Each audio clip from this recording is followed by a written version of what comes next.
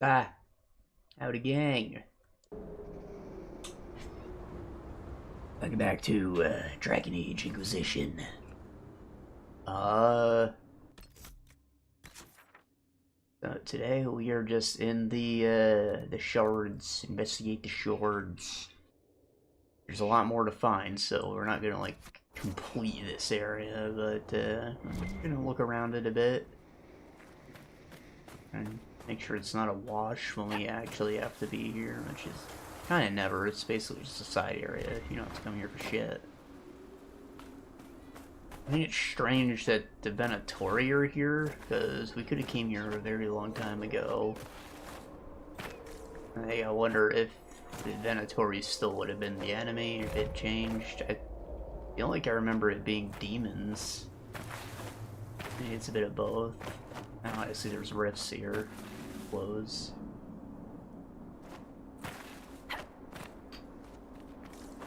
Fucking slippery rocks.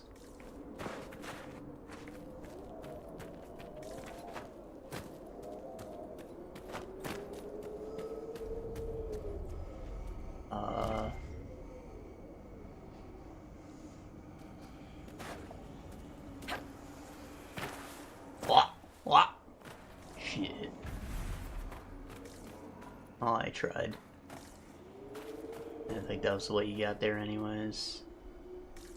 What is that? Yeah. Dwarf sarcophagus.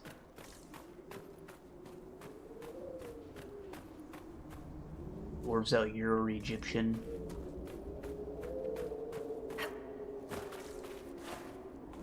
Dead Bronto.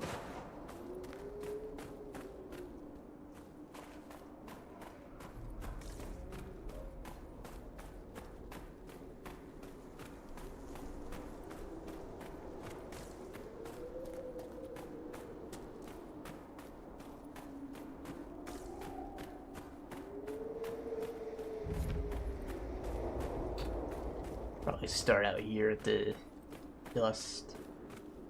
Just like a rift or something out here, right? And there's like two things. And just one.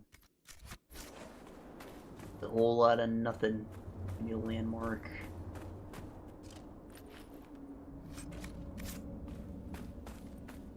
See how there's like detail here. Just drops off.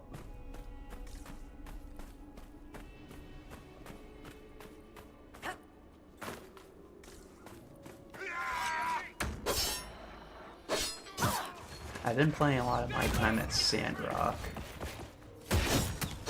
And, you know, that dev team, like, they went on a field trip to the Gobi Desert to do research for how to, like, make their environments interesting, because it's just a desert, and everyone thought that would get kind of boring, like... Well, Harding told us they were here. Keep your guard up. Yeah, you think of a desert, you think it's all fucking sand, no plants. It's hard to make different biomes in it, but nah. They did it.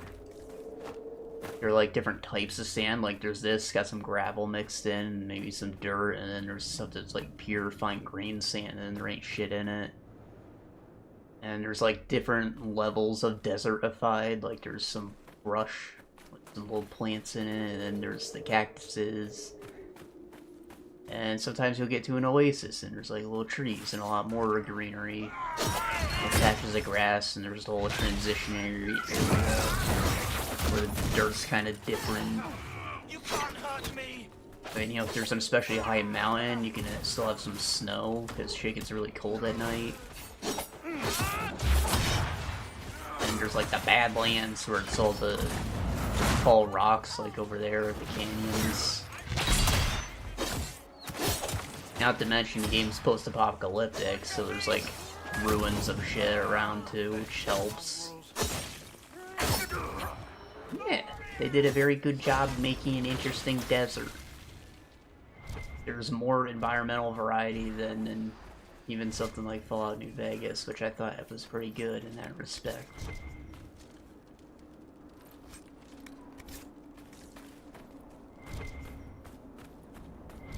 And it's probably because the Gobi is a lot bigger than the Mojave.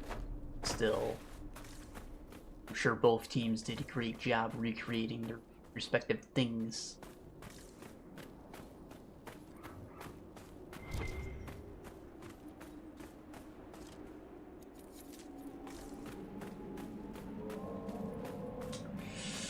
And I'm also still playing Sandland.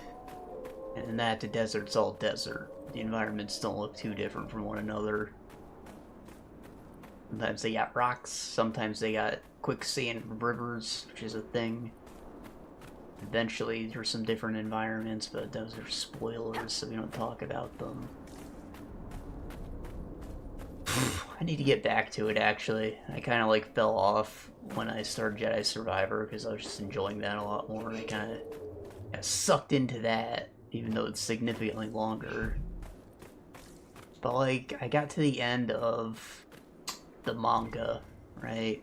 There was a manga from, like, the 90s, and they brought it back recently for the show and game, and they extended it. The story added a lot of original content, so, like, I'm past where the original manga ended. And I was just like, this is kind of dumb, like, the way they chose to continue things, so I'm a little bit of a turnoff there, but we'll see where it goes.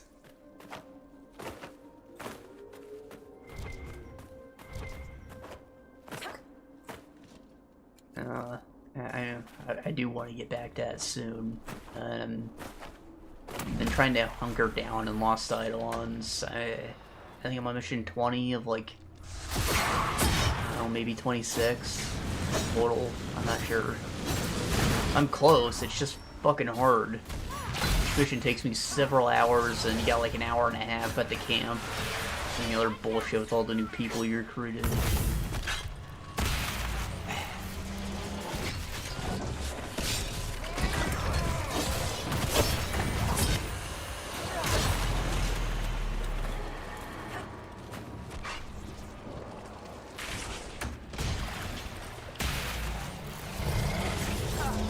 The other day I wasted like 4 hours doing a mission because I didn't understand the objective, or there's miscommunication there.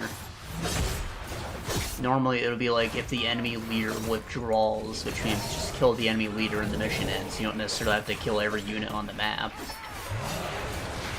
But in this case it was different. They had like a pack of 4 heroes, basically, so they were all enemy commanders, I guess. And I thought that I had to avoid killing the main guy until, you know, the other guys were dead because they had unique loot they dropped if I killed them first, and you'd also miss out on experience if you killed them early, so, like, you know, normally you try to save them for later, you maybe just use a taunt, they keep them hitting a tank while you heal them up.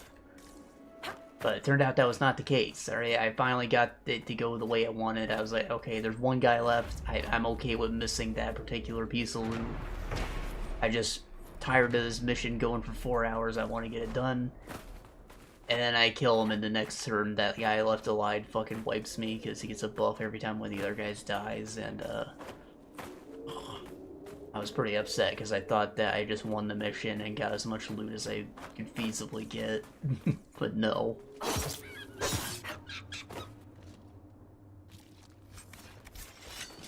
Soon though, hopefully. That game's... I've been working on it for months and months. It's very long. It's taking a lot of my time. Most of the games I played this year have been very, very long. I'm, like, frustrated about it.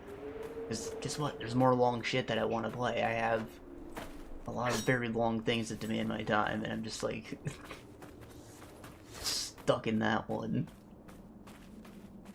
There's also a lot of short things I'd like to play, because it'd give me more interesting stuff to talk about on stream.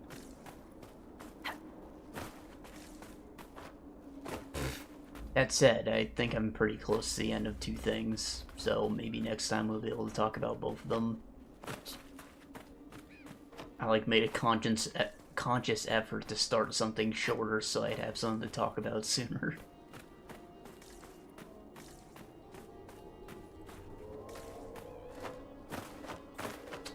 Thing is, at the same time, a new season of Deep Rock started. So I'm wasting a lot of time there. Oh, I see the focus meter now. It's right there above my stamina in the bottom right. Oh, know if that was there when they introduced it.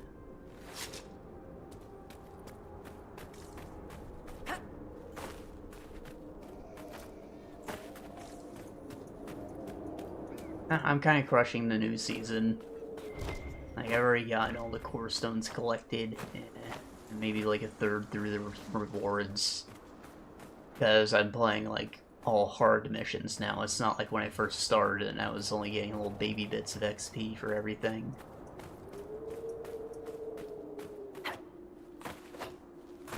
The issue, however, is they introduced season rollbacks, so you can just activate whatever old season you want, earn rewards from the old stuff if you like. Which means I have, like, 4 more to go through, because I got in on, like, season 5, and only have stuff from that one. Actually look like that. Yes. But a spirit's true form is always monstrous, or at least unnatural. The world doesn't make sense to them. It's too real. That's why they look wrong. You what? This is how you want to. I want to help. Looking doesn't matter.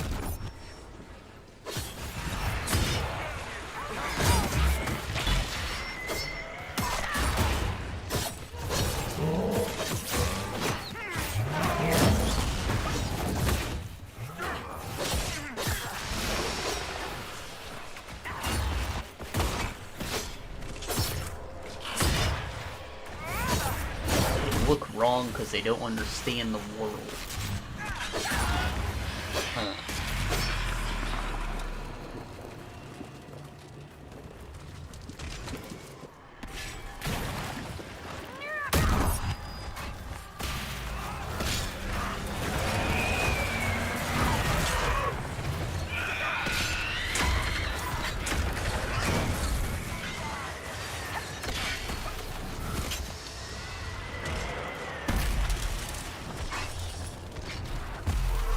I feel like I just wasted my time trying to disrupt that rift.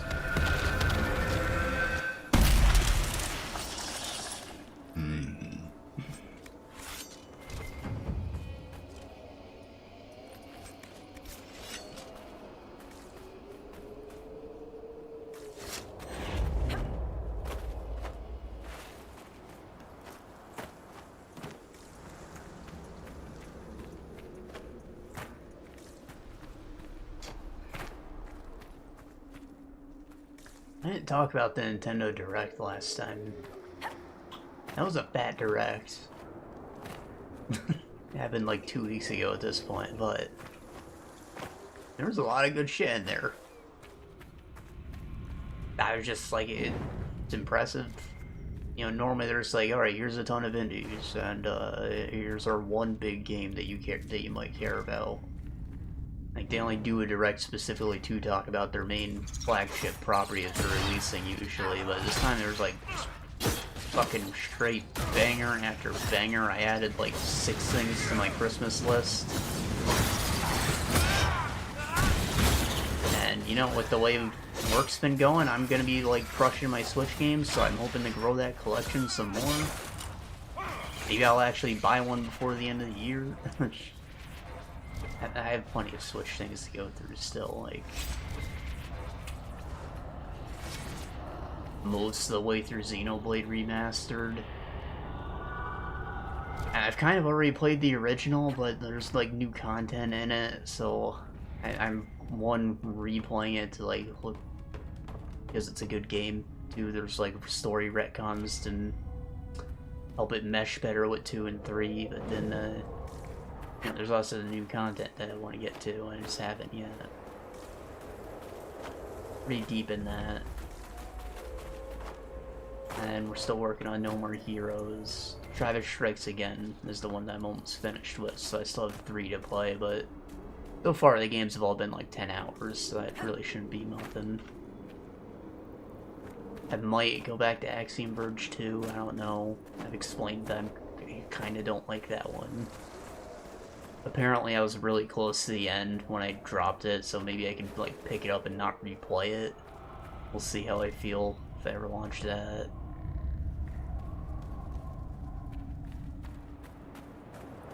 On my game shelf back there I have like a sort of limited run a premium edition, I think. Like a box copy of Phonotopia. I think I may be halfway through that. It seems fucking hard, and it's kind of confusing, so I don't know. I play it on and off. Progression's weird. It's not like you can just grind and level up.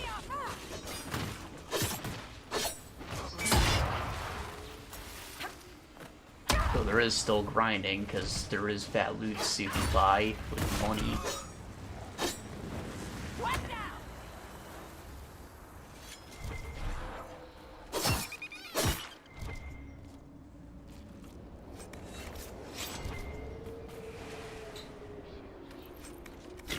I've had Sparks of Hope since the previous Christmas. Never played it.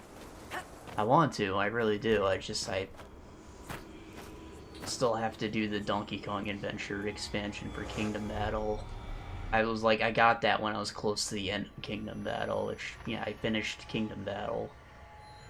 But, still have that expansion.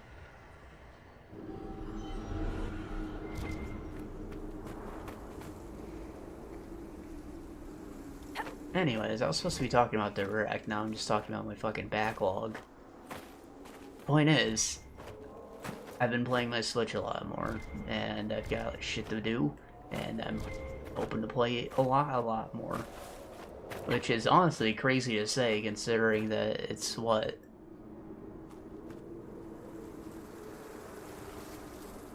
Almost 10 years old? Is that right? When did it come out? Like 2016? It's like 8 years old. Like, that's pretty damn deep into the life cycle. We're all expecting the next console to be announced soon. You're still putting out bangers. I still have a backlog. Anyways, Metroid Prime 4. They finally fucking showed it. And it looks like Metroid Prime. More of the same. However, it's like minimalist. The detail, like, a strange vibe. I mean, the art style is similar to Metroid Dread, I'll say. And Samus's starting armor actually looks kind of like her Metroid Dread suit as well, which is strange considering that Prime is like a different continuity. I think. Maybe they just take place before Fusion happens, but I just think of it as a different continuity. Her ship's different too, so maybe it's after Dread. Who can tell? I thought that 3 was like a pretty definitive conclusion to the Prime trilogy, but they brought back the bad guy from Hunters, apparently. I didn't really play Hunters. I had a demo cartridge on DS, which let you play like a GoldenEye-ass multiplayer on download play. It was pretty sick.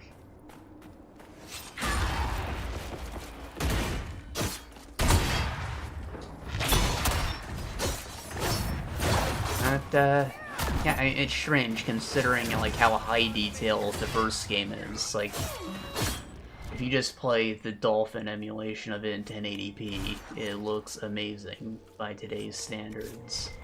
And there's of course the Switch remaster, which also looks very good.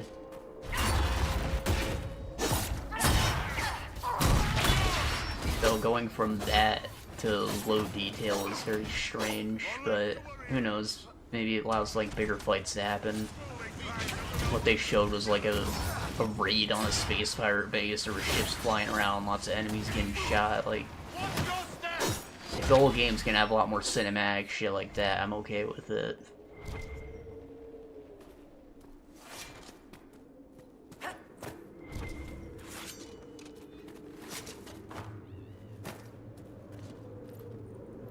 So that was the big one, but there was also a new Mario and Luigi game. Brothership. Brothers on a ship, you know. They said it was 10 years since the last Mario and Luigi game. Crazy. I haven't played too many of them. Like, I have the most experience with Partners in Time, which I think was the second one. The first one is Superstar Saga on Game Boy Advance. And then, well, there's Bowser's Inside Story, which I think a lot more people played somehow, despite the weird premise. And Paper Jam was on Wii U. So yeah, I've only really played one, and I love it, but as far as I know, they're all about the same still. It's been a long time. So I'm pretty hyped for it. Art style looks cute, kind of papery. Everybody's got like thick-ass outlines. But still 3D. Combat looks like it's evolved some too.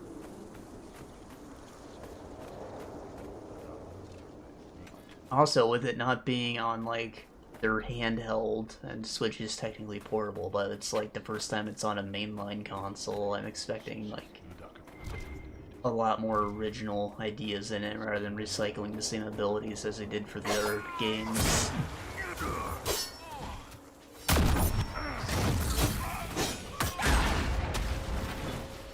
Pretty hyped for that though.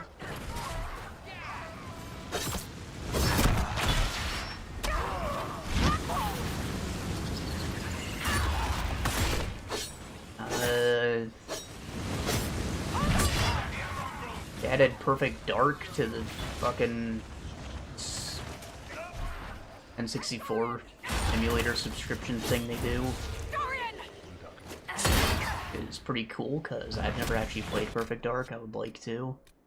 And it has online multiplayer added to it, just like they did with GoldenEye.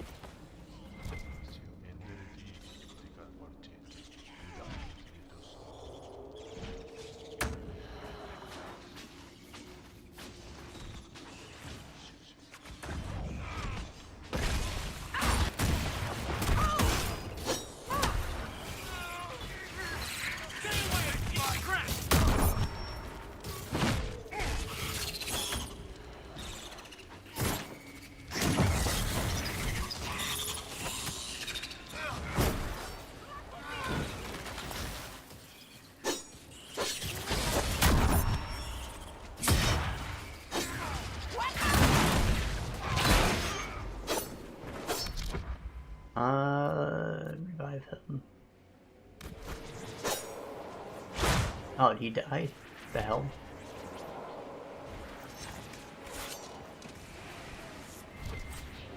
Cool.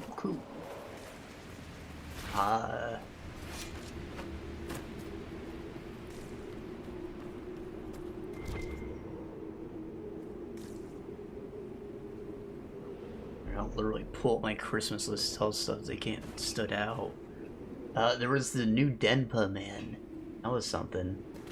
I'd never heard of the original Denpa Man game, but like, you're a bunch of little weird kind of morph suit wearing guys that look like Katamari characters. And I guess you collect them, and it's a JRPG dungeon crawler thing where you can have a massive party of these Denpa men, because I guess they're all unique elemental things like Pokemans. Then you have an Animal Crossing island that you build too. Yes. Or spirit. I want it to be spirit. Either way, I know you're dangerous. Yes. Like you. What? Sack on the side of the road, struggling. The boy runs from it, crying. Fine. So you're dangerous and insane. You would stop it if you could. That is enough. But don't do it again. What was I saying? Yeah, there's an island that you build out. It's kind of neat. I like that. And the best part is it's freaking free. So, like, I'm actually gonna check it out. It looks Japanese as fuck. In, like, the best way. Like, this is something that comes from someone who lives in Akihabara or something. Like, the primo weirdo who made the game, I'm sure. And I love that. Never changed.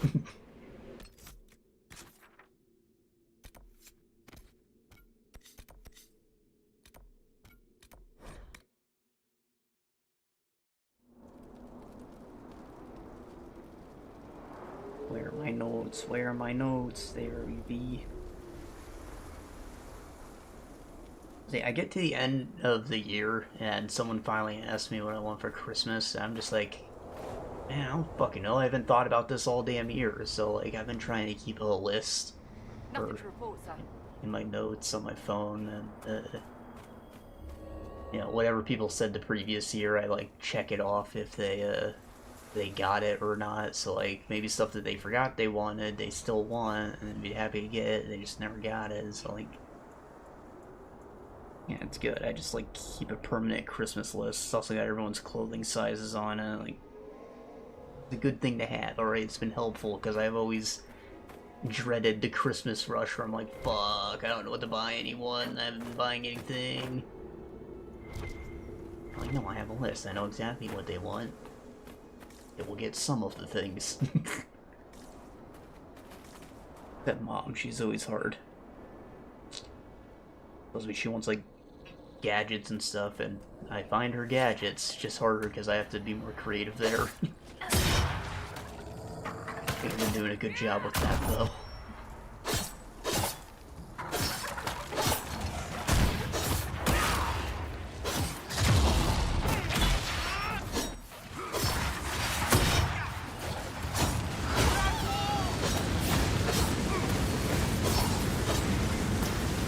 Anyways,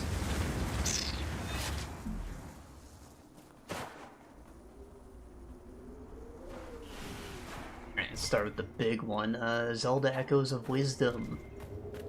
I don't know how that one slipped my mind, but it's in the Link's Awakening remastered art style, so that's a good thing. But you play Zelda this time, which you've only done twice in the Philips CDI games that were very bad. So that's interesting. The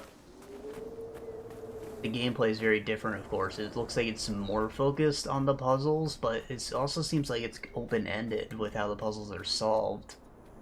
I think it's going to be very interesting, because, you know, normally you get a tool, you use it for its only function, but now she can, like, duplicate things that she finds in the world. They show them, like, she found a bed once, and then she's, like, building bridges out of beds. It looks kind of nutty, but it's pretty cool. I think it's a very interesting concept, and, like, she doesn't have traditional weapons either. She, like, spawn in her pot and throw it at the enemy. Like, you know, you could always pick up pots and throw them at enemies, but now that's your main means of combat, which is very interesting. I mean, it has the potential to be bad, especially if the puzzles are too simple. But they rarely ever fuck up Zelda. The only time it's happened was, you know, the CDI games, which weren't made by Nintendo. They were licensed out. Even then, I think they've been more protective of it since then. Like, the only other time they've licensed out Zelda was the Warriors games, and the Minish Cap was made by Capcom, and that one kicks ass.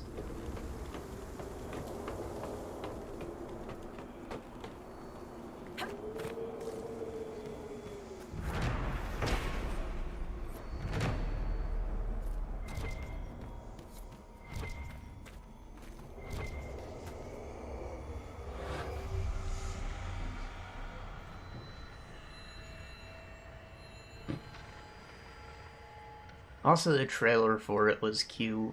It shows, like, Link running through a dungeon, beating Ganon's ass, and he just, like, shoots an arrow to free Zelda before he gets swallowed by some dark void.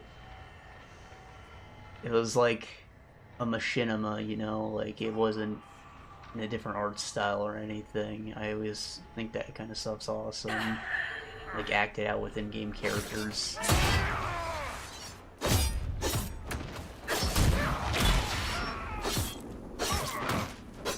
Their Link, like, he had some swag too. He was like doing jump attacks and spin moves. Like, he's playing the stylish way that no one actually plays, but he could. Gives his character some more personality.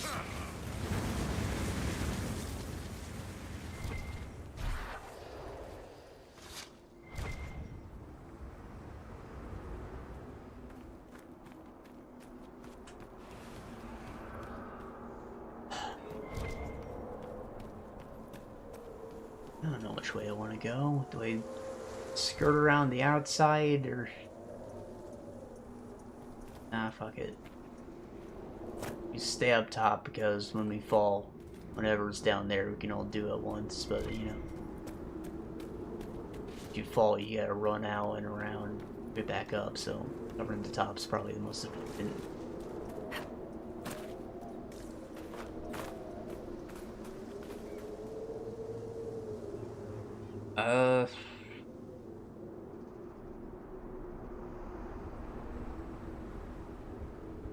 The other interesting one I saw was called Fantasian Neo Dimensions.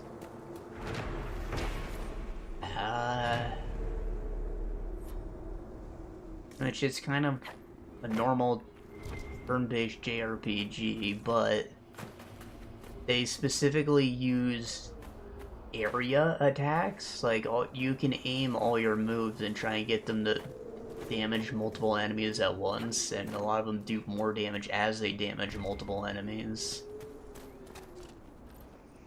So that's interesting on its own. Like, the only other time you've really seen an area-based attack in a JRPG is like Chrono Trigger, where the fights happen in world space, and you can do like a spin move and it'll actually hit the guys who are next to each other.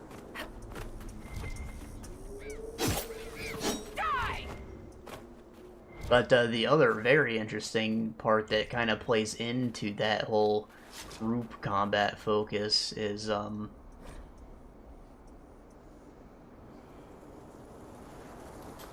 you can pocket random encounters. Like, you can set it so you just bank them for later, and then you can do one big battle and like rack up a shit ton of XP all at once, and like it leaves you to explore without being constantly interrupted, which is my biggest irk with random encounters. I don't necessarily mind them. Like,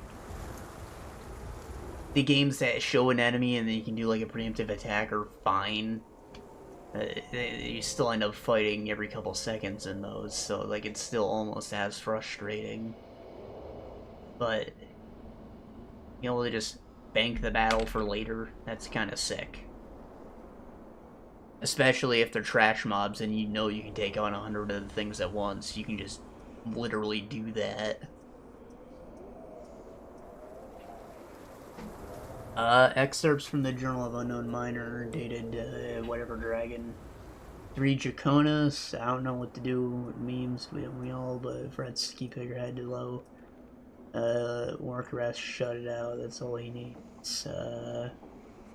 He feels that, I know he does, you'll see it still he pushes, you know, work about it, we do not know what it means, some evil magic best left alone.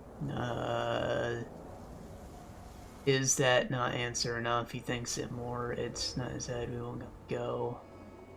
Nug again for dinner, they never... Didot was on bridge behind the pool. What was he doing? What did he do? Yeah.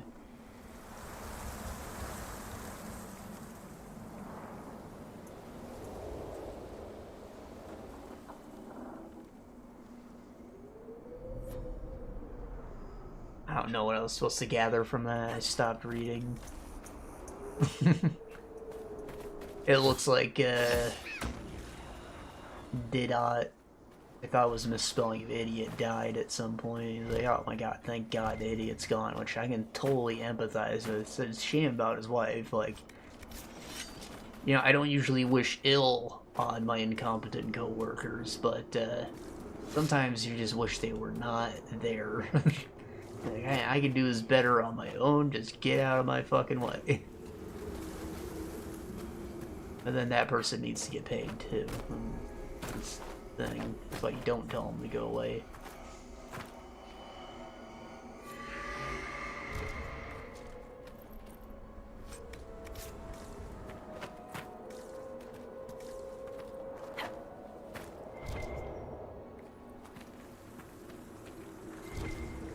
And I high-key used to do that at my first job because my coworkers fucking sucked.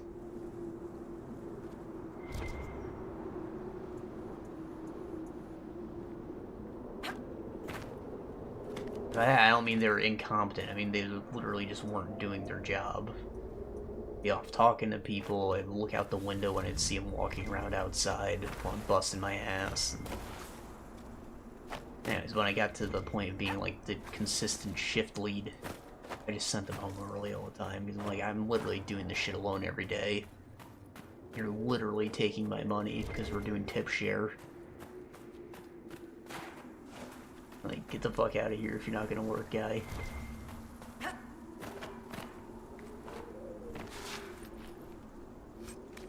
They hated me for it, but they also hated the job, so they were gonna quit whether I fucked them over or not.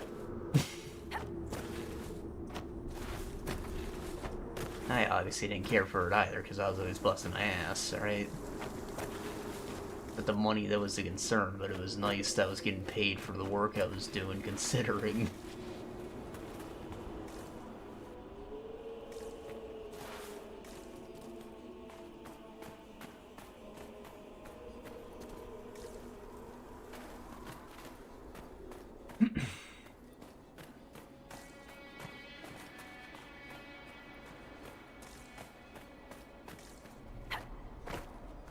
Break this?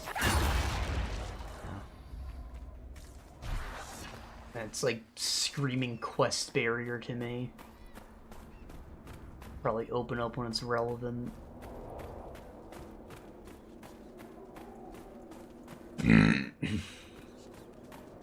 Oh, another game that was good about its random encounters was Lord of the Rings: The Third Age.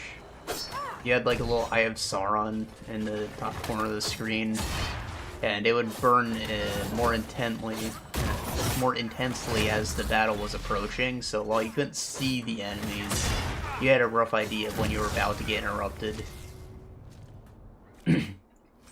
So if you're maybe trying to space out your potion use, you're like, okay, there's a fight coming, now I'll use it. I was hoping that I'd find some more, but no, like, you know, it's nice to have a little preparation, but also, after fighting so many battles in an area, the eye will disappear, and that means that it's safe.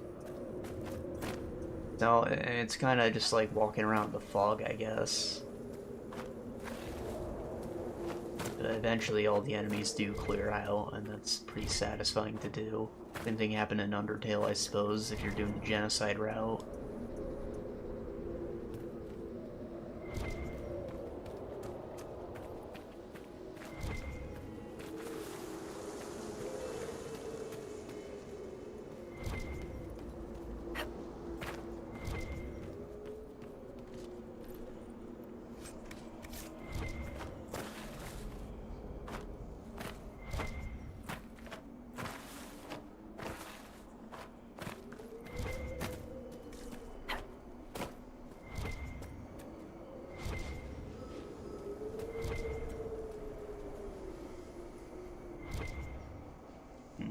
Can't get that. I think there were a couple other things they showed off that, like, I'm interested in, but they were like, I already seen them elsewhere, like maybe they're on Steam or something. I don't think I ever mentioned Unicorn Overlord, but that looks pretty sick. I thought it was going to be a Fire Emblem clone at first, but no, you actually have, like, big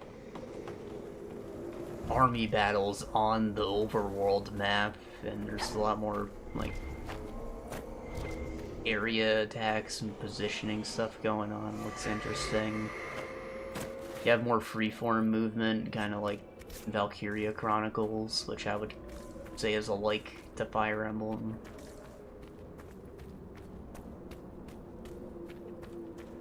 I'm very interested in that.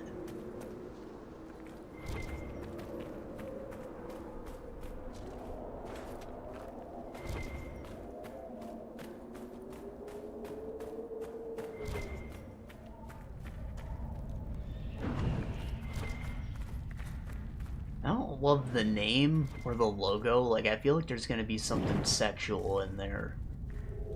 Like with the two rings and, you know, unicorn's like a common enough phrase where you're like looking for someone to fulfill a kink or like be your third or whatever. You call them the unicorn.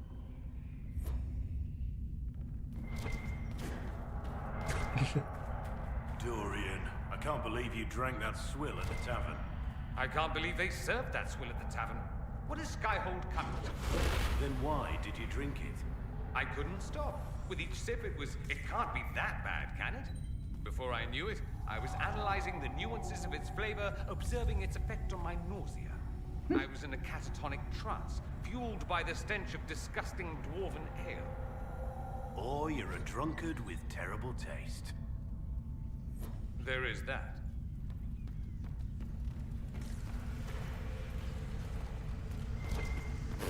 With the rings especially, the title art reminds me of a Vanicle.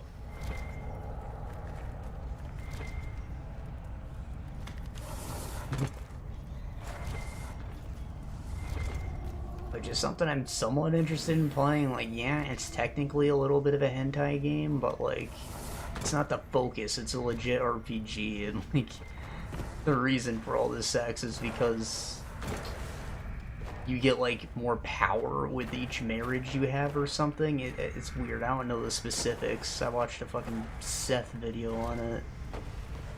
I'm like, okay, aside from the horrible R-word scenes, it actually seemed kind of interesting.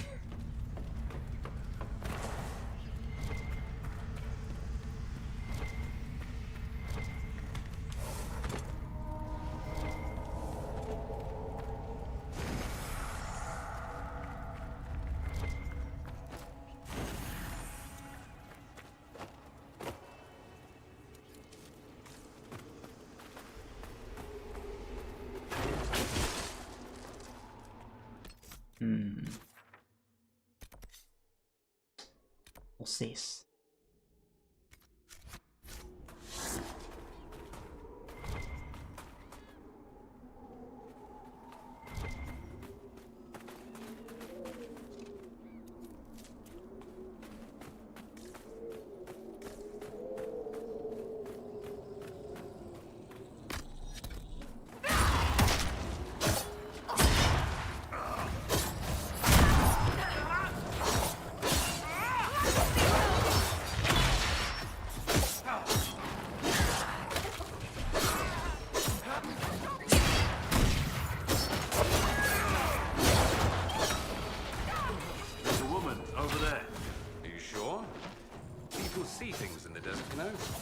I am not just seeing things.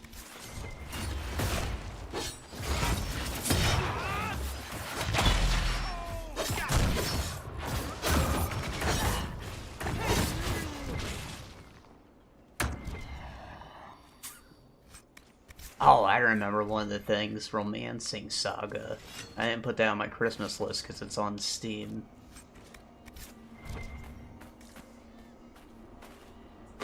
That's an older game. They just remade it. I think it used to be like a pixel art thing, probably on SNES. And now it's like a full 3D thing. It looks beautiful. Apparently you play like a generation of a royal family. So like the story unfolds throughout time. There are like bad guys you need to defeat, and you can do it in whatever order you want, and that'll change how the story plays out. And you have a kingdom that you build and manage and stuff. I don't really know exactly how it works. I've never played it, but it looks fascinating. I've heard it, people talk about it enough times to have been on my radar, but I've still never looked into it. Like that and Suikoden. I hear that's like one of the best JRPGs. I've never actually seen it.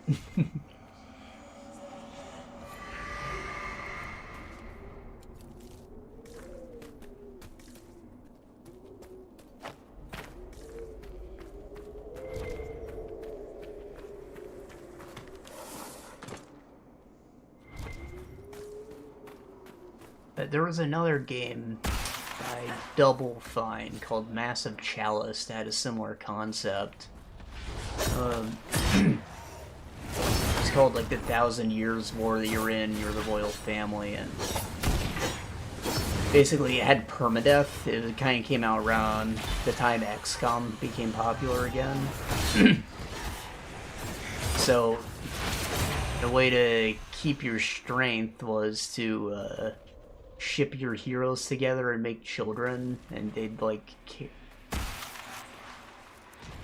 they'd spread their gene pool, they'd transfer perks and stuff that they earned, and their stats would increase. So, like, ideally, you're building stronger characters. You'd specialize couples with the shipping, you know? Like, this guy's the ultimate warrior. Name's Hulk Hogan.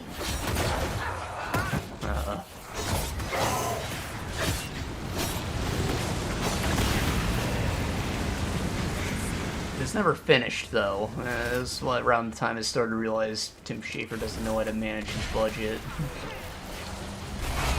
Like, that was the start of the big dry spell for Double Fine. Didn't really end until, Psychonauts 2 happened, I think. And they put out things, but I don't think any of them were finished.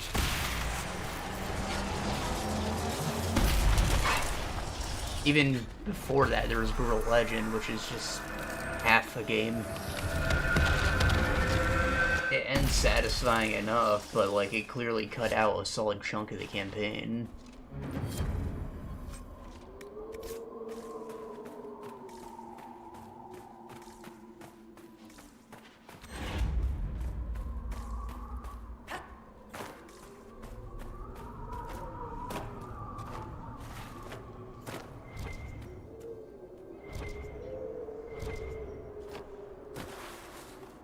Wildermyth does the kind of generational thing too, though it's not necessary. Like, you can have the stories unfold over time, so if your characters happened to fall in love, they might have a kid, and that kid can join you on the adventure in a few more years of the story.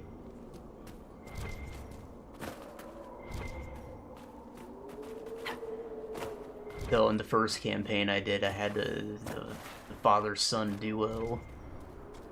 It's like my... I don't know, both of them ripped ass.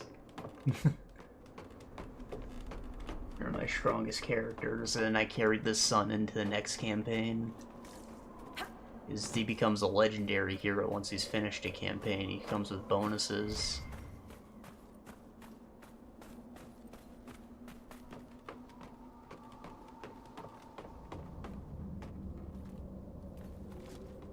And son I need to play more of too. It's just the campaigns are like kind of bite-sized, so you don't necessarily have to stick with it, but I've technically only been through like 2 of them.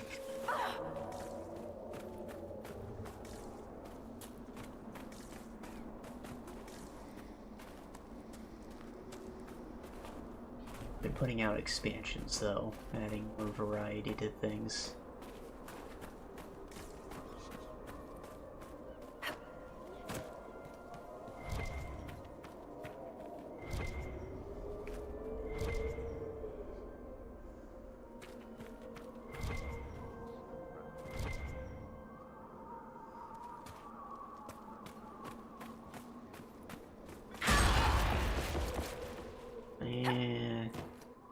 This is a maze.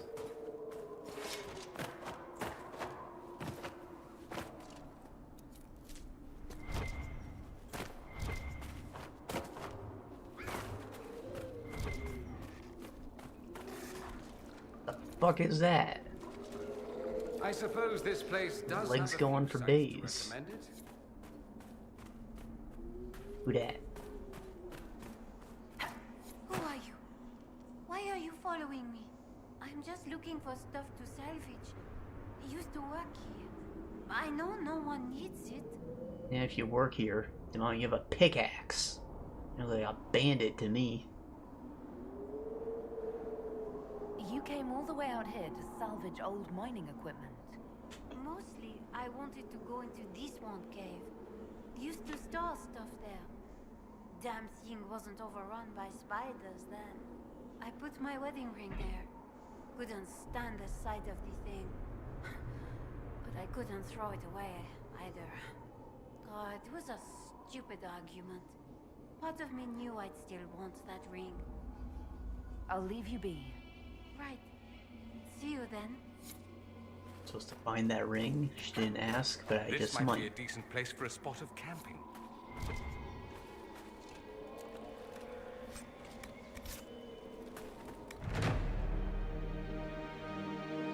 Forza.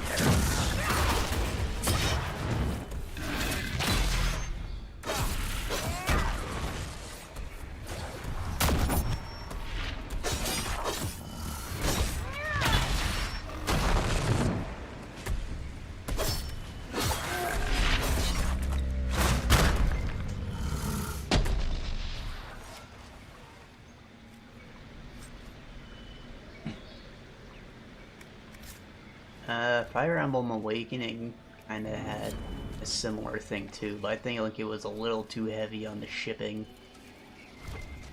As part of the main story, Crom would get married after like the first third of the game, which could have been to your character potentially, but even if they don't bond that close by then, he's like forced because Lucina like comes back through a time portal, and that opens up children as soldiers for the rest of the game. Like their future selves will come back through the portal, so anytime two characters reach like max bond level and they're not already in a relationship, they will get it on, and then their kid will become recruitable through time portal.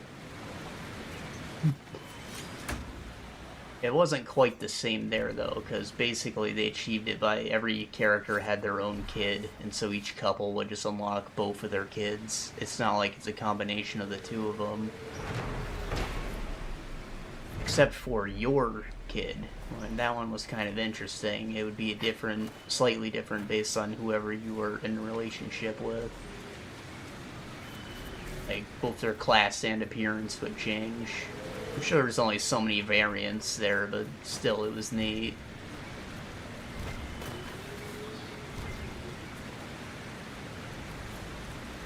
I was talking about it with my friend, and he was like, what? Yours looks completely different from mine.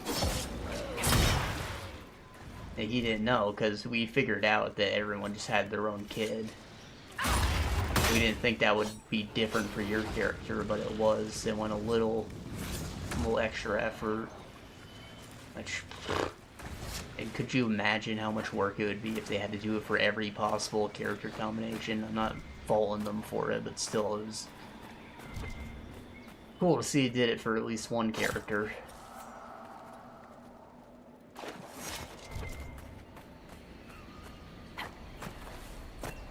Also, that game's great, and it still is very expensive. If you try to buy it, it'll still be like full $60, maybe even more, because it's very good.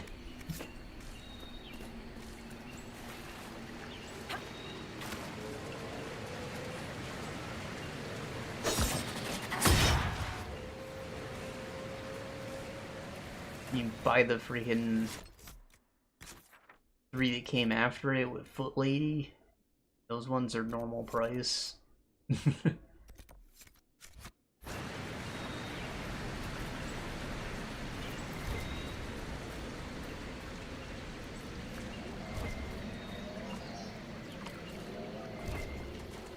Grey Warden recruiter. That sounds interesting. It's not easy finding people willing to shoulder such a terrible responsibility. Here I thought you poked around prisons, hunting for murderers, desperate to escape the noose. That's what you think of wardens. It's not such a terrible thing. Some of my best friends are murderers. They are men and women atoning for what they've done by giving of themselves. They fight for people like you, people in silks and velvets, who talk and judge. Who's judging now? I know your kind. I know your kind. Fucking grouchy old woman line. Oh, that was Cole. For some reason, I thought that was like the ghost guys you find in Elden Ring. To, like, follow them for treasure. They usually walk you right into a fucking bear's den.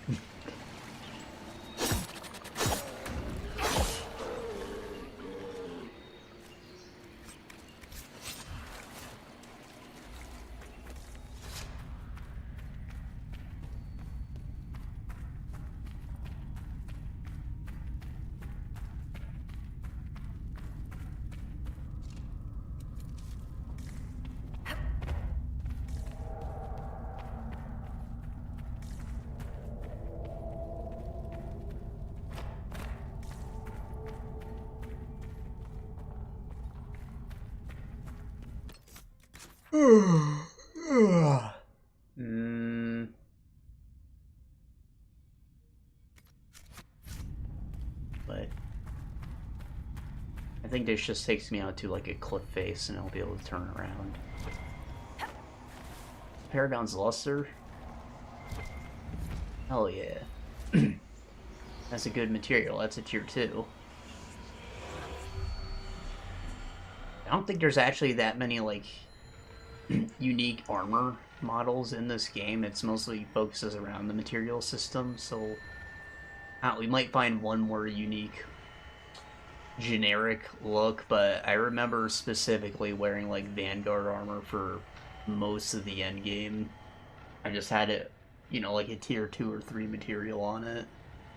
So I had more armor than it would have than what we're wearing now, but still.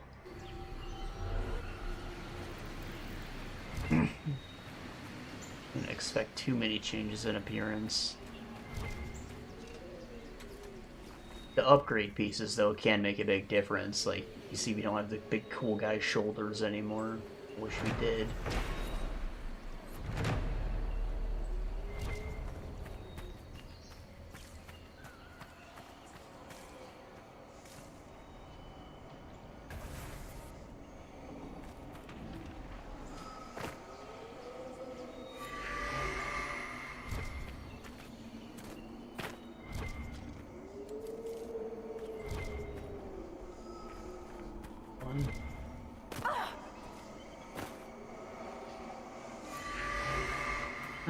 I walked right by that.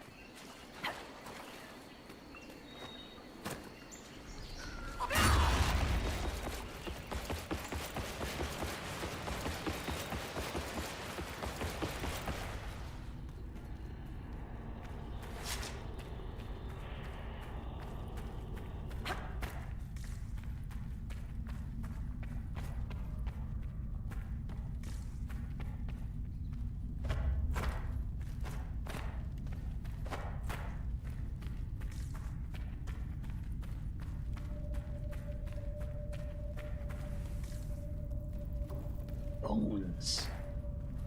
It's a shortcut? Nah, it's just a bridge. He doesn't bridge.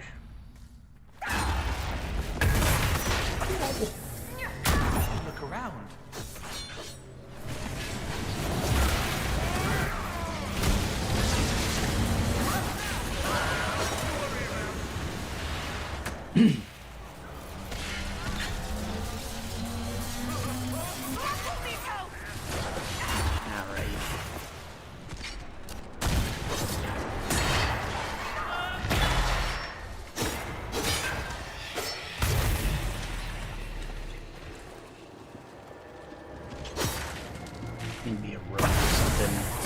like I can't personally disrupt the rift at all as this character. It'd probably help if I didn't taunt first, but I kinda got it if I want the armor to survive the long-ass channel on it.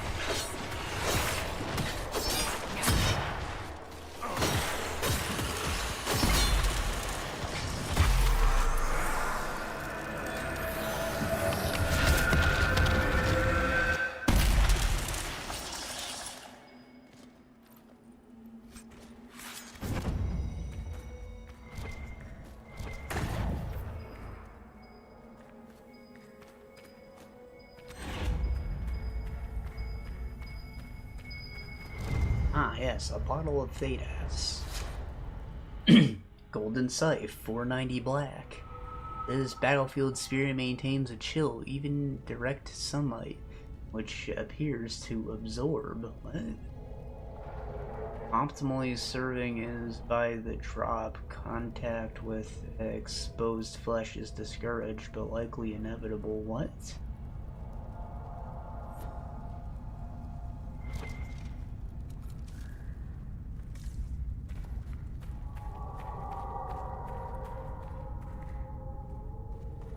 I think they mean that's like medical grade alcohol.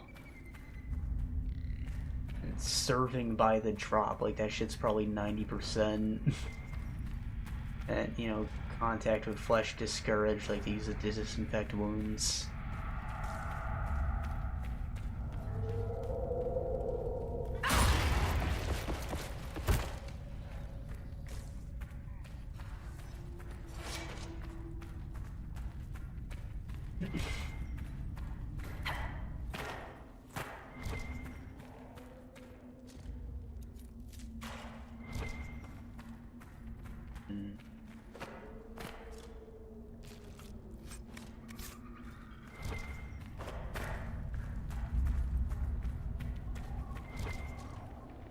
Monster. Is this that other? Yeah, okay. Cool. Only one pathway to check, I think. Two, fuck. No, wait, no, there's one. Good on it.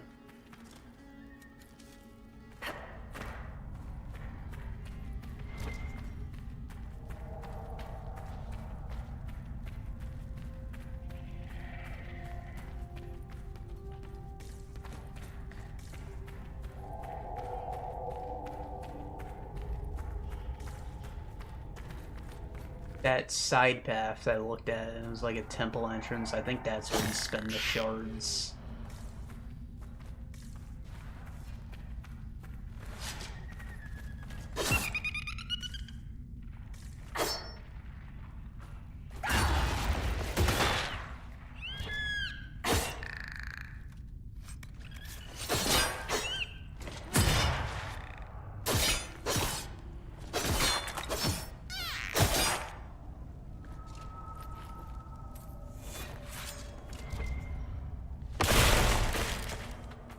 We can cut through here.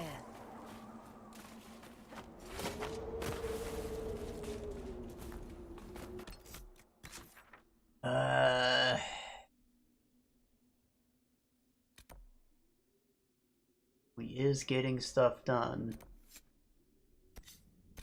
That rift's higher up.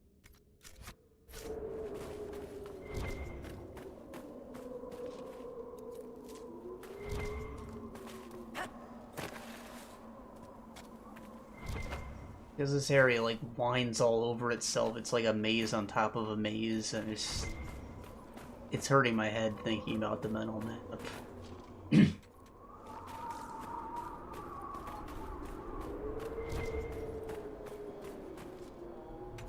Luckily, it's small.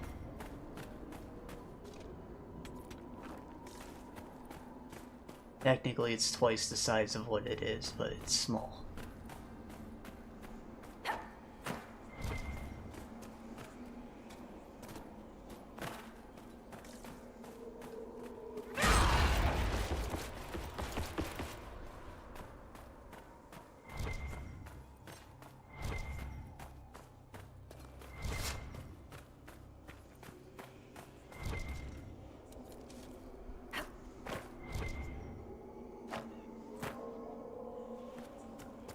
Oh, my companion's leveled up. Wonder when that happened.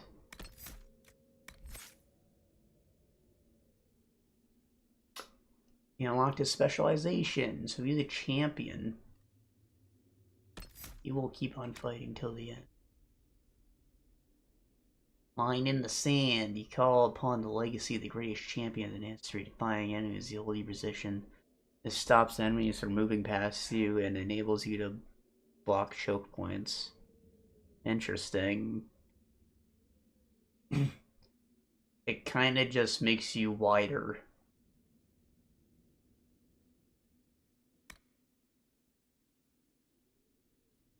Even harder for enemies pass. I guess you can compare this to like Ice Wall, but for a warrior, summon spirits.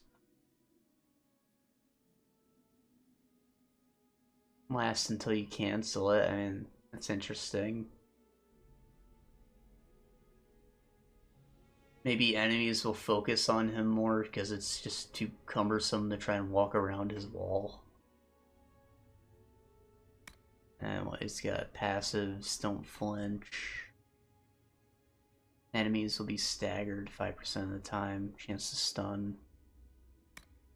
Max guard bonus. Armor bonus.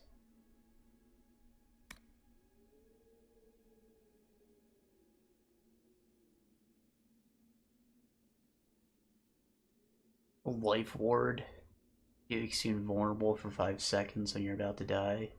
Every 60 seconds.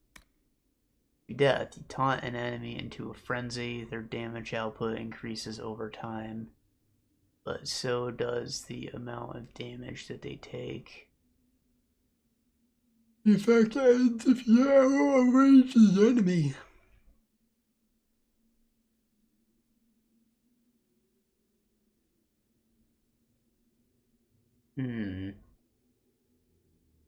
So you take more punishment, but they also take more damage, so if there's only one guy left, you should totally use that, because everybody will be attacking them.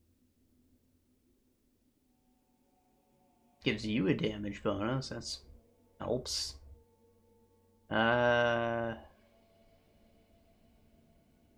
Your guard improves as your target takes damage and you correct weaknesses. Oh, okay.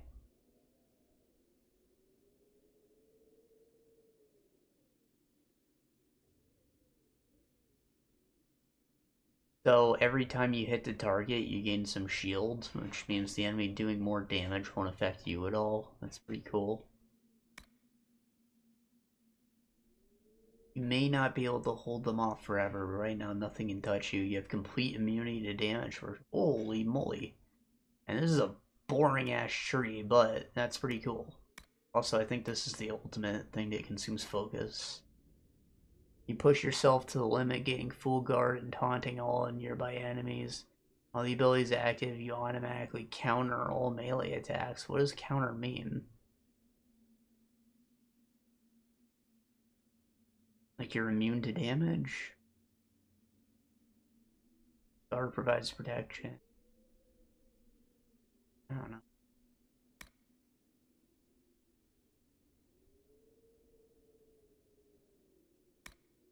You're gonna need a lot of points before you get to one of the interesting abilities. I'm not sure that I want to commit to that just yet. Like, I guess he's good here. Maybe he wants to get to passive still, but I feel like I should probably upgrade some of these first. You get some guard from a counter, that's kind of cool. slash in a full circle. I mean, do more damage when it happens, and it can make it an AoE. It's kind of good. Maybe. I feel like this is the move that locks him in place all the time, though. So maybe I want to take it off his wheel eventually, even. Still want this. But do I upgrade this? Lots less stamina, it deals more damage against a knockdown target, 300%, that's pretty cool. Enemies knocked down by Mighty Blow are slowed to get back to their feet. Adds duration.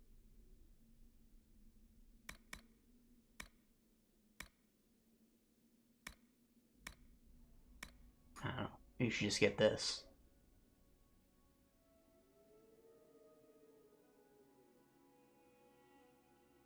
Does damage, has a big area, and you can add some burning to it later, or immobilize. Like right now it's just damage, but it gets an effect later.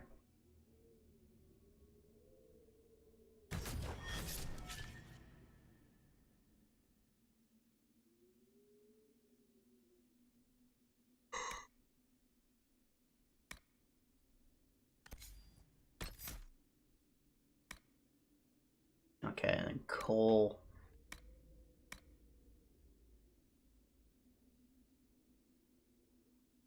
Easy.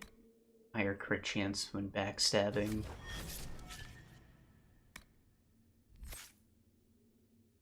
Oh, I didn't even look at his... Yeah, he's an assassin. The spirit dedicated to Mercy Cole is oddly suited to killing enemies with speed and precision. You can eliminate targets too dangerous to face directly. Actually, never even notice. This one has a passive out the gate. You can skip the ability if you don't want it. Wounded enemies, attacks are even deadlier against targets that are close to death already. 2% damage for each 10% missing health. That's pretty good. I swear you let from the shadows like a thorn blade hit your target with a flurry of strikes from every angle, but it's obvious that you're nowhere near them at that time. So this is a ranged attack?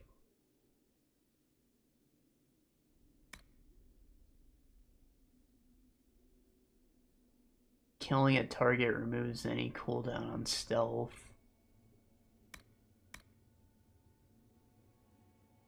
When you attack from stealth, you automatically crit, whatever. Your attack slips past armor. 25% armor penetration, that's very good. Mark at death. You mark your enemy.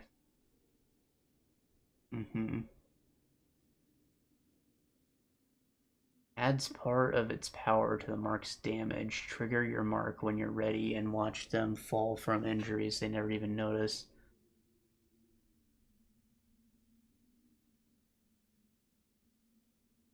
So every time you hit the enemy, it adds to a stored damage meter, and you can detonate it. I don't know if that means they don't take damage at all during it, or if it just doubles up the damage that you're currently doing. Sounds interesting. Go into stealth, your allies follow your lead. The entire party remains undetected for duration of effect, even while attacking. That's kind of fucked up. That's like complete immunity. Only 3 seconds, though. Knockout bomb, put enemies to sleep. I don't know, it's not bad. This is kind of lame. These passives are mostly good.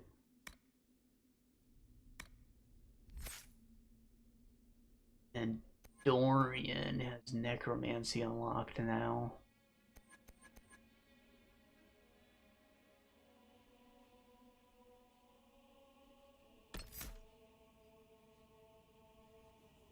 Necromancy is not considered blood magic. We just don't use it because it's fucked up to mess with the dead like that.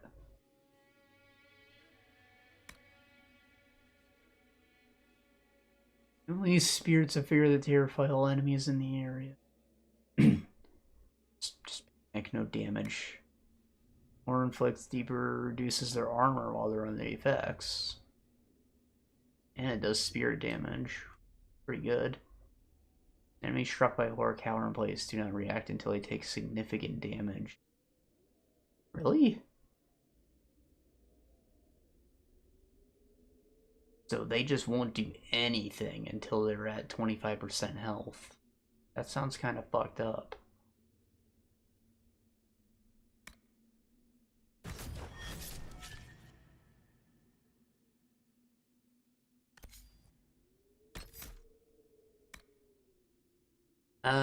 Gain health and mana on death. Damage versus panicked enemies. Should I combine them with fire?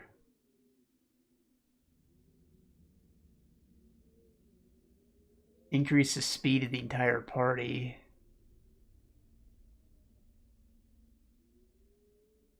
All enemies attack more slowly by comparison. So does that mean that we don't actually attack faster? It just slows everything else. And that's a way to do it. It's kind of stupid though. It won't make me feel faster. Just make the animations look less janky. If you're knocked unconscious, a spirit of you takes control of your likeness and fights on your behalf for a short time. Cast spells without cost, but you can't be revived until the spirit leaves. Walking bomb, easy. Spirit mark. Mark the target with an attacking spirit, inflicting ongoing damage. Target dies while marked. The target mimics the victim's body and briefly. That's awesome. So that's where necromancy comes in, I guess. This and that. Killing enemies attracts spirits, increases damage for a short time. This is a pretty good tree.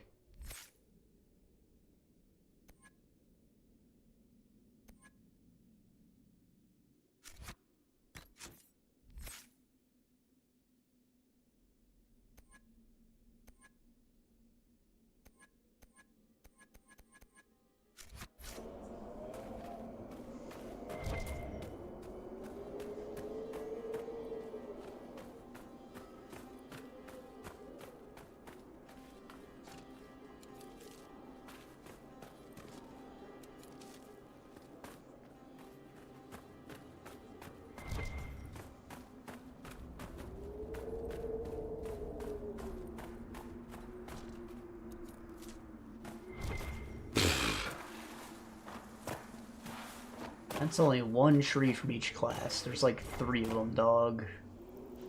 Maybe just 2. I don't know. I don't remember how I get mine. Like, yeah, I have the Inquisitor tree now, but it only has 2 things in it. I still get to pick one of theirs.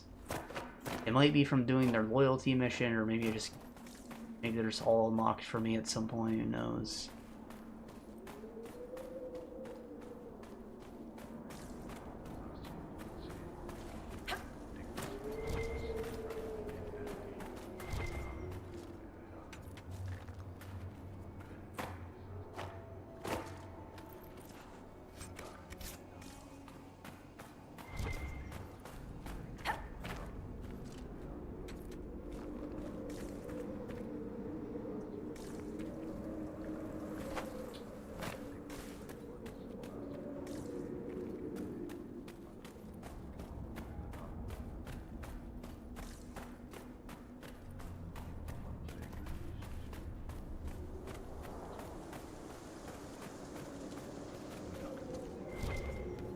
Glorious Las Plagas.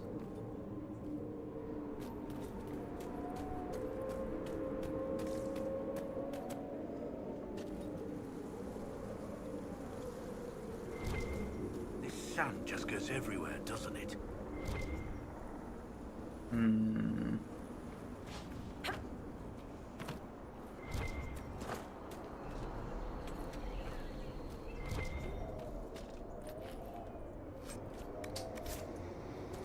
Imagine wearing like armored boots out in the desert.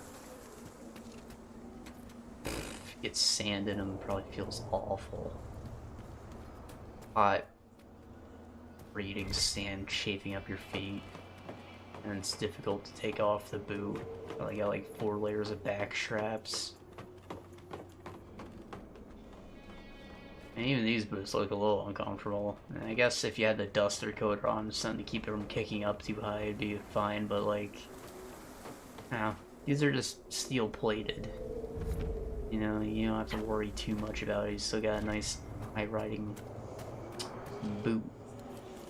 Keep shit from getting in.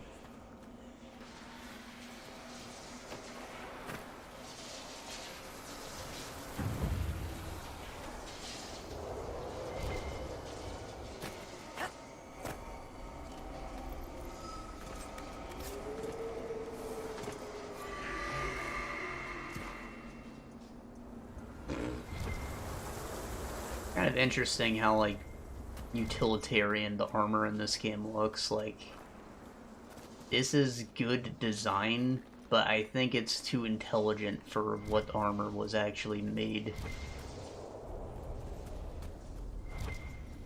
Like, in the relevant time period. Obviously, this is a fantasy world, but still.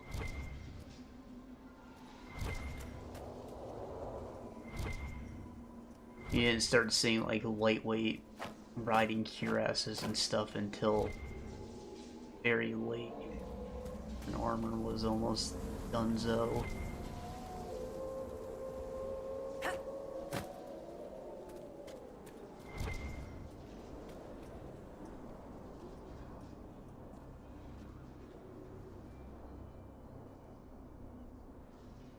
Do I jump down?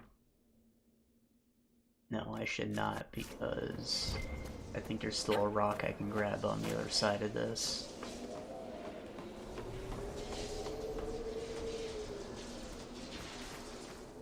These lightweight armors always look more stylish, too, for the most part. I mean, some of these look kind of like you saw the fancy silver thing you can wear for your casual clothes. That one just meh. No detail on it. Nothing sticks out.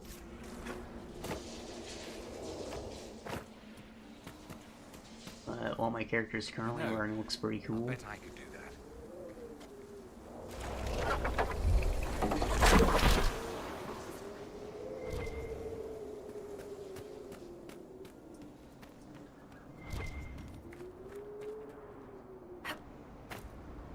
Kind of like the difference between the full jumpsuit style armor they had in Mass Effect versus the piecemeal things they had in the later games.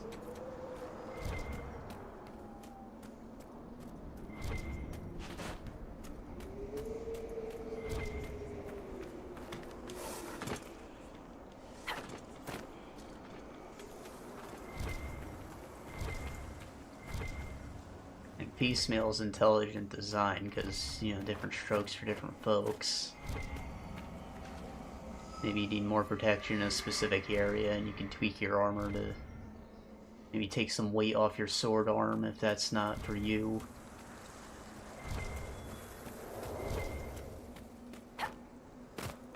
Maybe you need a little extra protection around your legs.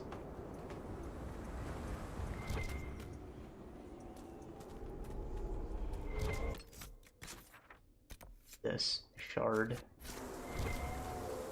Oh, that's it there. Jump down.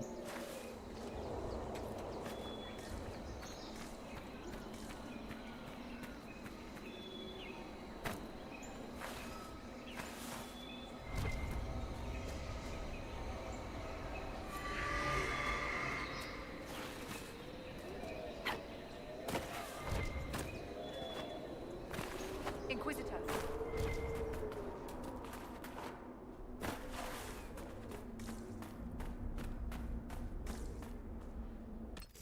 Full metal shoes are kind of stupid idea to begin with, so this design is good, I think. Solid Kingdom Come, we only really had leather boots. I don't think there was any straight-up armored thing. Because you need your feet to be flexible. What works everything.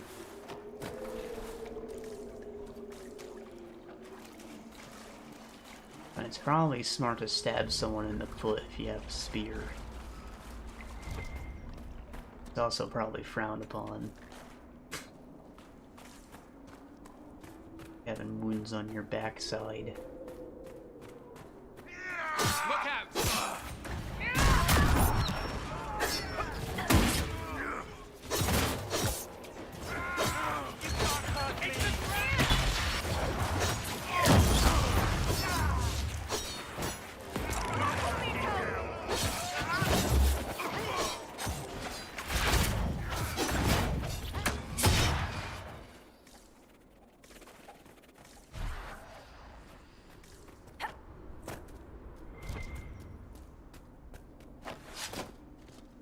like it's been a while since I've seen a full metal boot, actually.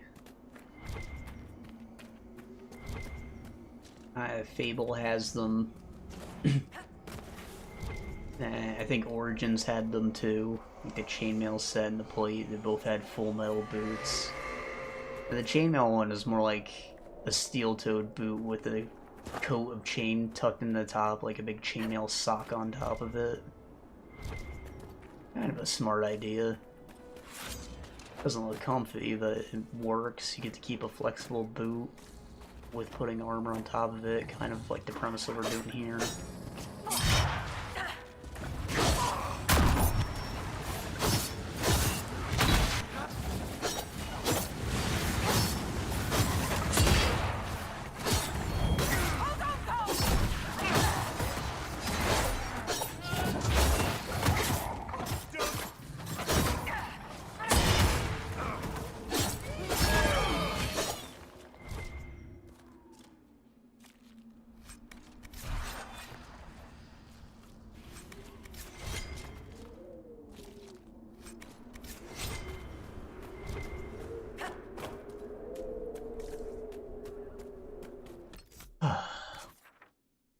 This shard.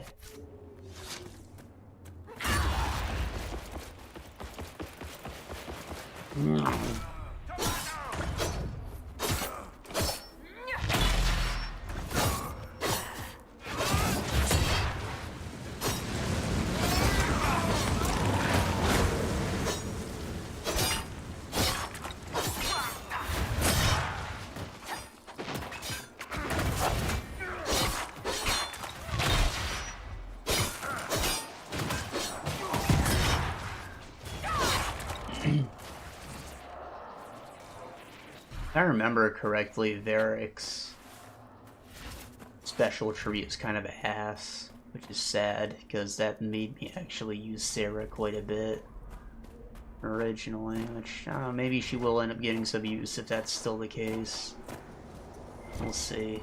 It's like a tracker or a dwarf scout, something like that. Like, the dwarf scout was a tree in Awakening as well.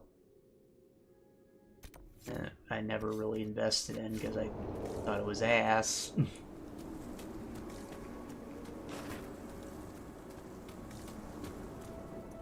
I had some okay passives. There's like bad lumps of cunning, I think, or Awakening, but it's boring. Yeah, it's a big boost to crit damage, but still.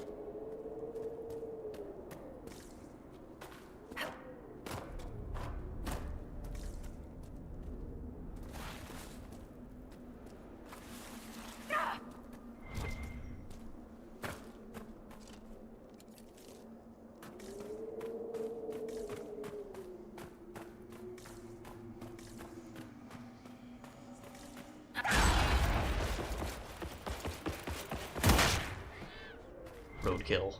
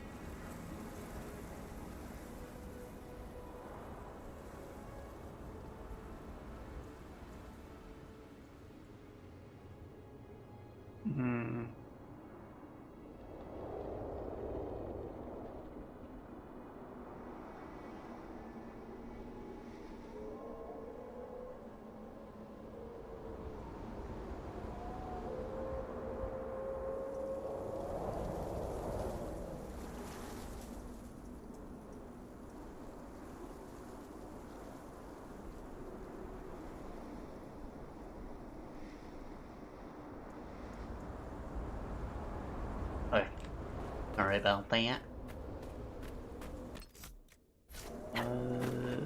It's right here.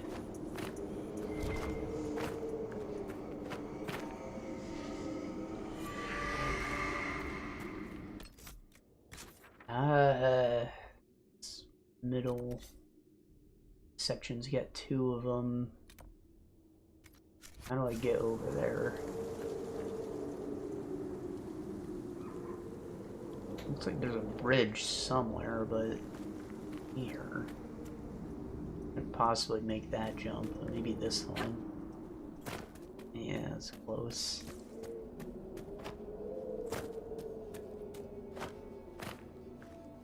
Corypheus, one of yours, isn't he? One of mine? Like a pet? Like a giant darkspawn hamster with aspirations of godhood? Dorian, why can't you look after your little friends? Corypheus peed on the carpet again. In this analogy, the carpet is Haven. Is he or is he not a Tevinter Magister?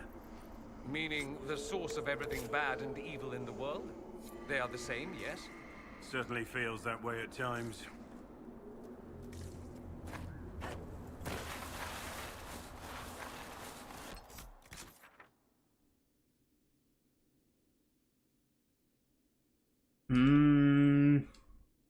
This one I think is a bridge I built and maybe didn't take.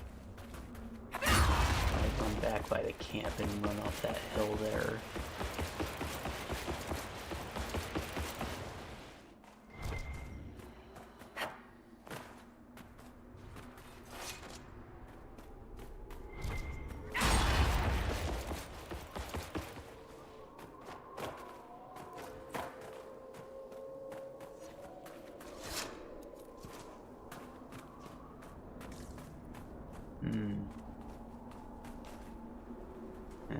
Yeah, okay.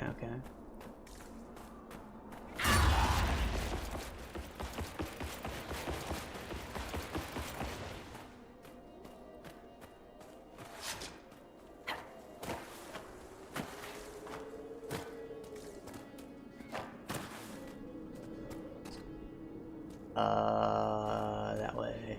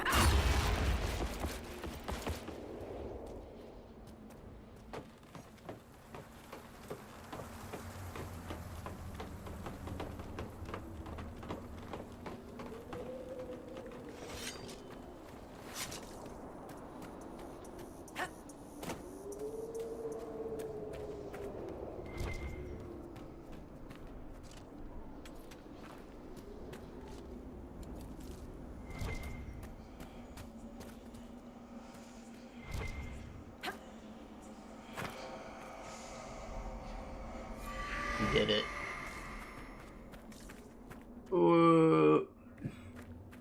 That was some shit. Fall damage?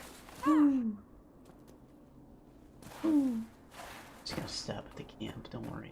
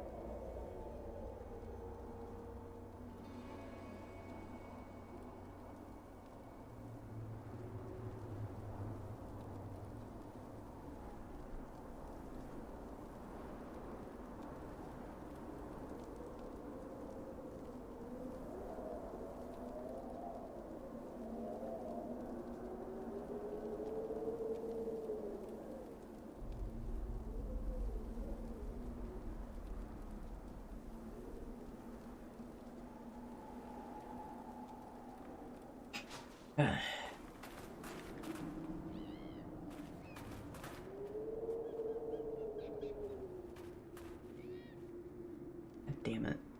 This hill's so fucking steep.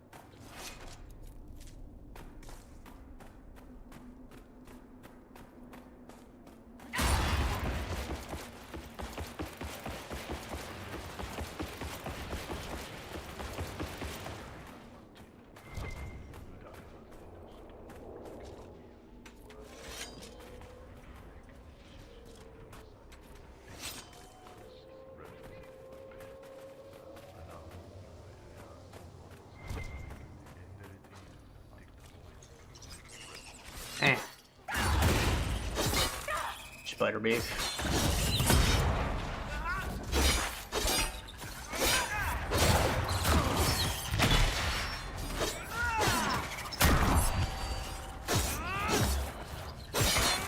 Thank you, old fucker, innit?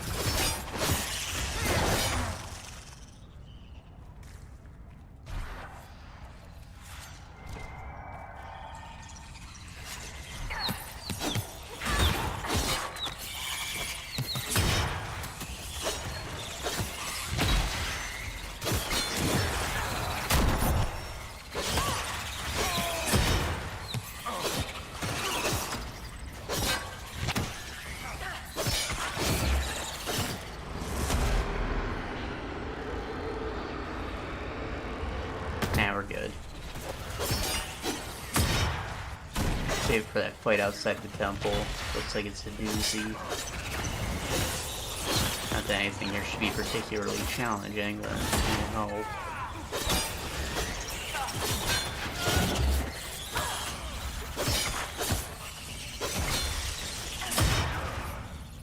Thornian is crushing it.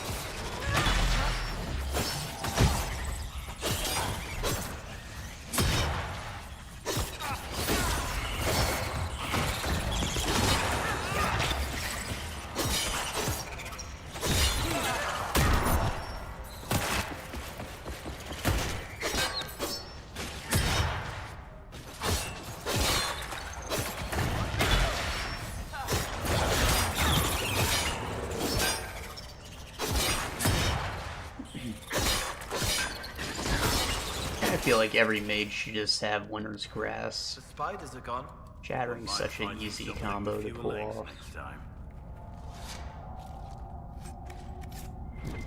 Still getting a couple of them because he has an ice staff and that can potentially freeze enemy. I don't know, I miss it. Otherwise he's been a million times better than Solus.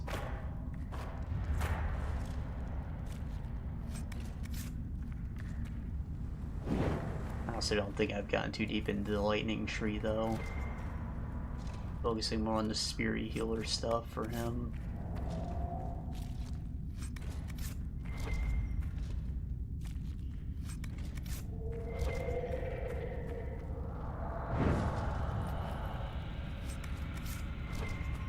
Which has everything but actual healing.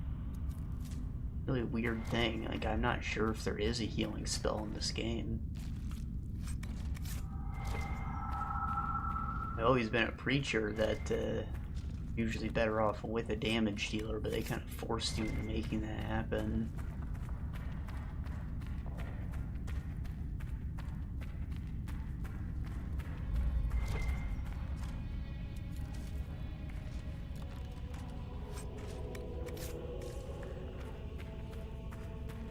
Especially since most games will have like a resurrection scroll or something you can use. Like, you don't need to use a spell for that.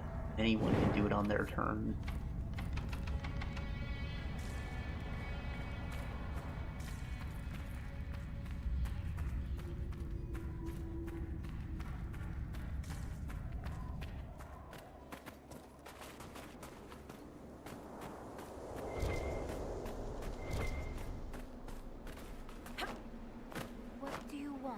You have the key. Do you have the key? Do you have the key? Right. See you then. Do you have the What key? do you want? I believe this is yours. Nothing here's worth as much as this. It's all I have left. I don't have much, but this opens one of my old caches. Whatever's left is yours. As thanks. Okay.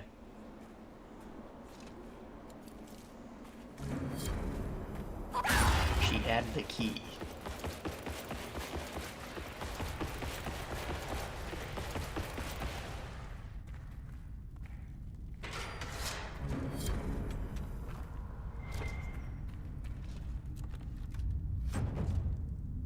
Oh, nice.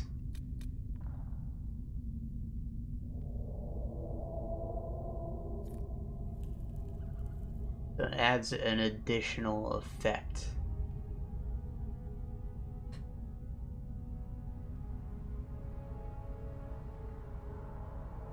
You do 10% more damage, but take 100% more damage. That's shitty.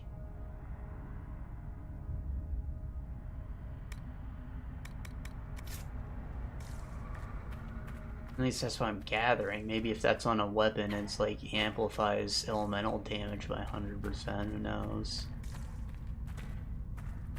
But considering it's called Berserk, that's usually how that works. And 10% for taking double damage, that does not seem at all worth it.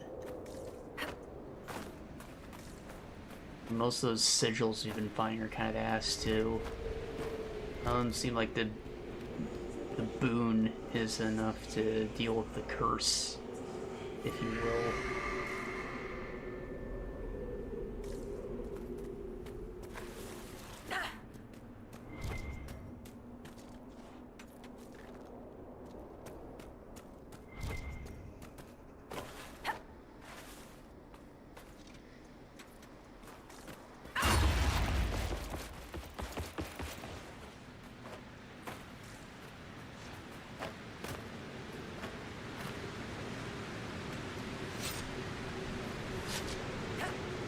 Ah, yes, the upper ledge. I remember this.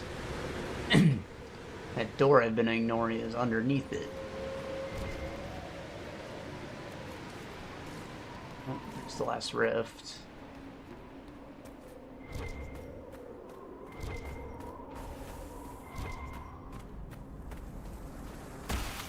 Hey, hello.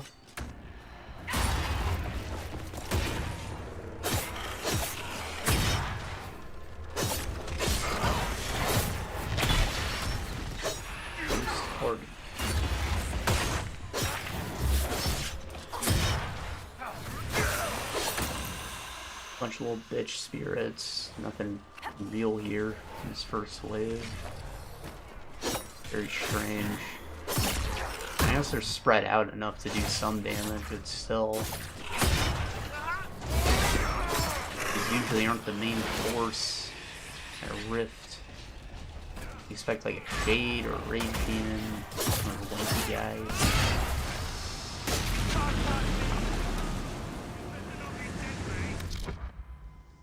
Oh, go revive Dorian.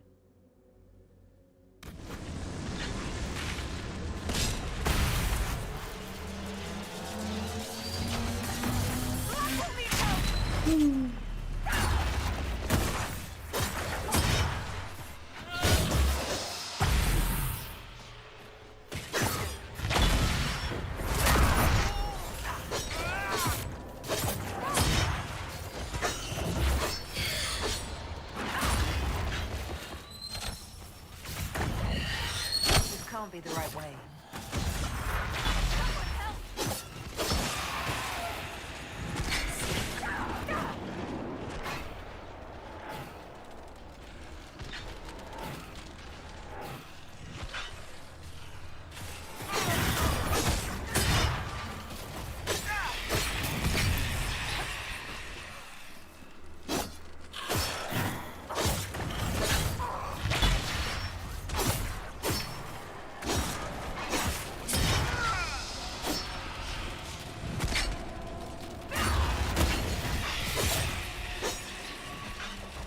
Okay. Why are you here? Sometimes they just Do you disappear. even It's very understand what's weird. happening in the world? I heal the helpless. Give hope where there is hurt. But you've killed before. Yes. Before I knew what I was. Why should we believe you can help now? It hurts too much. I can't be me. Have to be someone who never killed. Help enough and I'm different. I'm not me. That's their Believe version of it, invisible come wall. Just intense wind. Because balls. We can change. If we wanted enough.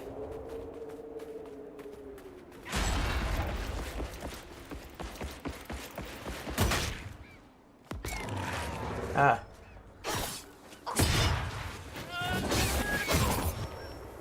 God damn.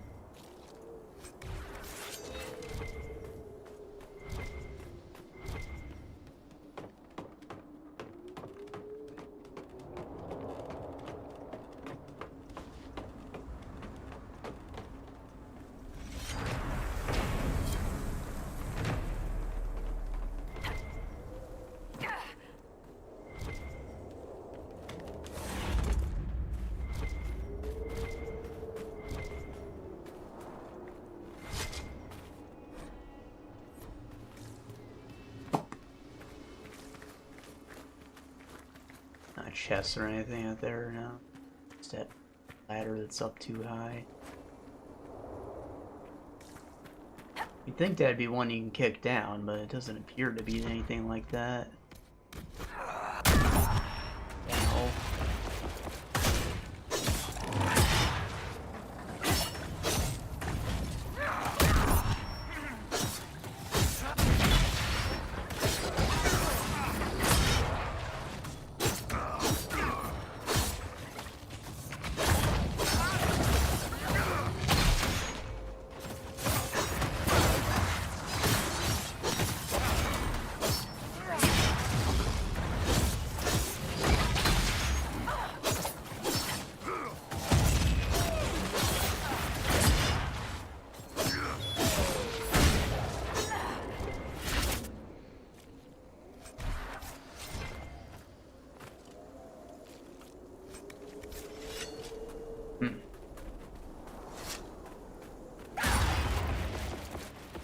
You're almost finished here. We just had this last shard and then that cave finally going. I'm pretty sure that's the big deal, the cave. I don't remember what exactly is reward for getting all the shards in all the places, but if I remember correctly, it is tied to that.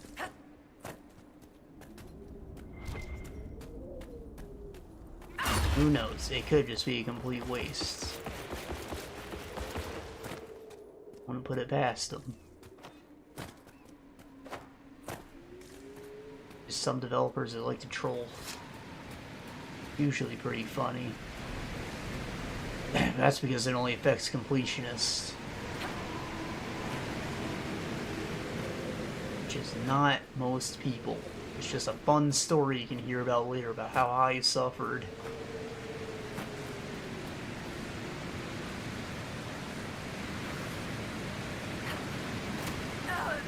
Aw.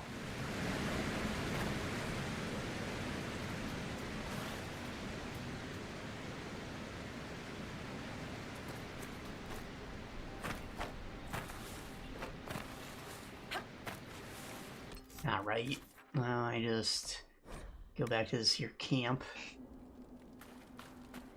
Nothing to report, sir.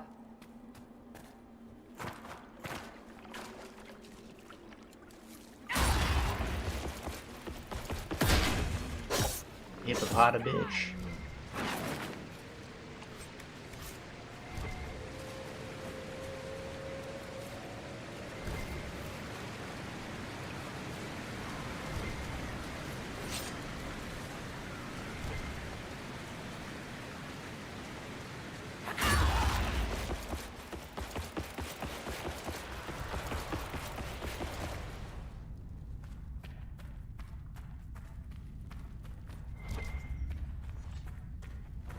Collecting more deep mushrooms. You don't encounter them that often.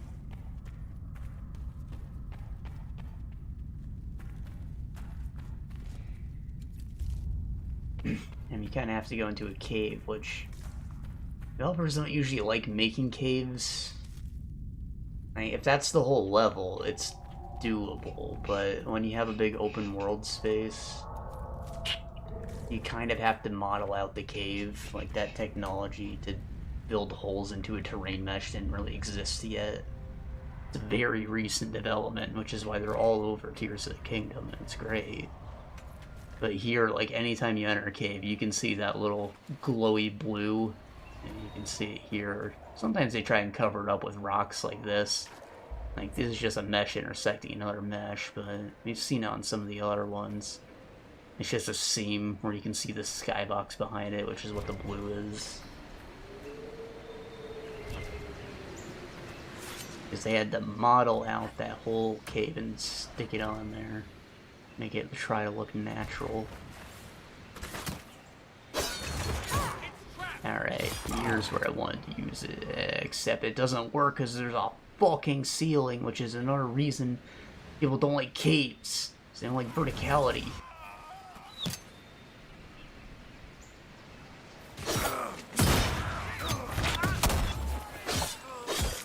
It's also a pain in the ass to like have to zoom in constantly to not have your camera clip through the roof when you're making it. So if you're making a cave, it has to be a big one, which goes back into me saying it's okay if it's the whole level, you know, like ceiling has to be way the fuck up there so it's not in the way while you're doing stuff. Otherwise it's real fiddly.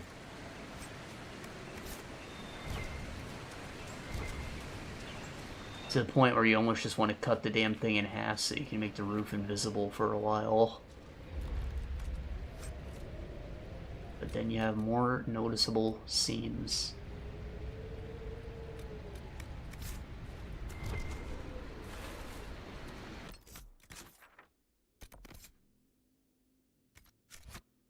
Temple of Pride.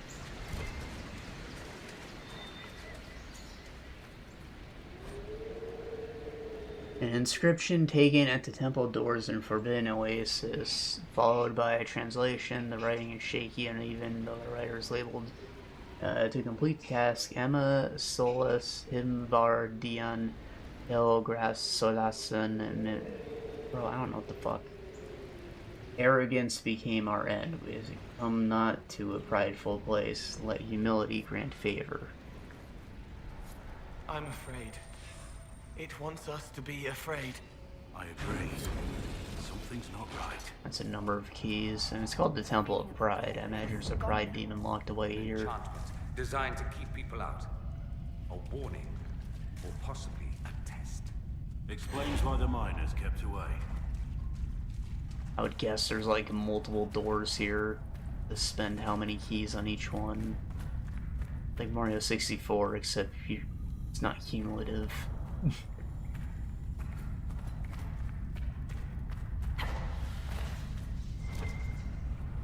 That one's ice. I like ice.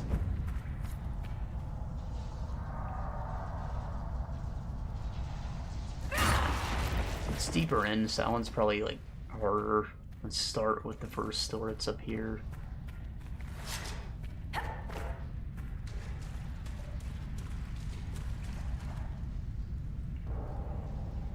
No? Is that maybe after all the doors are unlocked?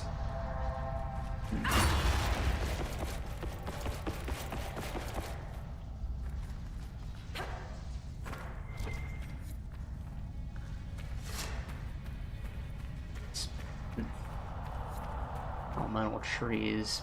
There's not one for lightning though.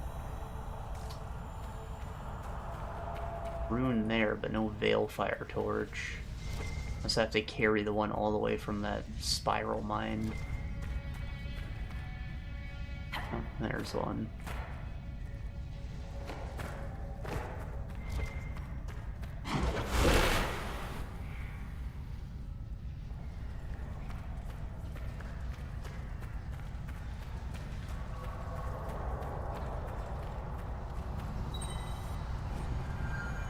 Markings behind the flowing ancient strips secure for solid forms. May the past bestow favor thou hast earned.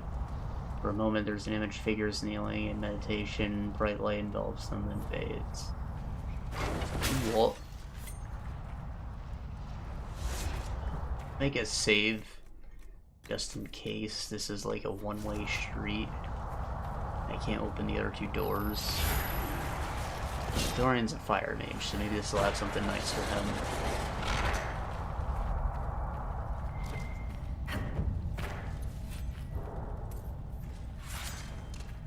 Or he's the worst person to bring here because he does fire damage, and so do these guys.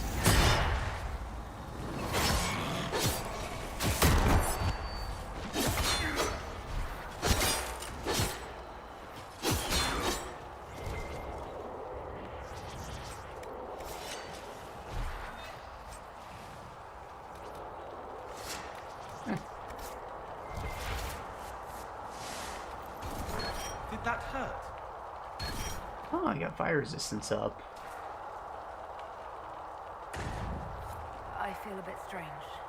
You're shinier, but not where everyone can see. It went straight to you. Or to the mark, perhaps. It doesn't seem to have harmed you. If it wasn't a trap, what was it? If the enchantment at the entry was a test, this may be the reward. Dump more, get more of this particular element.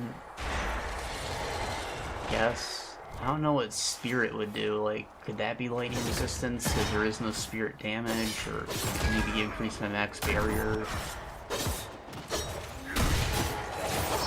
I don't know. I feel good about picking fire, but I feel like these challenges are also going to get harder the deeper I go in.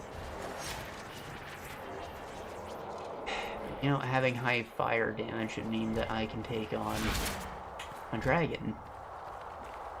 And, you know, fuck dragons.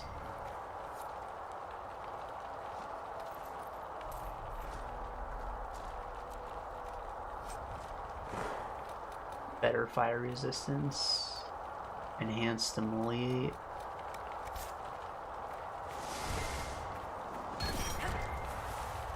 My brother's always said emoliate. I'm not sure if that's how it's pronounced. Could be immolate.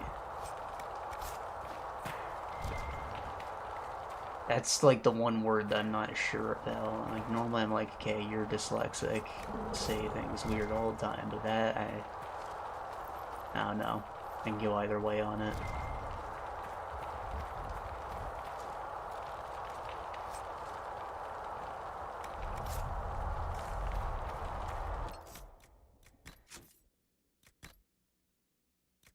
Hereditary helmet. Look how powerful that is. 15.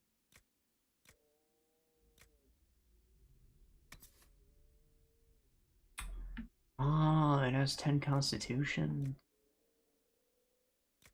Bad.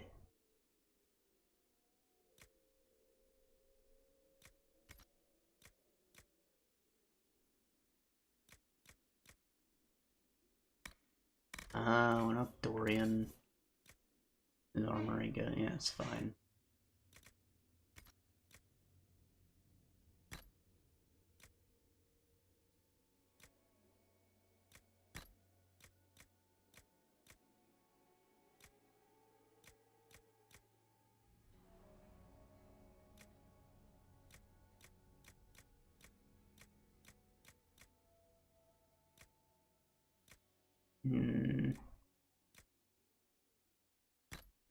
Might as well. It's not like someone like him wouldn't be able to get flanking attacks easy enough, right? Yeah, what do I have? Shield bash? Yeah. Shield bash more reliable than payback strike. Use a both often enough. Ugh.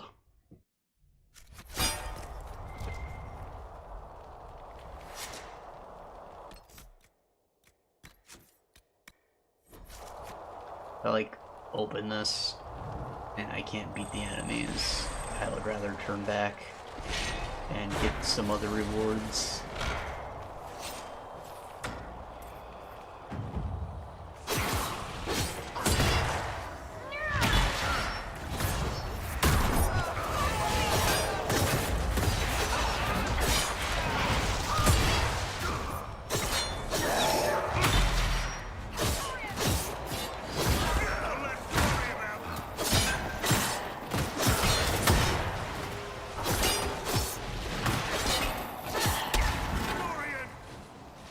so...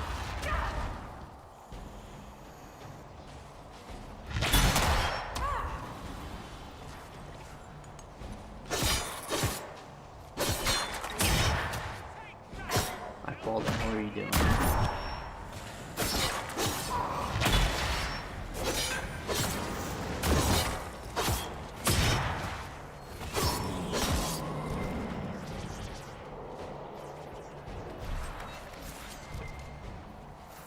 Alright, that wasn't so bad. We got to the whole end of a path.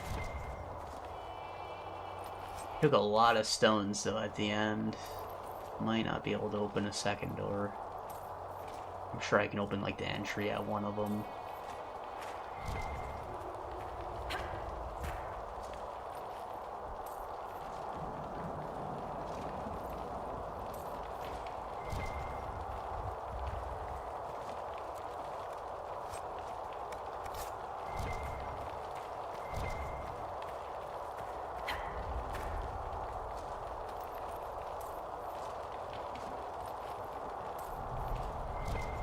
All that money.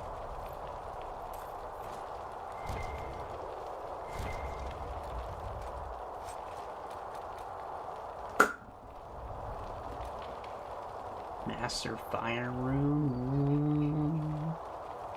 I don't know if I can remove the runes from weapons. Should probably look that up before I put it in, but it's gotta be something good. Fire damage, all other damage. And give it to Dorian. Those ones aren't so bad because you can specialize a mage enough for it to not matter.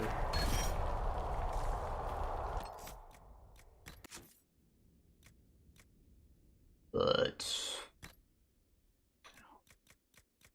that belt's pretty huge, so I should definitely wear that.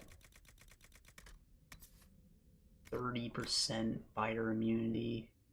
Come on.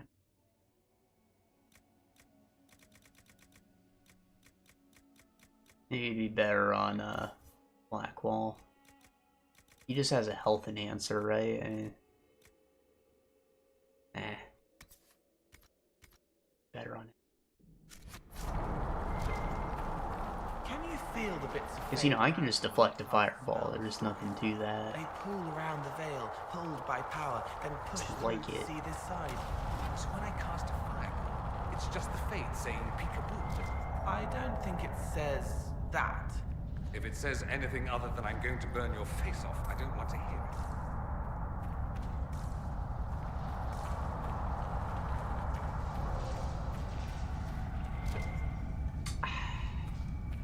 So if we're talking about resistance, I feel like we don't encounter ice that often. There might be an ice dragon, I don't know, but I'm curious about spirit.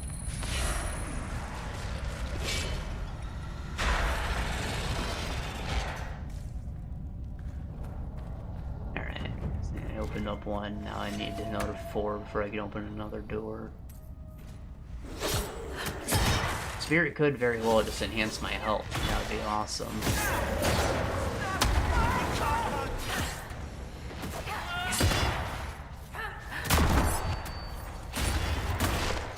It's strange that there's not one for lightning, but let's see.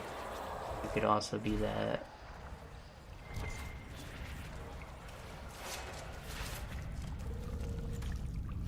But lightning is also not a very common element, and that's kind of its only advantage. Chain lightning is an alright spell, but you know, otherwise the other trees are kind of better.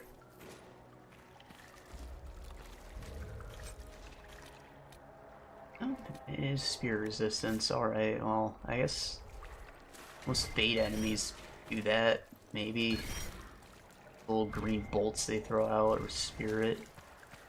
That's something I think about. Cool. Well, I guess that's it for this area. You may leave. Let me make a save. Sometimes after we spend too long in a specific place, it like crashes when we try to make a fast travel. Let's head back to Skyhold. And how's that in time? It took 2 hours. Yeah, it's pretty standard for an area. I'll do something. I gotta pee though. We are busy.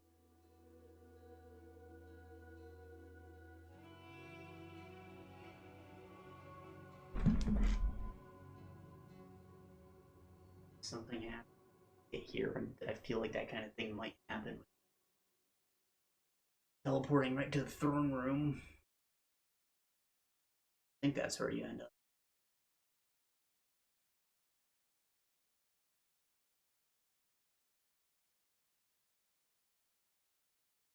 Expecting.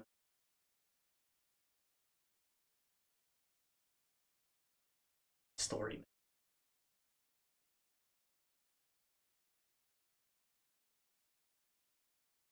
In Skyrim, when you hit level 10 and all the DLC characters just come after you.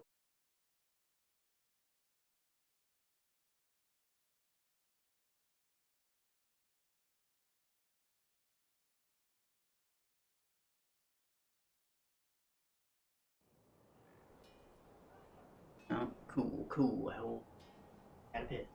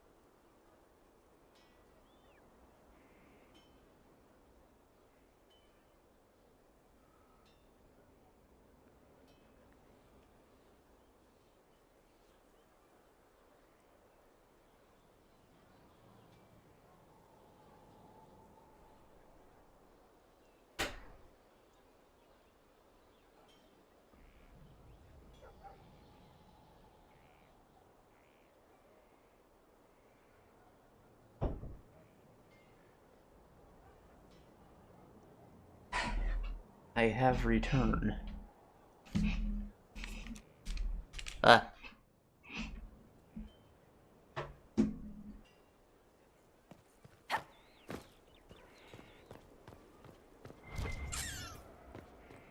Who dis?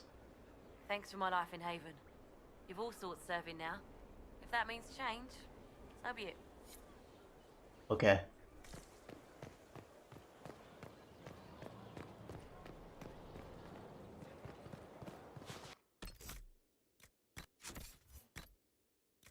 pick up anything good, did I? Blaze can go for coal. I don't think he had anything too impressive there, right?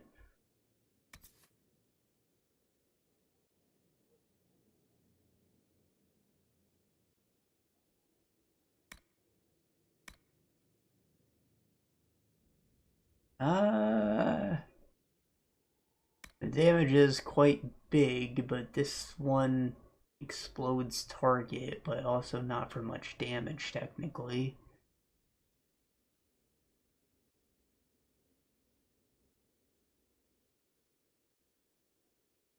Constitution's kind of important for him.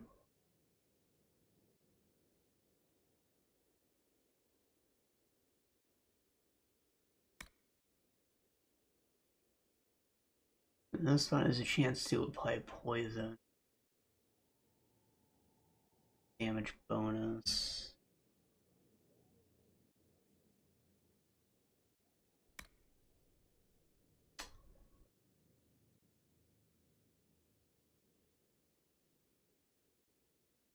Eh.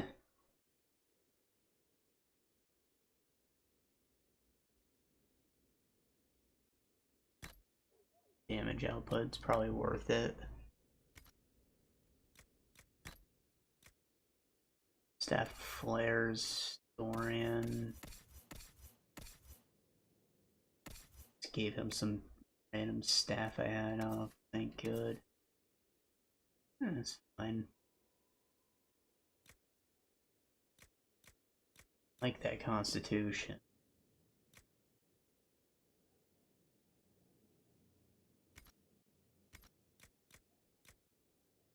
Varian Warlord Cleaver. I don't think that's anything special.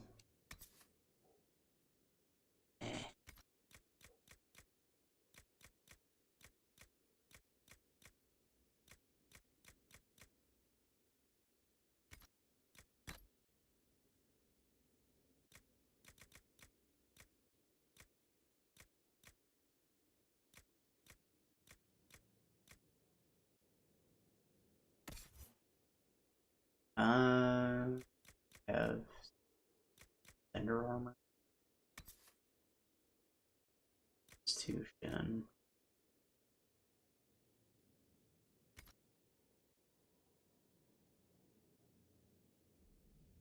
I don't like that's pink on him. But better. That transfers PCs. Base Iron Bowl.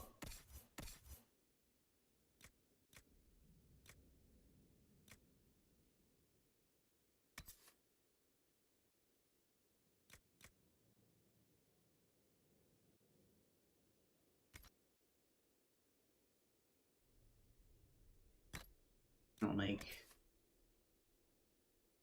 Blackwall something new.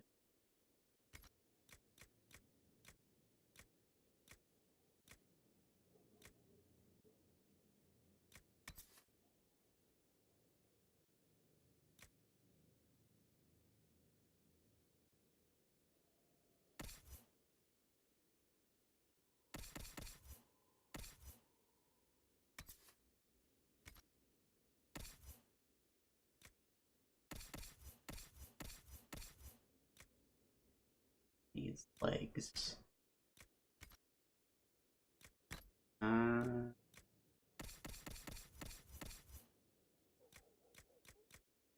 Give her something. For the sake of having it.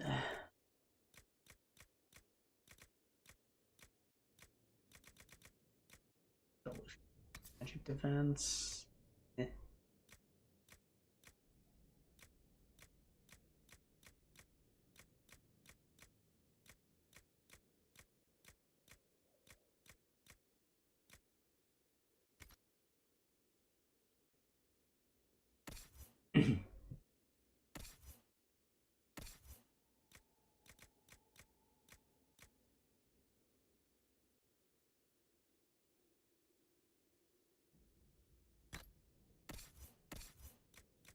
And I'll give him the chain lightning ring so Vivian can take that Winter's Grasp ring.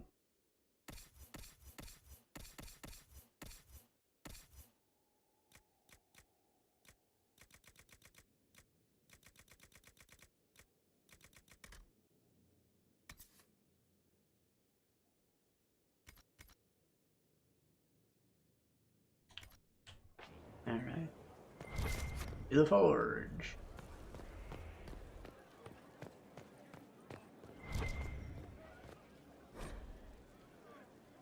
We can't fight a god. The Elder Thing's not a god. He's...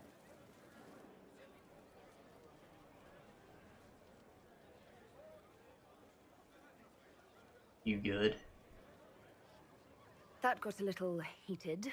Are you all right? Well, that Find him depends. after Cassandra How beat his angry is ass. Cassandra? I wasn't trying to keep secrets. I told the Inquisition everything that seemed important at the time. But not his location, which is the thing they actually cared about.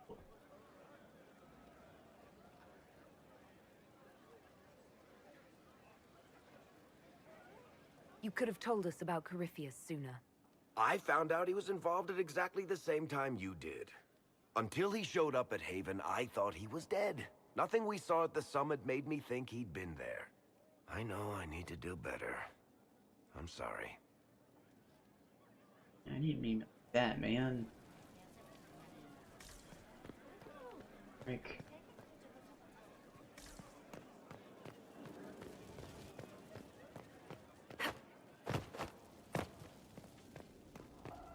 Do I have... Oh.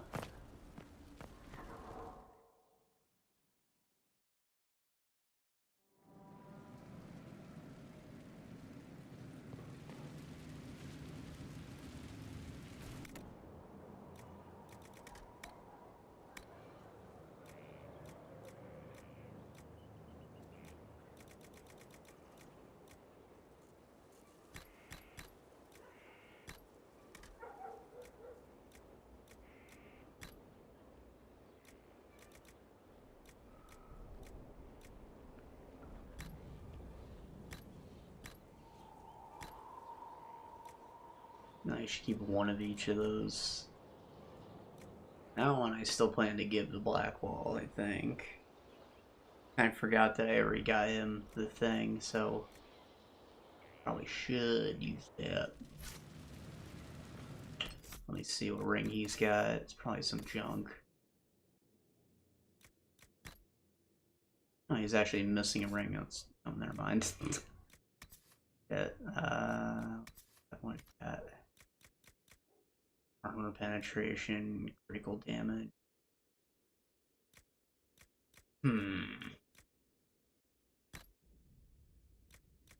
General armor penetration is probably better for him.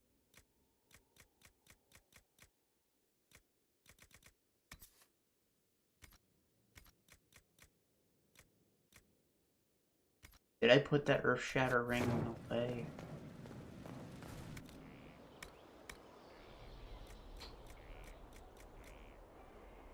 No.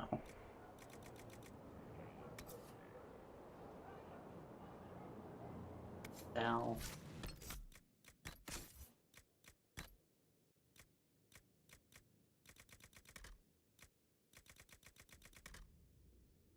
Where is it?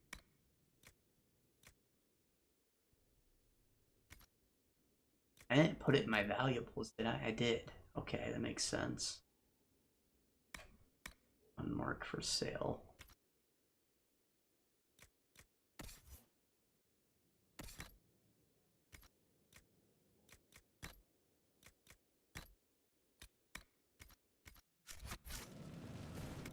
Okay, I need to grab some leggies. Where'd you learn to hammer?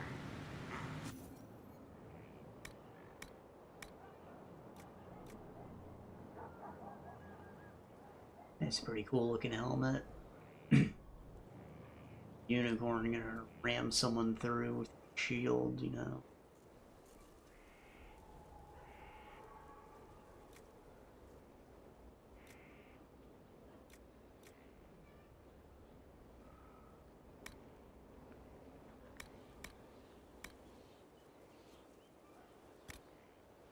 I don't want to make one actually.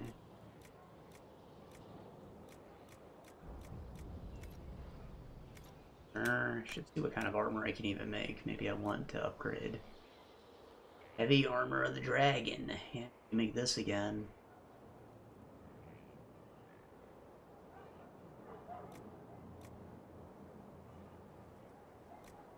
adventurer armor.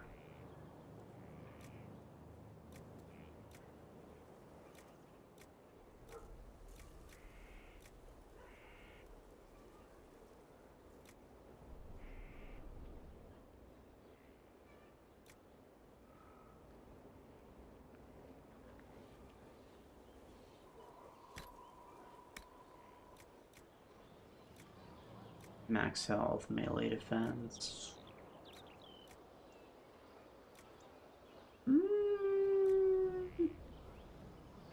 I feel like health isn't worth as much when you don't have an easy means of replenishing it. Melee defense is a better option.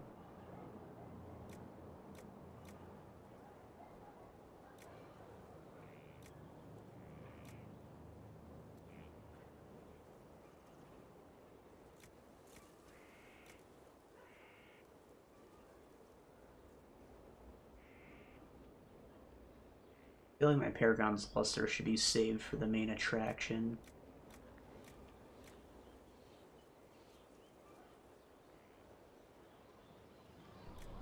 Here on being hit could be cool considering he doesn't block.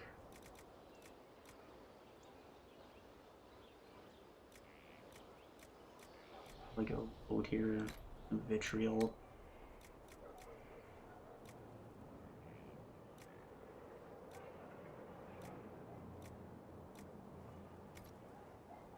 I see.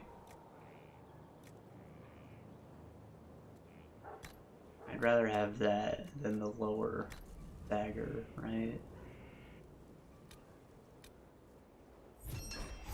So that's for Blackwall.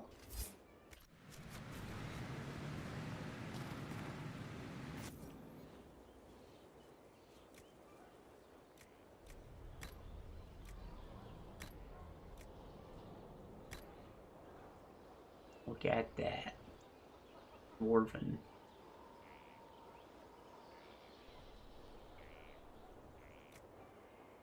Constitution, alright.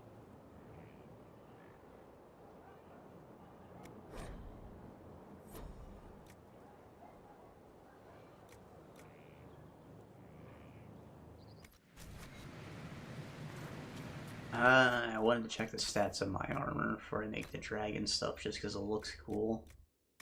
135. Alright.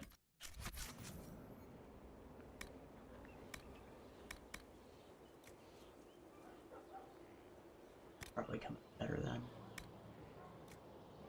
Let me see. About the same, actually. Unless I use Paragon's Luster.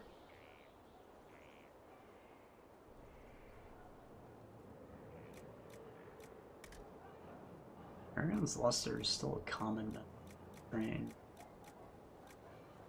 Maybe it's only rare if it's been fade touched.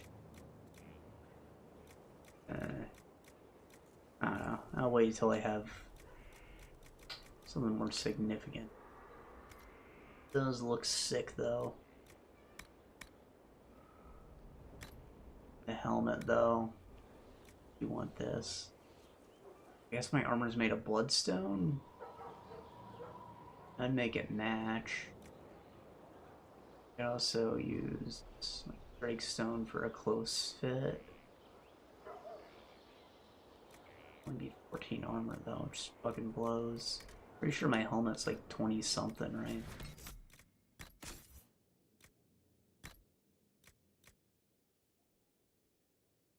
Alright, no dwarf helmet. Weapons, good here.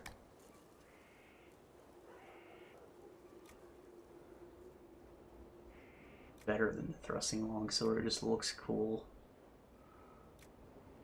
Has leather though, which means it's critty. What's this? For masterwork material? Okay. That would make it better, I guess. Focus. Heal damage taken over 10 seconds. Holy fuck.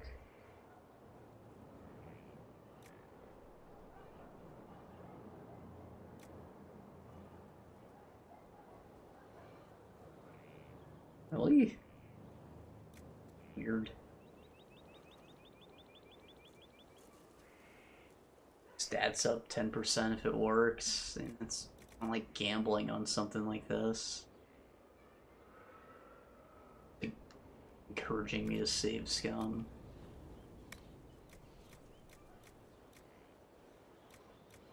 Make this out of Paragon's less than 8.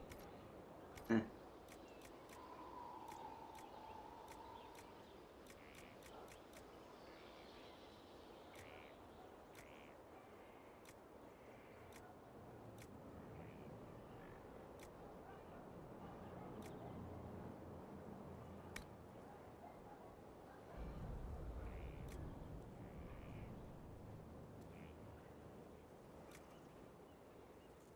Oh, nice.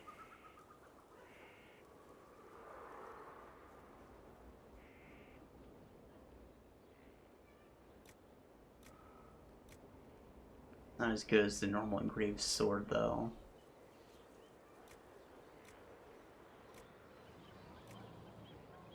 Pretty cool. Yeah, cool. I think this is what I have on Iron Bull. Might be better to build a sword. Check what Blackwell's stats are.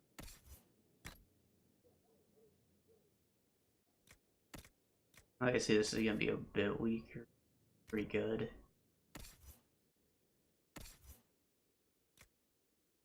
It's a great blade too. Alright, they're both good. Staffs. Like a gun.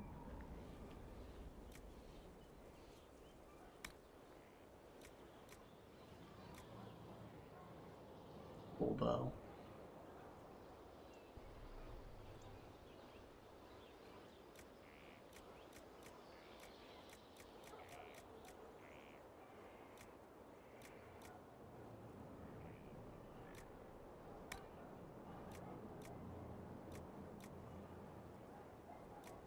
Four 24. Is this just like the best stats on a shield?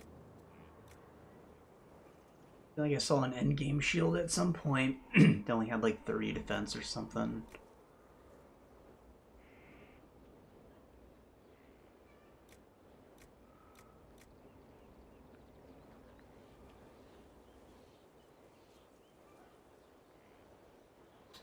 It's kind of slick, honestly. It looks like Kirkwall armor. This one's ugly. This one, not so bad. I don't feel like I should be rocking Grey Warden colors like this. Dragon Shield's pretty sick too. I always appreciate a nice wooden shield.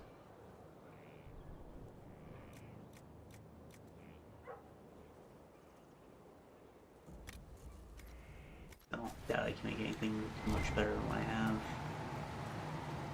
Great potions.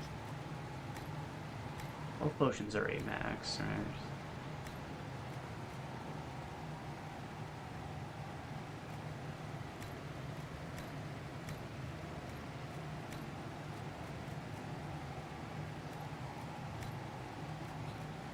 Focus on the bees. I like the bees.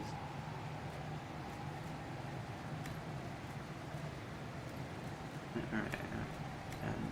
Sure I was able to get them.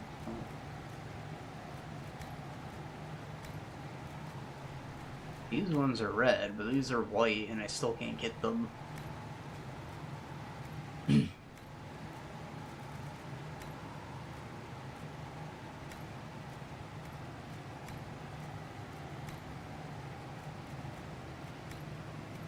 Oh, the shit.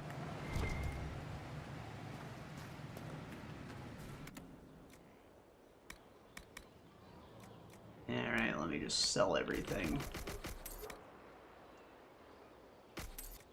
Keep that helmet.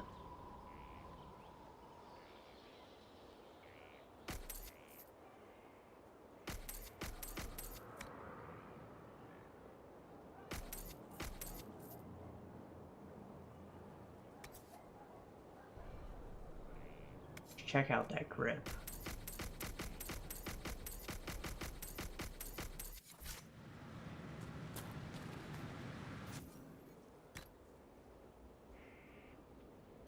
It's just Constitution.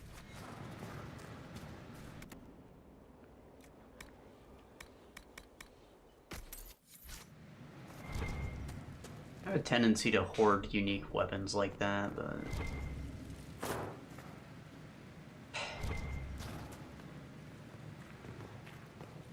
you just have to accept that you're never going to use it again. It's weak. Unless you really want to cripple yourself.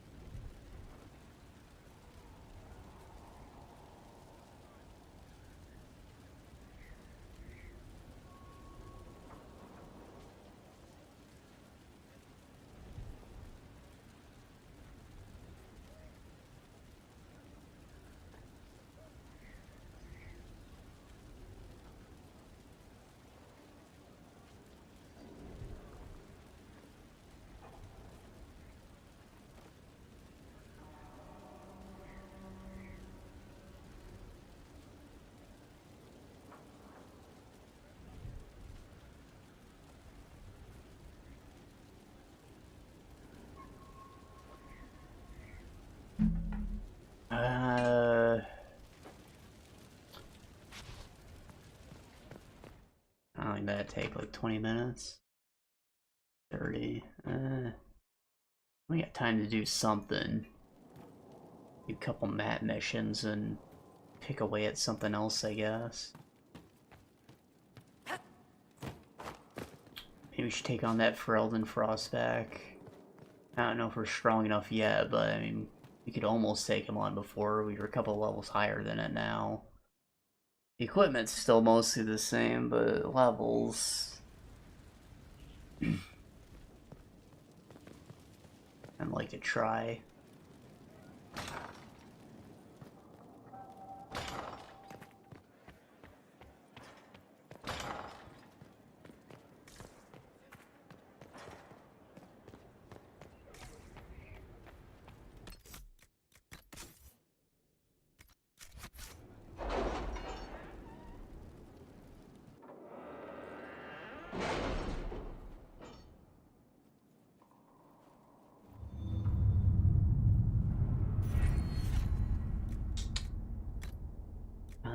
Let's see. Bigger pockets again. We're good for now. If it was abandoned when we arrived, Potion slots. who named this place Skyhold? Solus says it changed hands so many times, the original builders can't be traced. I read the House of Armitage once built a fortress in the vicinity 5 ages ago, but the records are lost.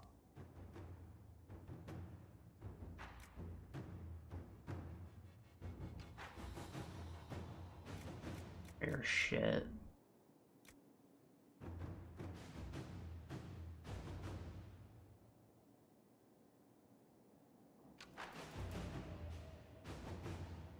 Do sales happen? Or is that just a general discount?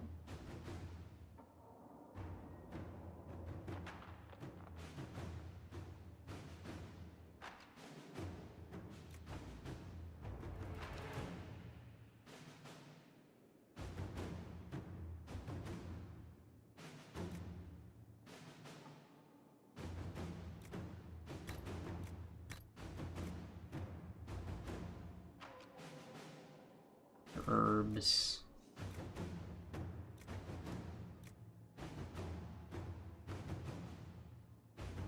Yeah, lockpicking is probably something I should focus on.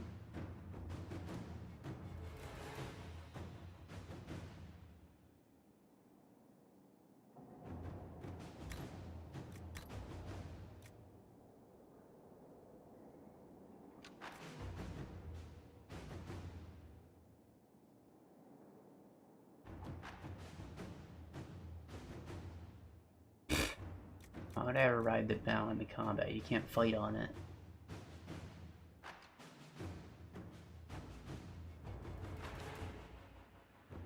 That'll help a lot. Potions. Schematics for everyone, that's pretty good too.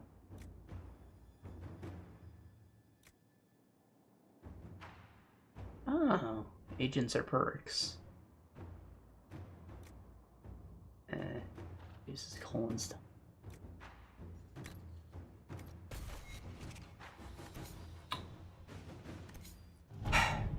Okay, let's do a couple map missions.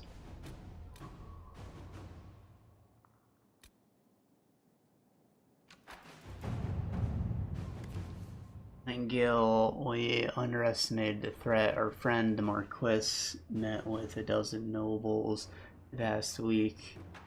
Bribes in the form of gifts, in hands. Both of them bust of Justinian V. We appropriated one and discovered it's hollow and stuffed with red lyrium, awaiting instructions. Fisher. Now, I've heard people say Marquis. I think that's pronounced Marquis. I don't know which is right.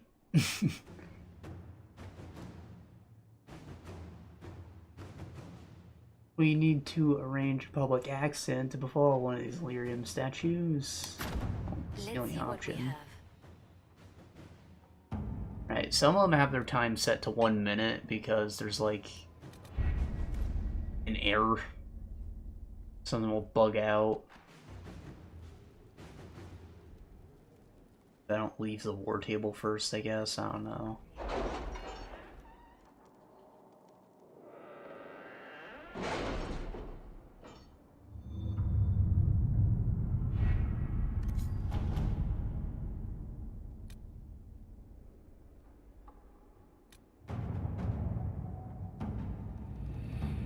Any word? Nothing yet. It was to be expected. In the wake of so many important deaths and rise of the Inquisition, several noble houses are attempting to spur their fortunes by crafting an alliance of their own. For now, they seem mired in arguments of seniority. It will be a long time before any of them threaten our standing. Let them squabble on their own. Poking at them at this point is wasted energy. He's busy on a different thing. I suggest someone be offered as an ambassador of the Herald, not the Inquisition, if only let them know in a non-threatening way that we are watching. I say invite them to observe our soldiers' training and show that we are not heretical outlaws. I don't understand how that helps. I mean, it just looks like you have a fucking army. How are the rescue efforts? Have they found anyone alive? Despite their intent to craft a political entity to oppose us, these noble families are too embroidered in their own conflicts to even acknowledge us. We've acquired some additional trading partners who are tired of waiting for a winner to emerge. Alright. Langil, we underestimated the threat. Our friend the Marquis and a dozen nobles that we cried out. Didn't tell us anything different.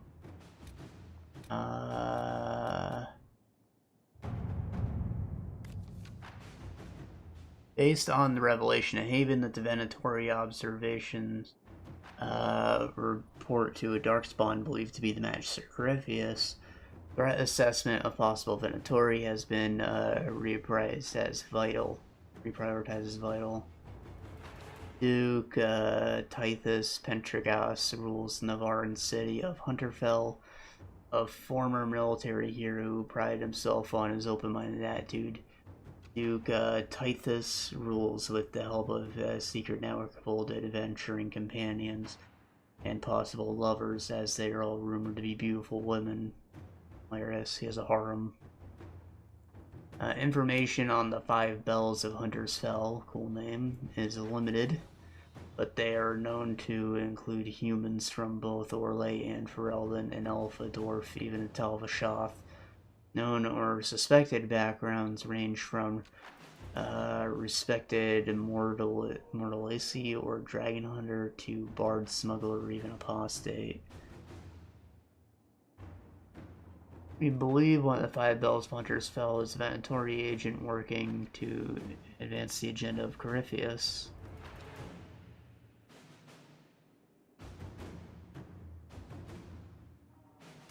One of the companions in Veilguard is going to be a Talvashoth Dragon Hunter. Wonder if she's one of the Five Bells.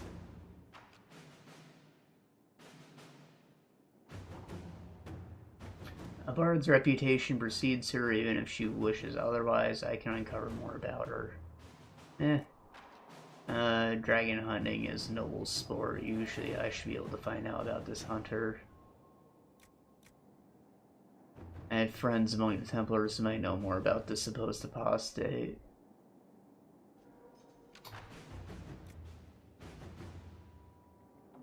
If we're talking about a Venatori spy, it'd make the most sense for it to be a bard, right?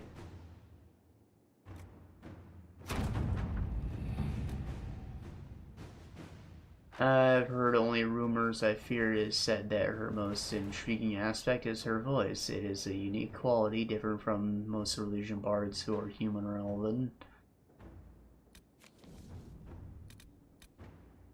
Continue investigation. We still have neither race nor background information on the Venatori agent. Bells are affected in Novelli City, and information is protected.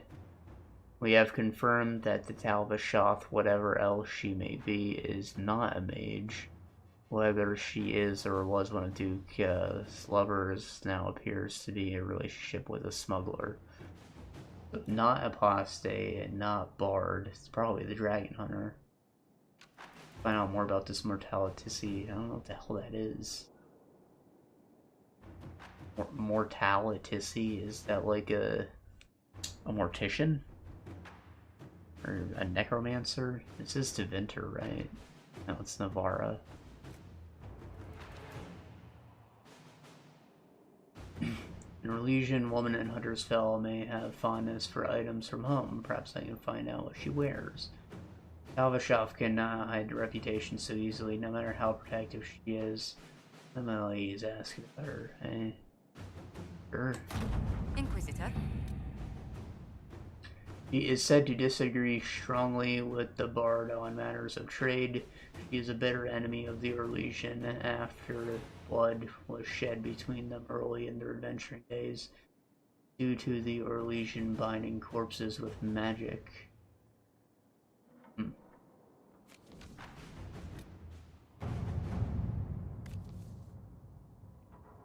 Exception from Ben Hassereth's report. All information about the Five Bells of Hunter's Fell has come back negative. The Talvashoth is not the bard. The elf is not the mortalicy, and the dwarf is not the smuggler. An addendum. We have learned that the Fereldan is the Venatori agent, but unless we can link her to a specific background quickly, we will lose this lead. We must remove the target immediately to stop Duke from and prey to their interest. Have Iron Bull tell Ben Hassereth to eliminate the smuggler. What? Why?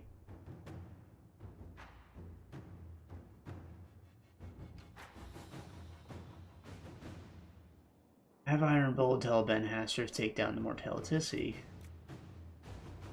Eliminate the bard. Okay, so this is a puzzle. The Talvashoth is not the bard. The elf is not the mortalicy, and the dwarf is not the smuggler. But the Fereldan is the agent. So a Talvashoth likely wouldn't be Fereldan, and the elf could be Fereldan, but only if they are Dalish. Because the Dales are located in Orlais.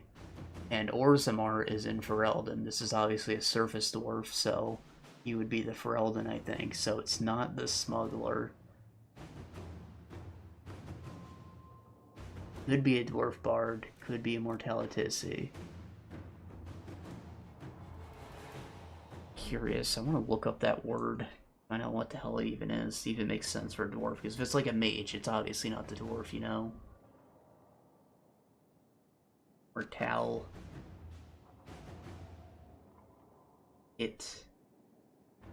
I see. group of mages in Navarra who wield considerable political power and influence. Death mages. No, so they're like Death Eaters.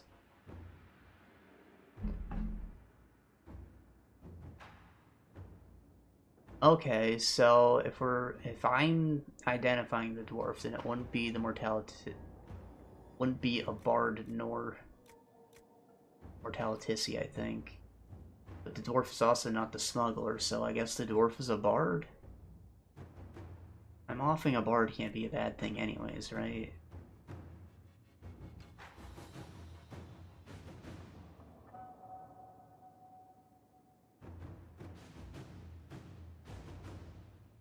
And they said that Talvashov disagreed with your legion for almost everything, right? So maybe they're pushing some weird political agenda.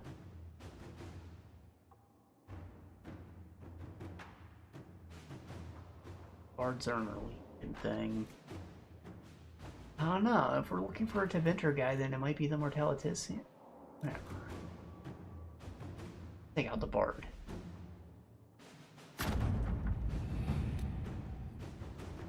Target was eliminated as expected. All our targets went hiding immediately. Duke Dias did not locate our oppressives during his search. Not locate our operative.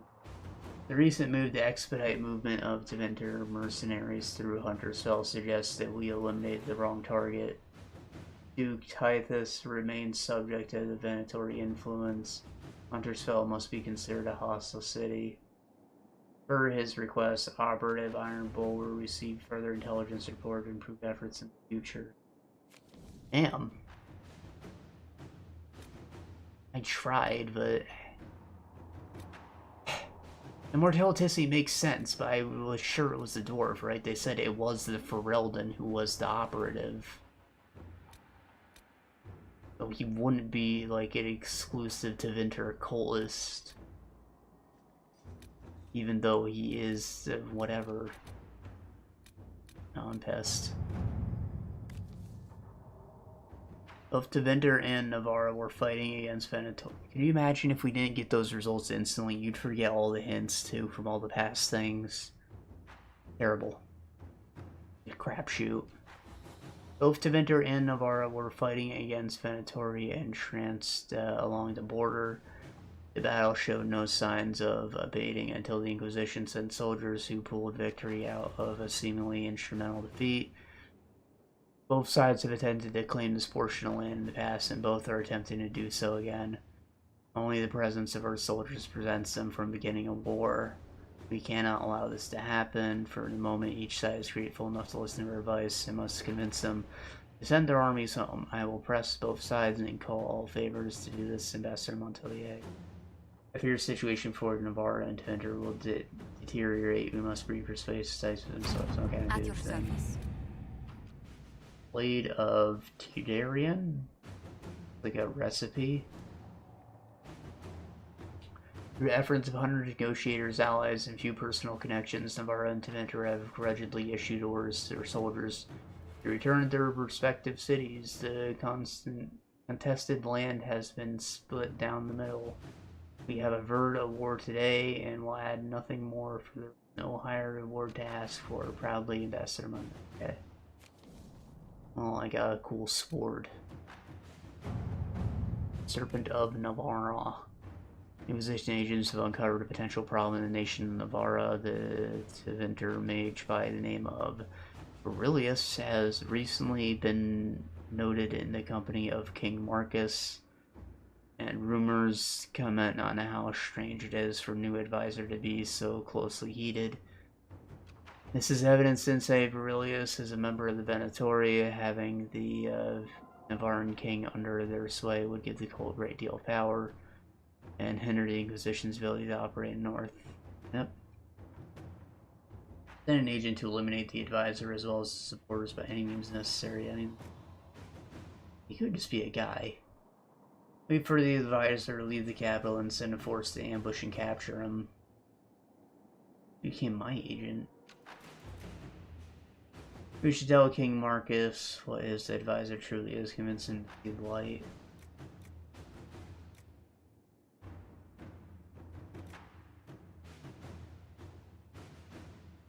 capturing them could be neat, but that's also like it leaves evidence of our involvement here. That could be make us look like a hostile force taking out his advisor like that. Agents known as Argents infiltrated Environmental Palace, killed Aurelius, eliminating several others who she reports were clearly co-conspirators. King Marcus is reported to have awakened as if from a dream. He must have been under a blood magic spell. The Inquisition is not connected to any of this, and the king is enraged to have been magically influenced in such a manner. He will definitely be more wary of venatory emissaries in the future. Argent brought back several interesting items that were in his possession. My staff. Alright, that's enough of those for now.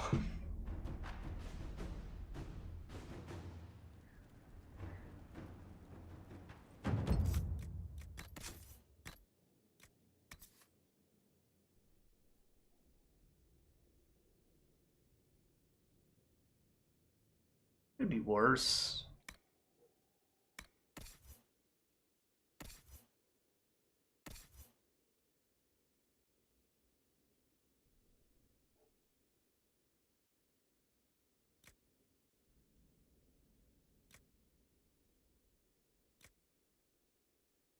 Probably want to give that to like Solus.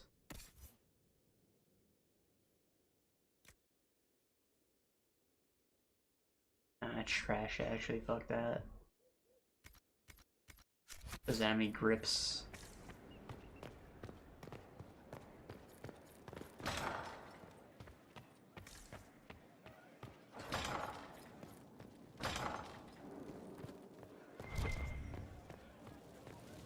Have that blade, see if it's anything good.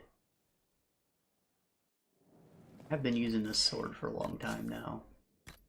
You know, the shield's still good, right? 19. 101.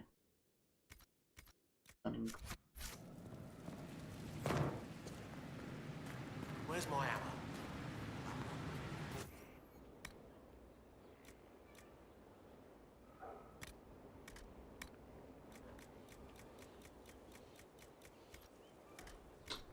A thick. Two-handed blade? Dagger.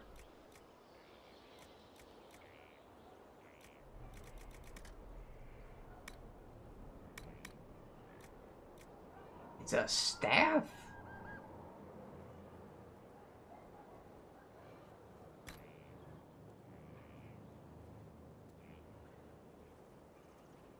The hell?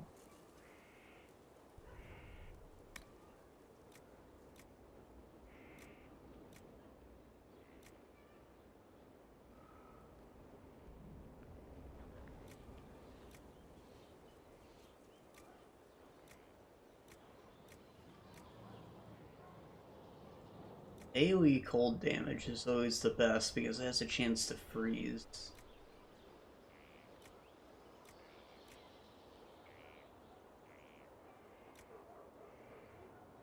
66, I'll take that.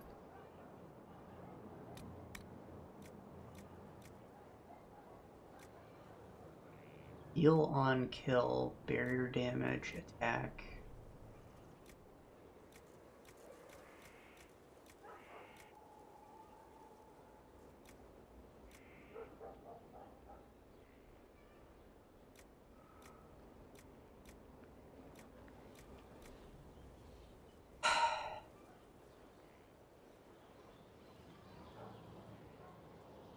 Chance to heal on kill. What does that mean? I thought that was you would heal 21% guaranteed, but no, it's a chance to heal.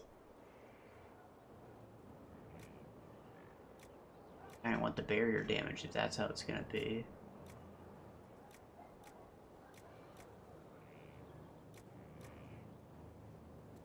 %4% out. Take that.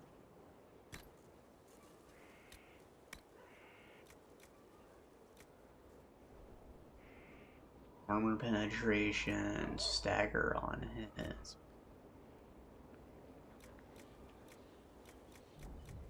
I go with the stagger, right?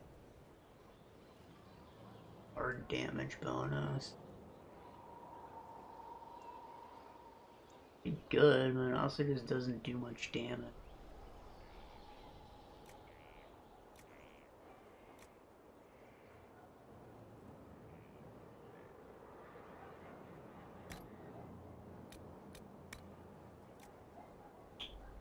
Flanking, crit chance.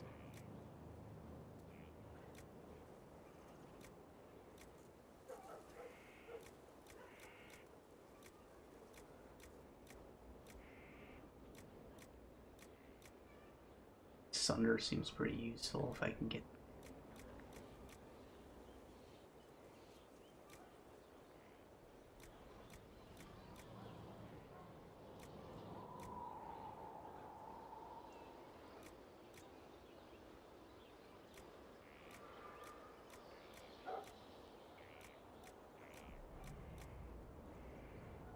Keep Stalker Hide. Alright. Masterwork it. Focus. Heal of damage taken. Damage. And so you shield dash on a hit.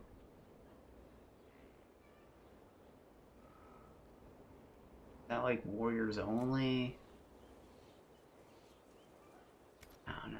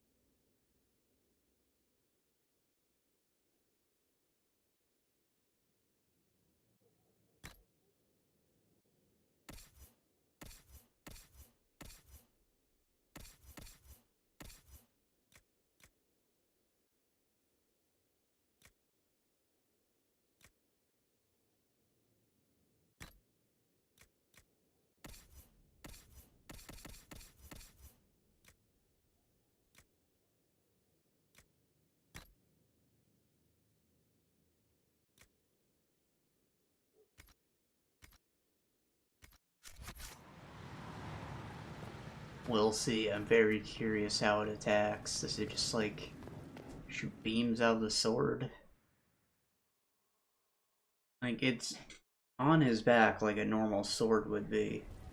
But that's usually the top of a mage's staff, and the mages only have one moveset, you know? So I'm expecting it to like bolts out of the hilt. He's gonna wield it like a cross.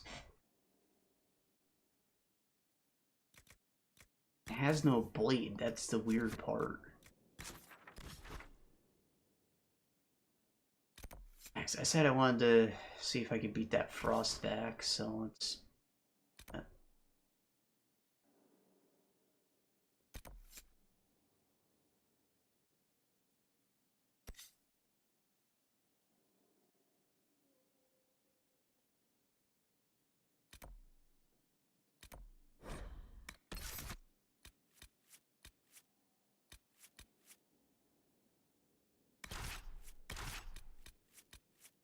Barry, we're taking on the dragon.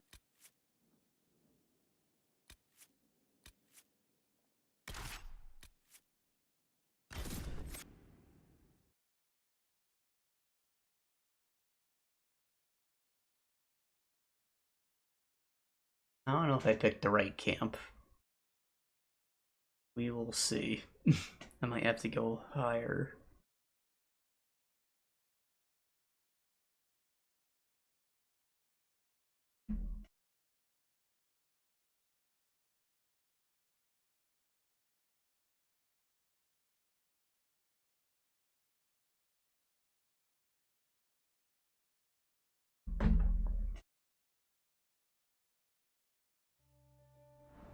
Nothing to report, sir.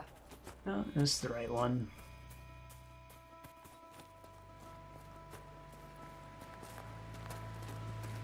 Alright. I need to bum rush it to the dragon, because he's gonna harass us until we get near his nest. I can do better now.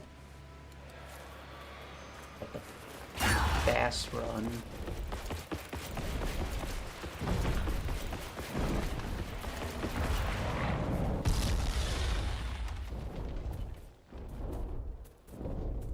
Wonder what happens if I like take cover when he shoots the fireball. Maybe I intentionally intercept it and block. Like, will the fireball bounce off? Should. Ah. Do shit. So stupid that I can't save right here. Yes, this part's like kind of cinematic, maybe that's why. I think they showed this as part of like a gameplay presentation, this whole run up to the dragon, and it does this. A couple others that you just find out like in the field, whatever. Pretty sure that's the one that gives you the Inquisitor helmet I was talking about last time. And like a forest map, if I remember correctly.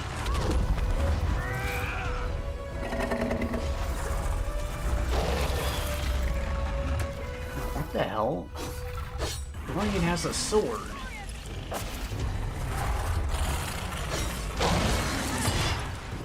Someone at BioWare listen? Is that like a new thing they added specifically because I complained about Battle Mages not having a melee option?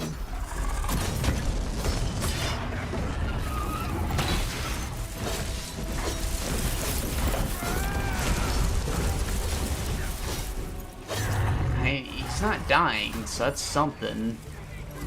I feel like he's probably specifically better off at having a staff. The Ice Mage is made for close quarters.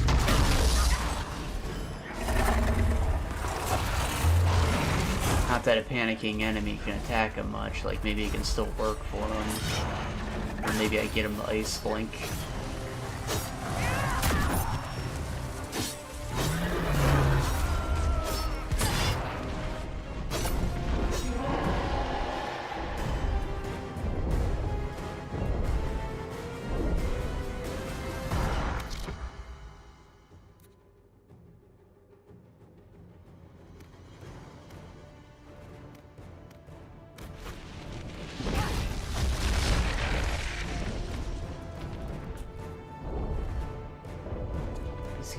Back and be on this hill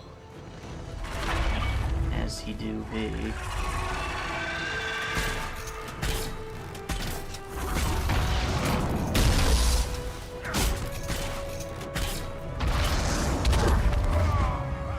I hate that it's hard to get long shot off. You have to be in a very specific part for it to work.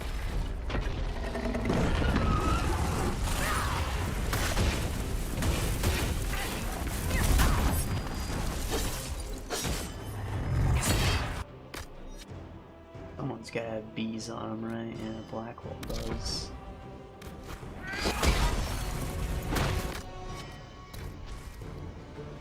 Bees, bitch!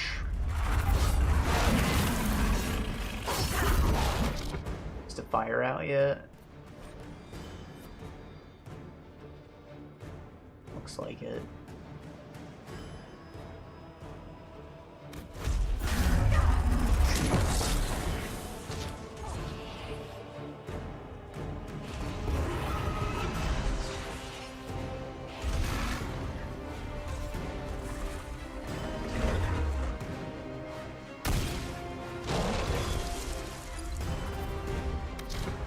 Alright, you do that and hold the button while I go do things that are useful.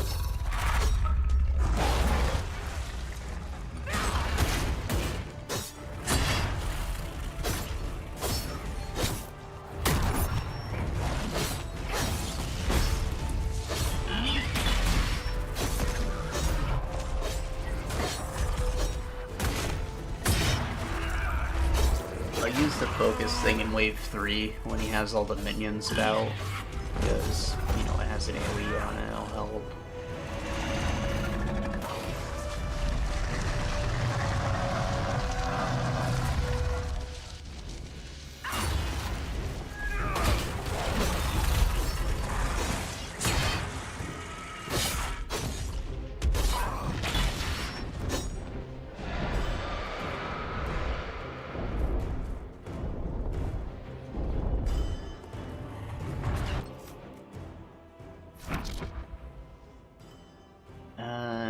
Run this way. Dorian is dead.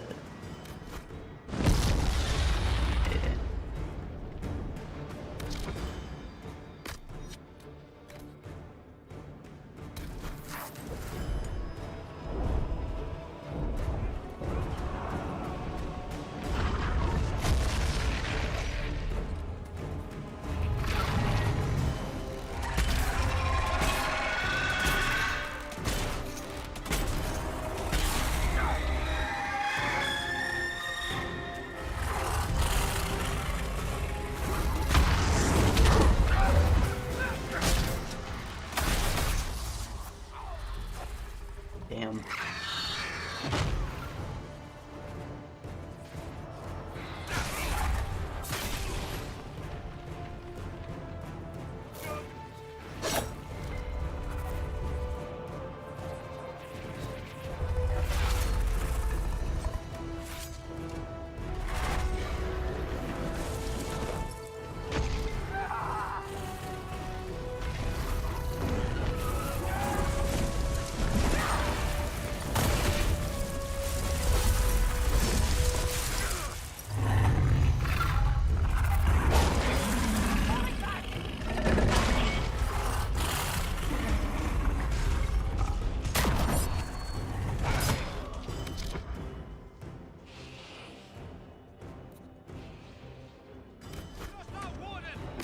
Varric.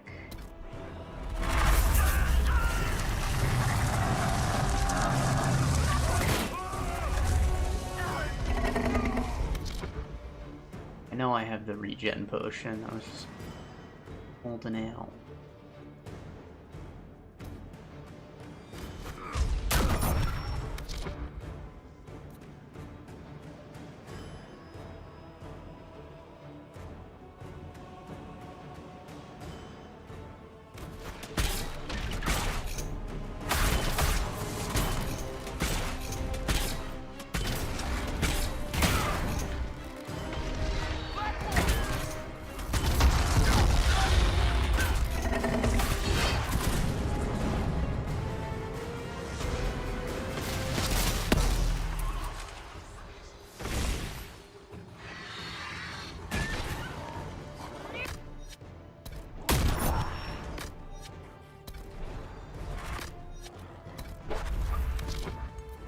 Dorian, go revive someone.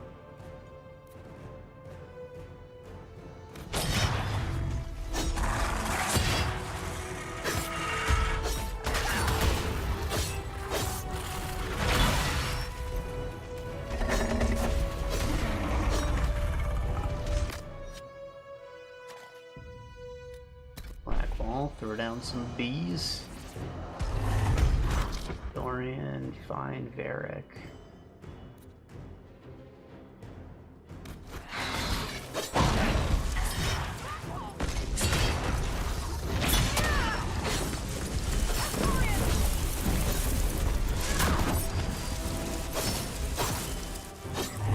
That's most upsetting.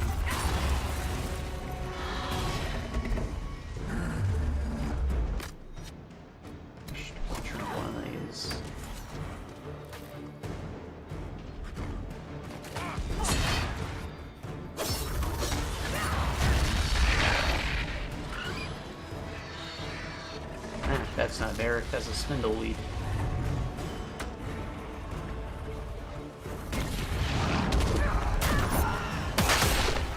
Like, run away, they'll get the fuck away from Varric.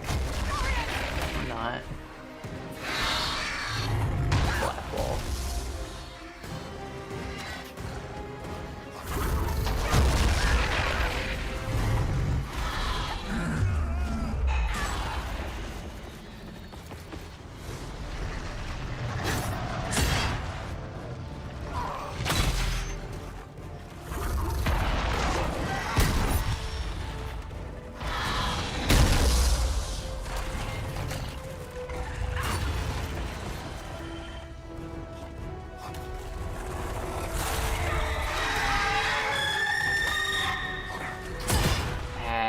character.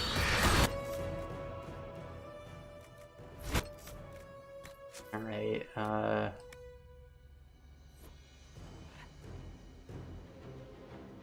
okay, so the greatsword thing, cool. It's definitely doing damage.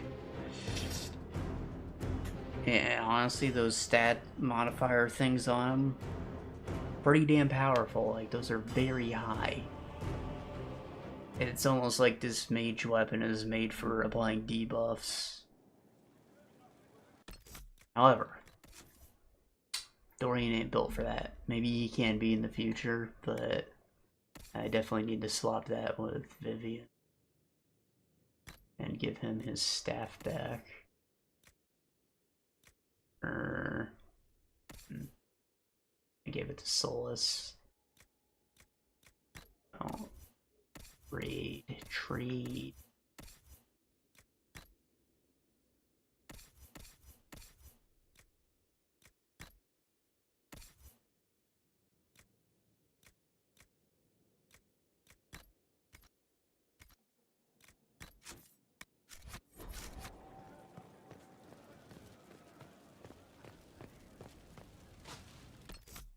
Try that again.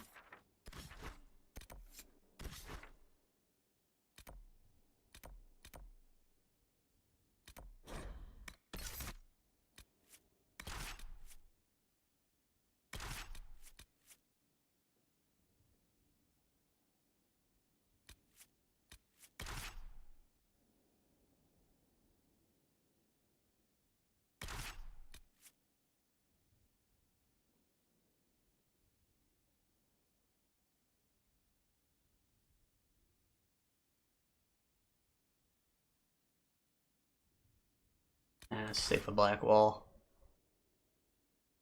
Because of the dragonlings, I think he's a better option. I'm curious about trying Cole, but it'd only work if it's a one-on-one. He's gonna get swarmed and have his ass munched.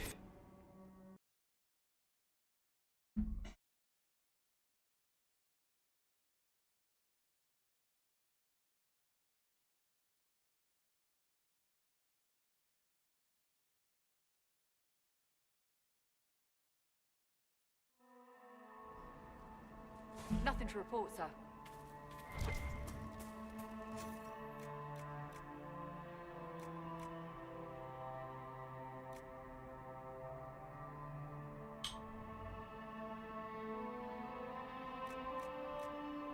And this is where I get upgrades to Skyhold.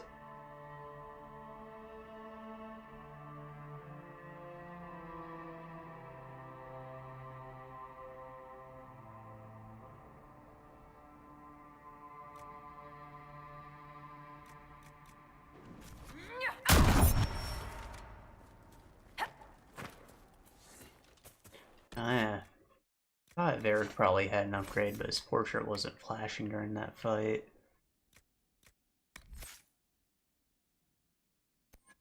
There it is, Artificer. Lynch traps, I guess. Spike trap creates an even larger detonation. Uh-oh. Upgrade. Gives your enemies bleeding.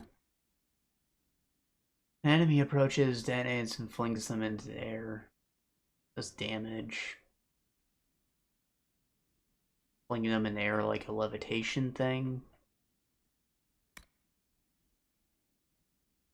An ally critically hits, you take advantage of success faster with reduced cooldown times.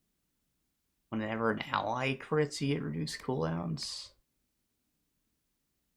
You mastered proper placement of spikes and levers, and you spring any kind of trap, your enemies feel it.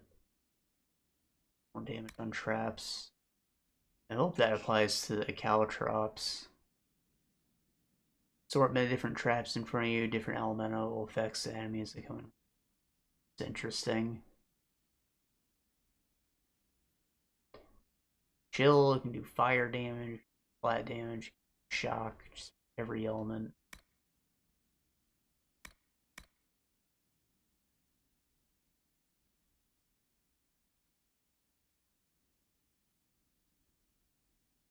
channel it to keep throwing traps. That's kind of fucked up. Hilarious though. You can only throw one elemental mine at a time with significantly greater effect. Each throw changes the element in that mine. Your experience at finding and pointing out enemy vulnerabilities gives the party a better chance to land. Alright, crits for the party. Help the team make the most of abilities, increases in damage and duration of all status effects to anyone in the party.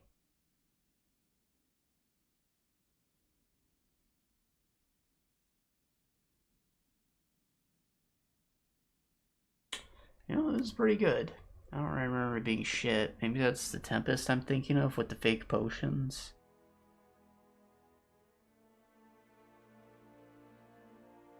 Place a Thieves' Lantern, mark as fallback location for heading into battle. When the fight gets ugly, you lead back to safety. Stealthy as you were when you placed your marker. 15 seconds, though. That's pretty cool, though. Or back in time, 15 seconds, like Tracer.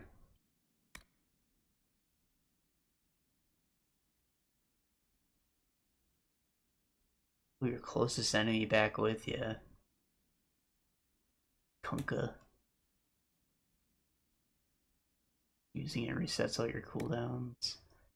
You fire so quickly, enemies will swear there are at least 2 you putting arrows in the ranks. While the ability is active, any archery ability uses duplicated. That's pretty cool. I maxed out this and I pinning shot, but it's not gonna help with the dragon. I like to get some stealth and go with it. Does damage.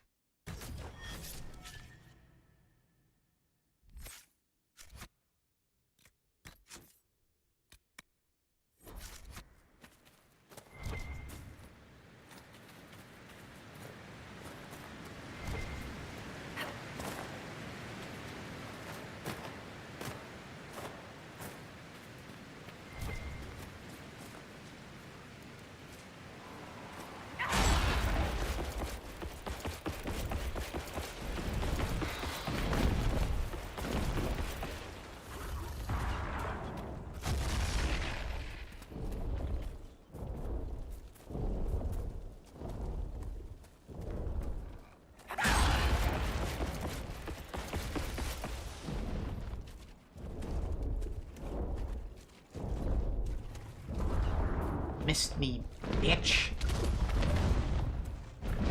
Fucking direct hits Dorian right when I say that.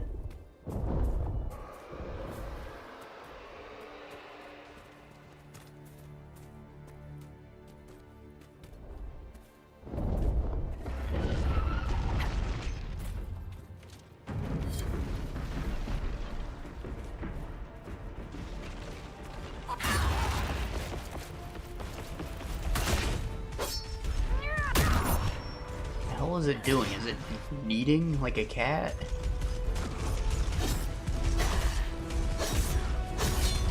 think it's bugged. I'll take a bug. Wreck him until he's at third health gone and goes flying. Oh, there we go.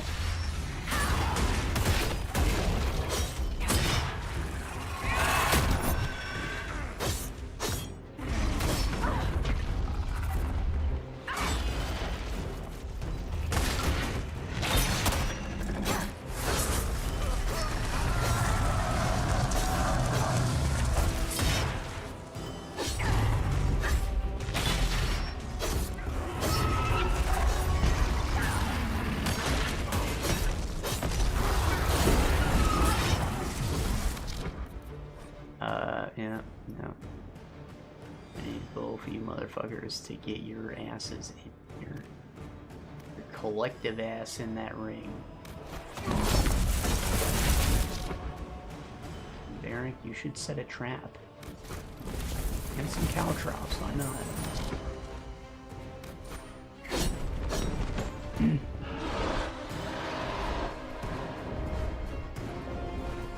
Did I make everybody go under this cave We should have some cover from whatever attack this motherfucker throws out, right?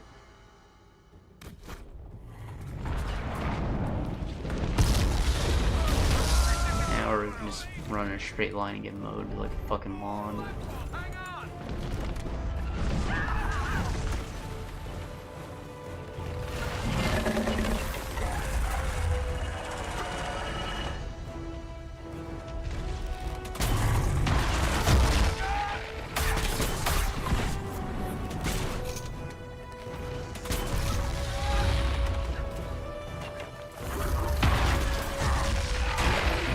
Shit takes forever to line up. Alright, no, Varric's eating shit over there.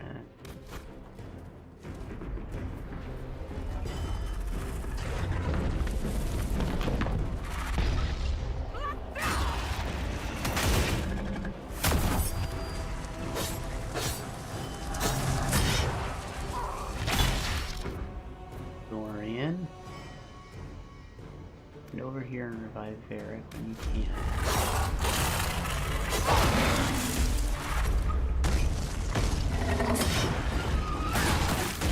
Or not. Fuck me.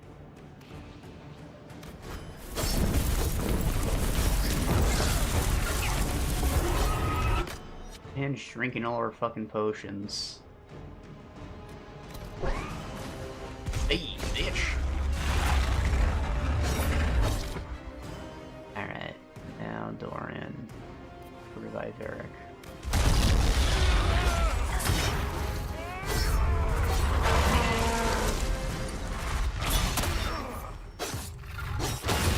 I could try opening with the focus attack and see if it comes back in time for round 3. But I'm not confident in the rate that I earn it yet. So I'm not sure about that. Would be a strategy though, just let me use it twice. Alright, I want everybody to fucking run right here. This one's a better place to defend from, because I don't think he can come at us. He can only come from that way or that way, you know? Damn! Fucking tried.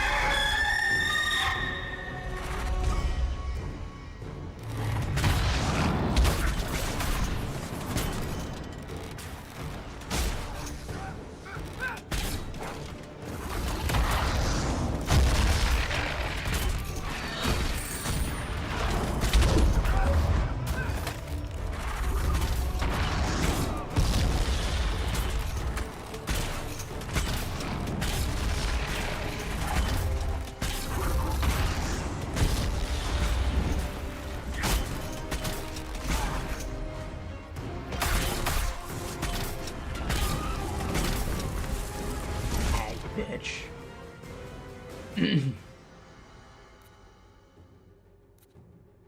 Where's Dorian? He good over here? I think he good over there.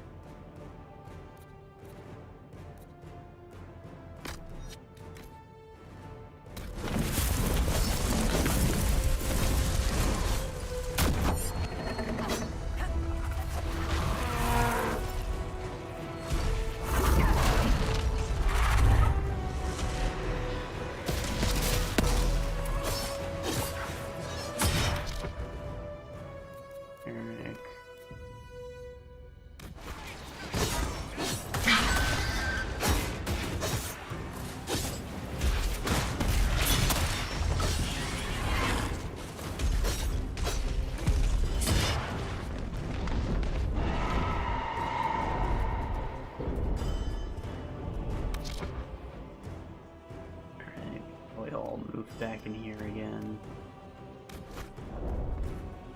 I think if I'm just standing in a better place and actually deflect the fireball on time, that works too.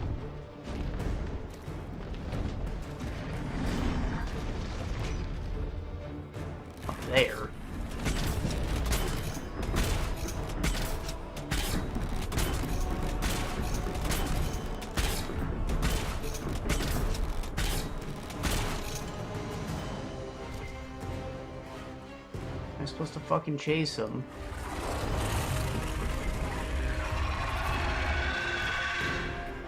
On friendos.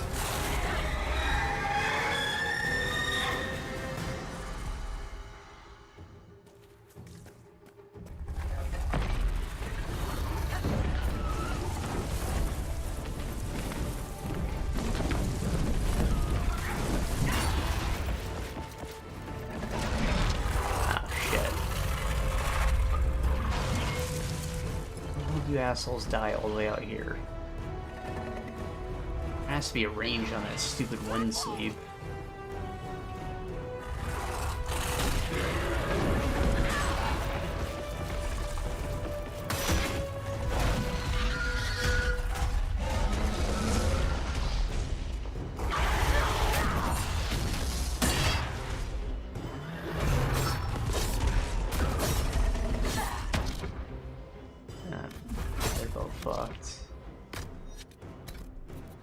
Ease, bitch.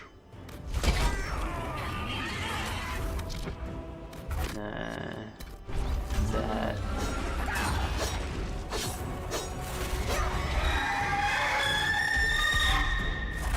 I think we got this.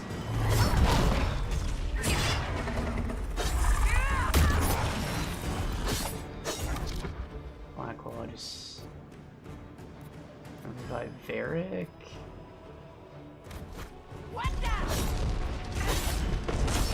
Oh, it's fucking dead. Dope. Is everyone alright? I'm fine. The first blast took a few hairs off my head.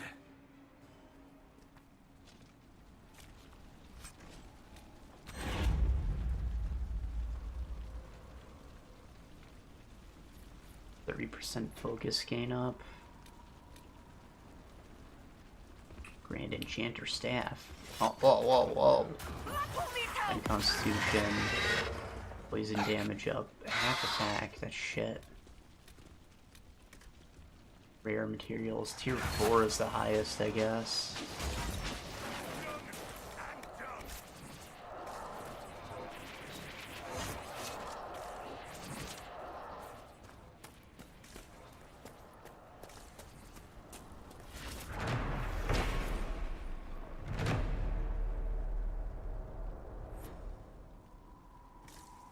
There was a landmark out here, but I'm still missing one. There's a chance it's in this divot over here, though I think that might be a cave.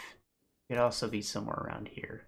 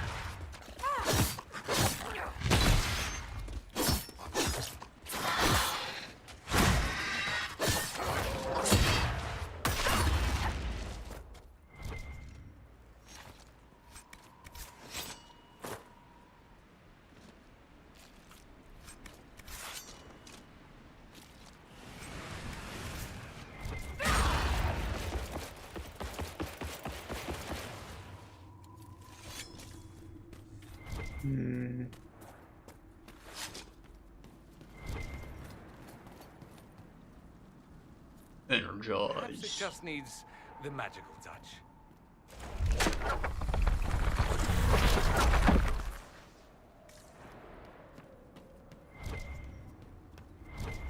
I'm going to guess they weren't out here just to watch the pretty birds.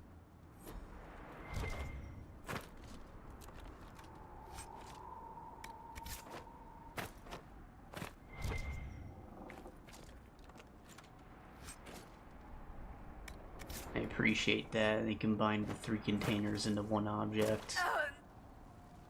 Have to mash A to loot them all.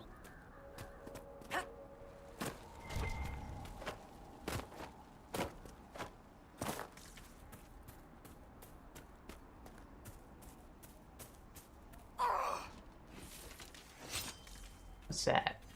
Is that another landmark, perhaps?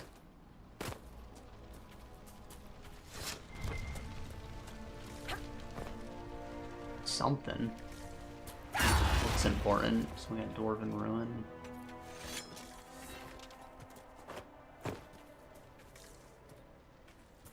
Or something else.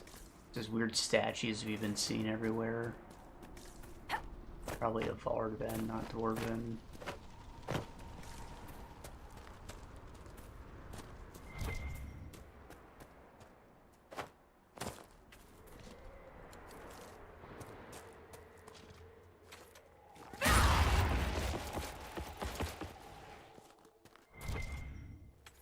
Rez.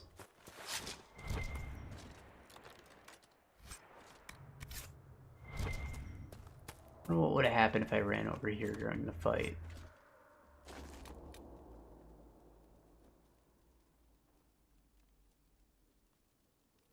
Chance to apply walking bomb. I don't know what Fade Strike is, or Veil Strike, whatever the hell that is, but I know what walking bomb is. Pretty good. The issue is it only really does damage when the guy dies. Here's an upgrade. They can make it do a little dot of spirit damage.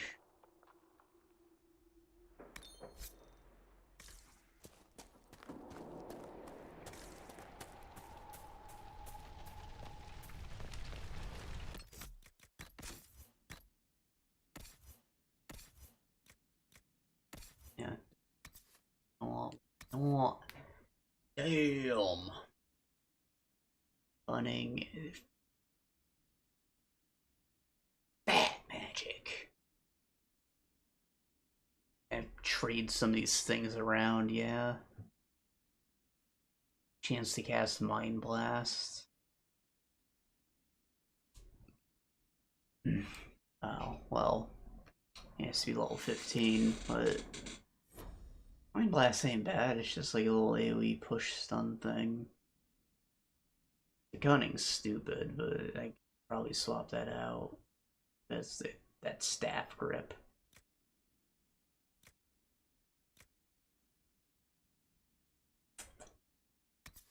Let's compare.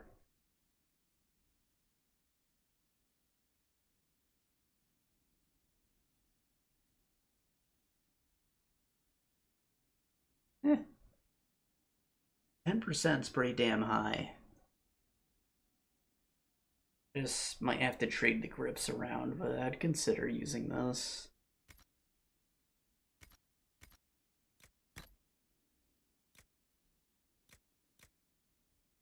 And I think this Vitar is very good too. Huge.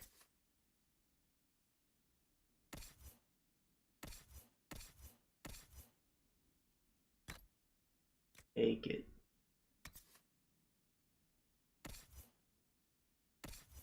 So focus gain applies to the whole party. Means I think it might be good to use on Varric. Nah. You can keep that.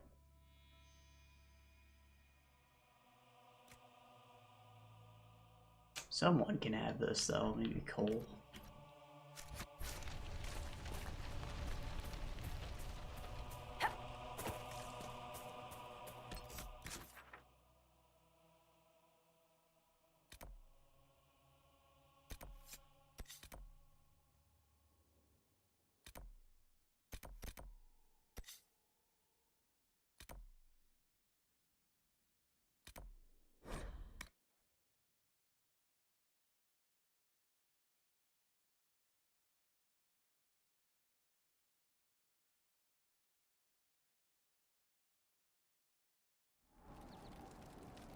Change my party. I'm gonna keep Dorian, but we need Cassandra for a quest that's over here apparently. Then bring out Cole again.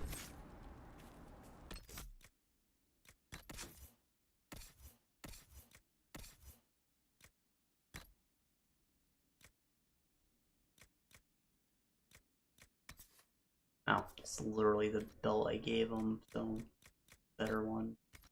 Oh yeah, brother. Great minds think alike. Me in the past and me now.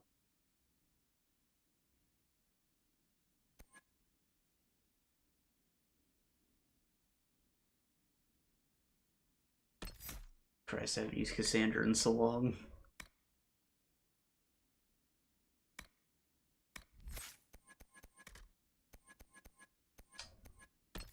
Our thing has to be available, it's just not available yet.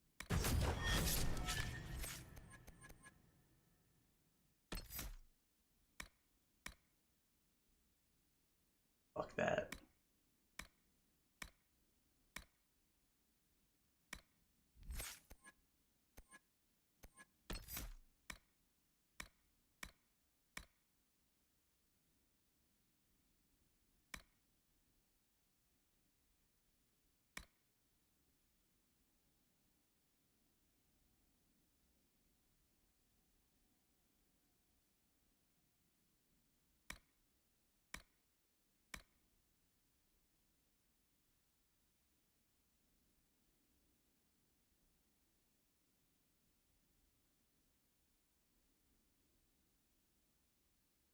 This sounds very good because the duration's 10 seconds, but it says next attack, so I think it only applies to a single attack, and that means it's shit. Unless you use it to, like, counter a specific move. So I think it would only apply to basic attacks.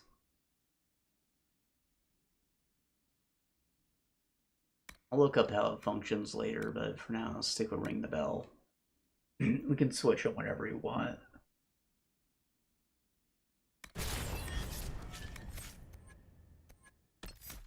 Spend one more point or something.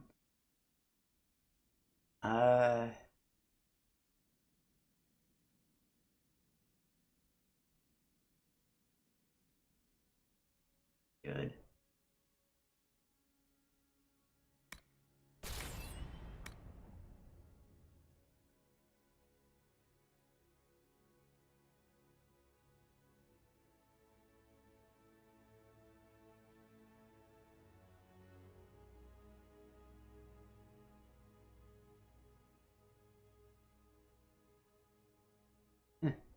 See how that works.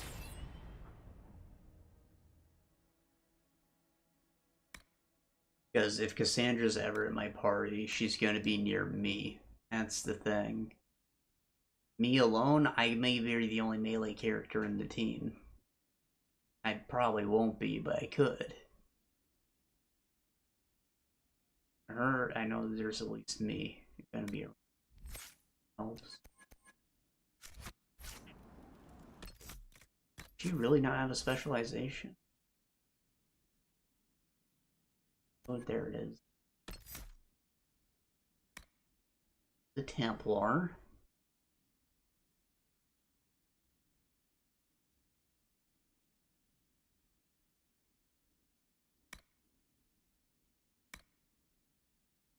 Dispel hostile magic from an area around.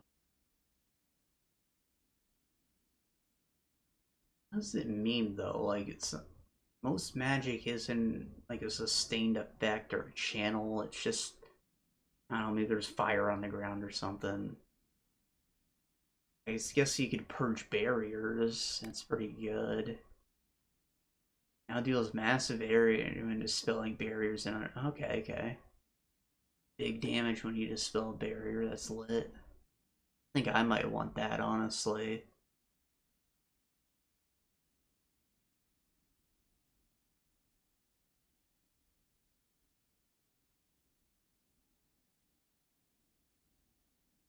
Affects demons, that's very good. Quite a lot of demons in this game. Rally all your allies to fight with greater strength, especially when facing demons. Damage bonus. Cool, I guess. Attacking enemies while you're affected by Blessed Blades reduces the cooldown time of Spell Purge and Wrath of Heaven. Sure. Always retain the effects of Blessed Blade for a short time. Party's attacks have a chance to weaken. Fight harder against demons. Bonus. Is it specifically against demons, or is that just a flat damage bonus for the whole party?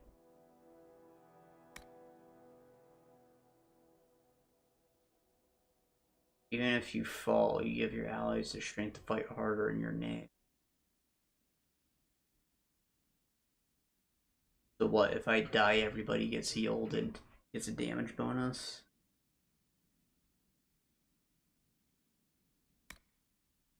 Thing is, I would never die. That's your first mistake. Let your tank die. Be a cool thing to have on Blackwall.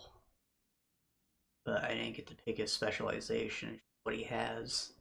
I don't remember if you only get one or two. I would like some of this, just not all of it.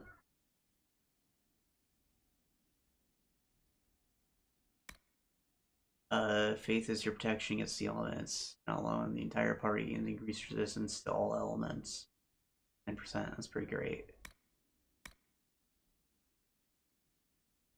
I also like that this has like party-wide bonuses. Considering that it's not so easy to control everyone anymore. Makes them easier to ignore. Finding Pillar of Light that stuns nearby enemies and damages demons. Pretty good.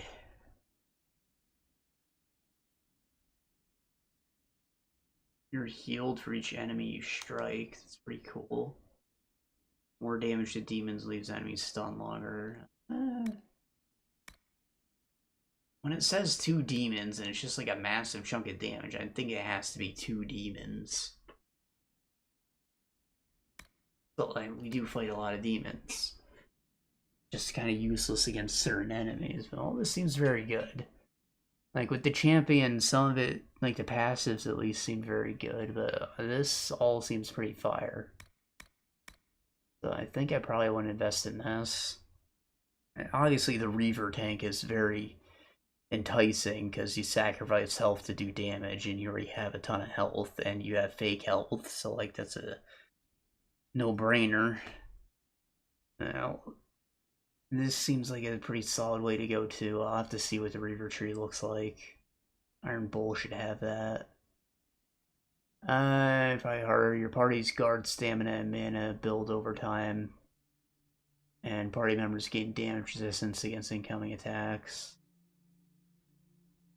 Guard generation, stamina mana generation. Ugh. So you just generate fake health. It's not like healing, but it's damn close. Pretty cool. Anyways, gets this fucking spell purge. Fuck barriers.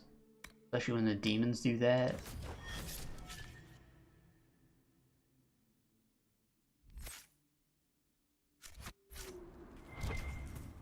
Not that she's gonna be around long enough for me to take advantage, but I'm probably gonna get that. I'm feeling very confident in that, and it fits my character, being the, you know, raised in the Church Herald and Andraste and whatnot, being a Templar. I'm also technically the High Commander of a group of Templars now, right? And they're Inquisition Templars, maybe you call them something else.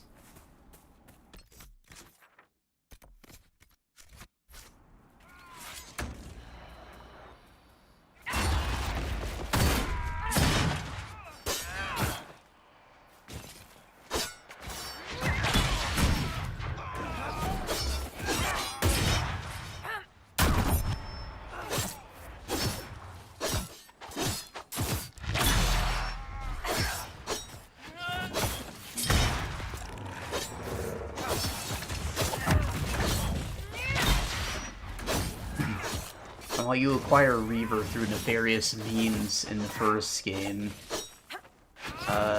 here it's not quite so much. I mean,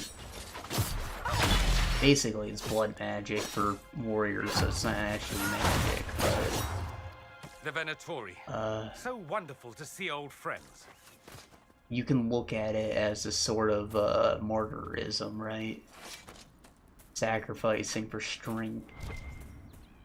No, you think it would be for the good of others, but still, that could work to this, you know, Christ-like savior complex thing we've got going on now, too. Cole, you saw Corypheus when he attacked Haven. Doesn't work as much as being a Templar, but still. Fear inside, blackness like a pool of hate. So much has changed. I need to stop That's the it. thing I was missing. Bend it to my will. Did he actually walk into the Black City? Is that true? Betrayal, blurred at the edges like a faded painting too long ago. So much confusion. I'll take that as a maybe. There were people trying to kill me. That makes it harder. You what?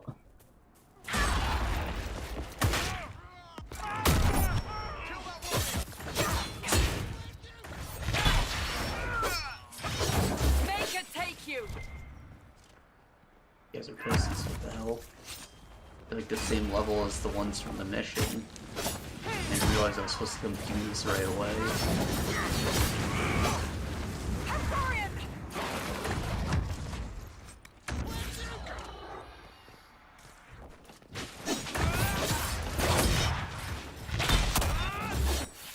Sad that it came to this, but at least it is done. See.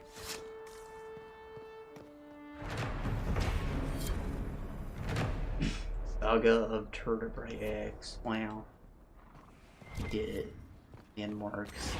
Landmarked. Claimed.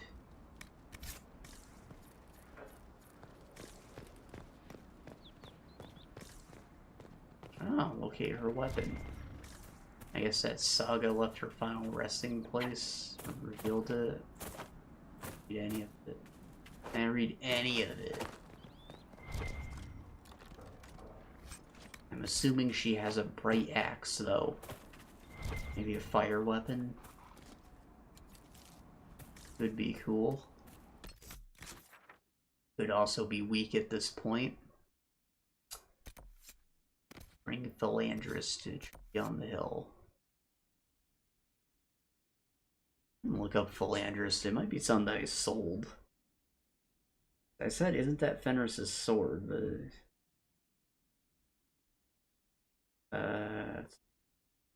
yeah, Philandris. Fuck. Philandris. No, it's a flower. Tier 3 herb.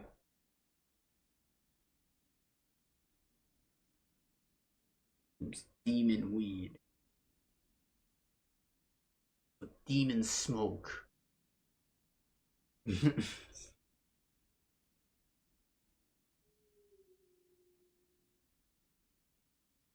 Only grows in places where the veil is thin.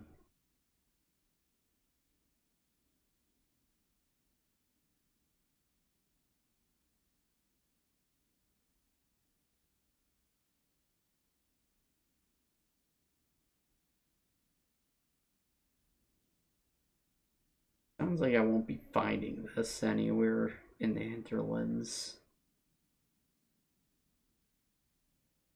And I can check if it's in my inventory. It can come from a random loot stack, but still.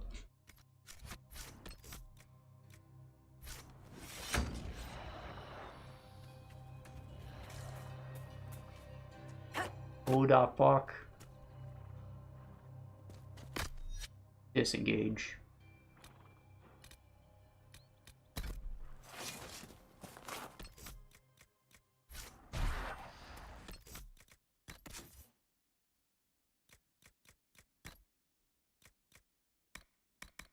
Your plants.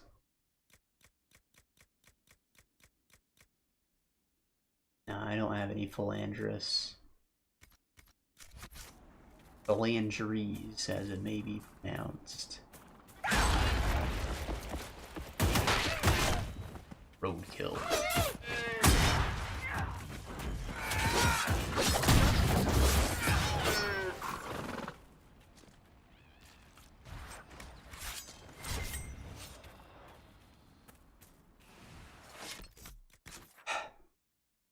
Okay. How are we on time? About 4 hours? That's perfect. We killed a dragon. That's pretty cool. And we did that whole area over here. So maybe I can go do just a couple more mat missions.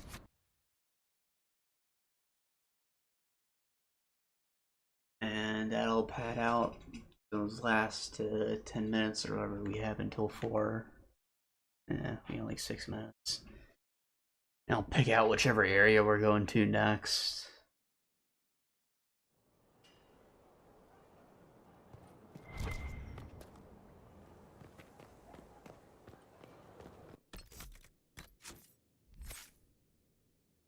Look at that reaver tree too while I'm here, right?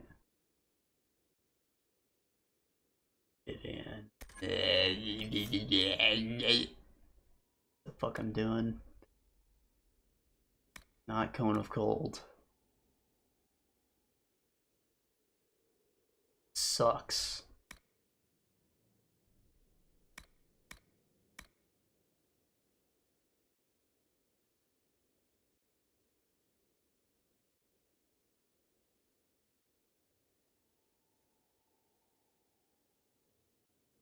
That's pretty huge. The thing is, what are you gonna freeze them with other than this? You need to have like a crazy cooldown reduction. Is this capable of freezing? No. Use them chilled, not frozen. Maybe the ice rune? Yeah. Probably pretty huge. All frozen victim of ice mine loses all armor protection. That's lit.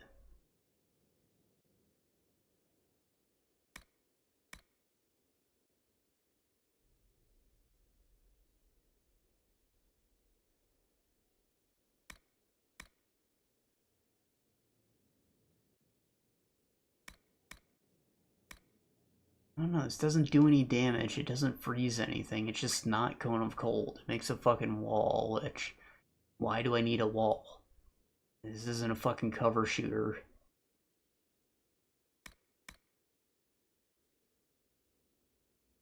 I guess you can make a cage with it and keep a certain enemy out of the fight for a little bit, but that seems like a lot. The only time a wall could be useful is against, like, a dragon. Maybe it's coming at you with that lawnmower move and you just hide behind the wall and it protects you, but I don't know if that will work.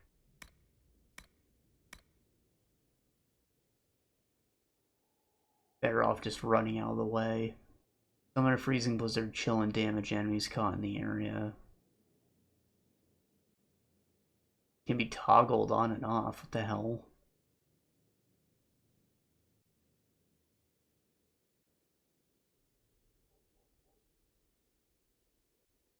What? Is this a channel ability? Is it like, are you the epicenter? What the hell? Blizzard now chills enemies, progressively slowing until they are frozen. Lol. Blizzard continues without you having to sustain it. But it adds a flat mana cost.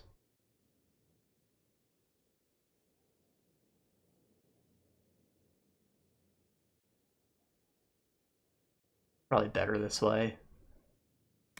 It's nice that it can freeze, but if you just cast a little damage thing in an area, that's great.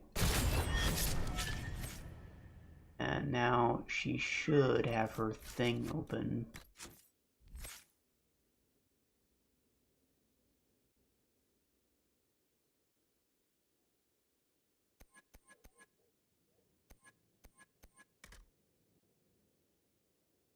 Oh.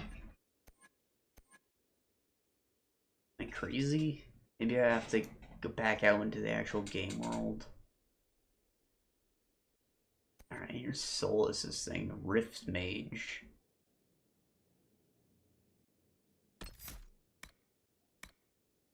Veil Strike. Recreate your own fist from the essence of the fade. Smash nearby enemies to the ground. Oh, so it's like the Force Mage. It doesn't do any damage, just knocks guys down, I guess. Weaken your enemies, alright.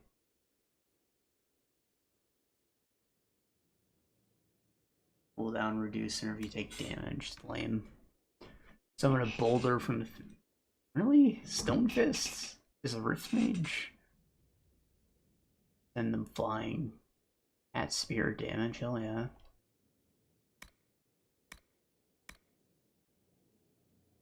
Explodes on impact, weakening and staggering nearby enemies.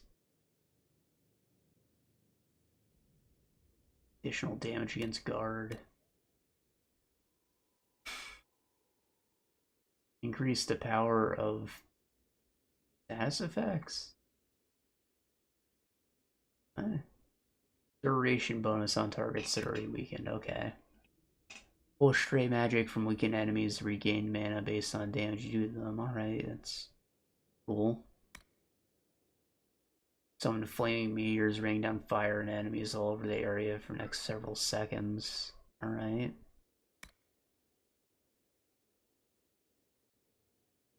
Increase damage of your attacks versus weakened. This all kind of revolves around him fucking up weakened guys, which would come from this specific upgrade of Stone Fist. Or Punch Veil Strike. Kinda stupid, because I don't think there's anything else in here that casts weaken. Like, this doesn't cast weaken. I don't think there's any other spells that do it. It's all 100% to Veil Strike, which you might not get that kind of thing from. I think maybe a poison can apply weaken, but you might not have that either. All this is focused on something that this guy is not necessarily capable of delivering himself. Weakening should be a default aspect of this because it just doesn't do anything else. It's kind of fucking shit on its own.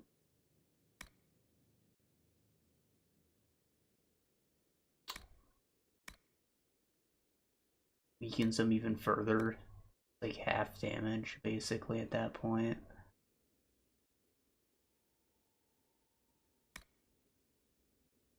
Pulls enemies towards... Yeah, it's just Force Mage. I don't know why they changed the name. It has Stone Fist for some reason, and Meteor Storm for some reason, like that wasn't in the Fire or Elementalist tree before. Notice it's just Force Mage. Kinda dumb. Like a lazy specialization.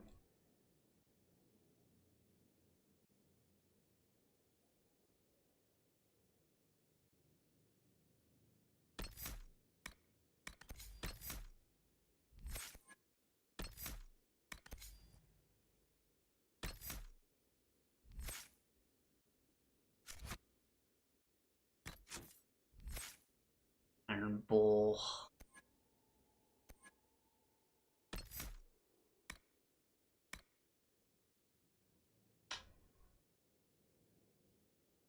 Yeah. Stamina is very low, it regenerates quicker. But if you're spamming shit.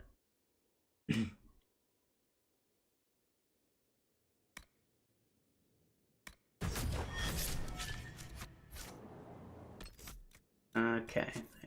Should add their trees. Maybe I have to get them into the game world in my party. It's so weird. Everyone that but them has it. Sarah, I forgot about Sarah.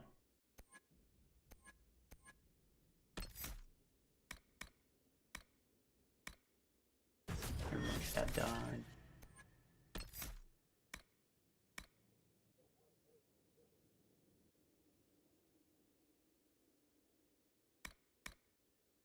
Like, it's too hard to line up enemies like that in this game.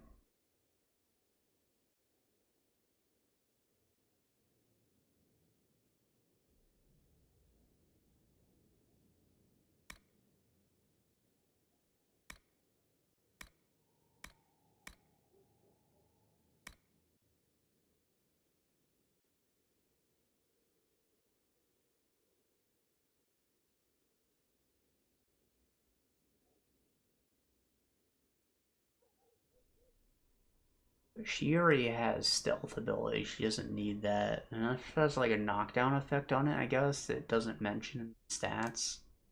That sounds pretty cool.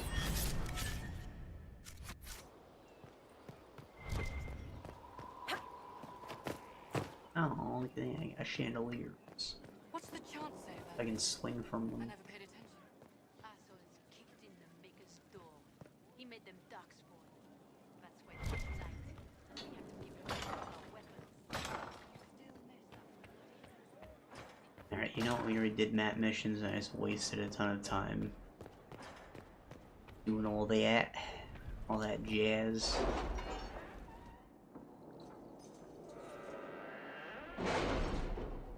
So maybe I just pick the next place, put in a dummy party, see if that unlocks their specials, and then I go examine more skill trees. What's this? It's a bit cold in here, don't you think? We are in the mountains. I'm more concerned about everything scattering whenever there's a draft. That's the blighted desert. But what is this?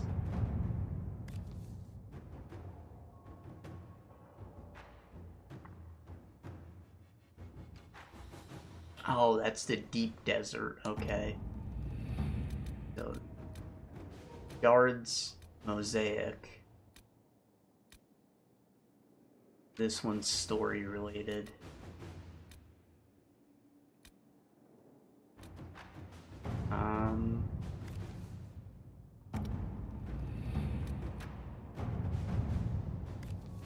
Fidelio. I think this one's the Frost Zone. All the dragons. Salted Plains. Cool. You read the report? It was unusual. Is he always so blunt? You make some story progress, Yes. you know. Go here to Crestwood. Alk revealed that Corypheus can influence the minds of Great Warrens, Darkspawn, and bring them under his sway. He'll command a legion of highly skilled warriors. The Inquisition must hunt down Hawk's Great Warren ally during Crestwood.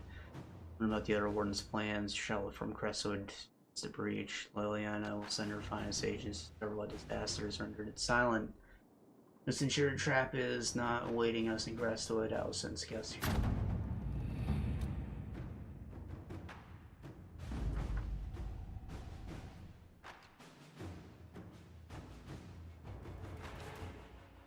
Hawk's warden friend is somewhere here. Disappeared before we talk to him. He's good. Be careful of the road. Lots of undead people here need your help.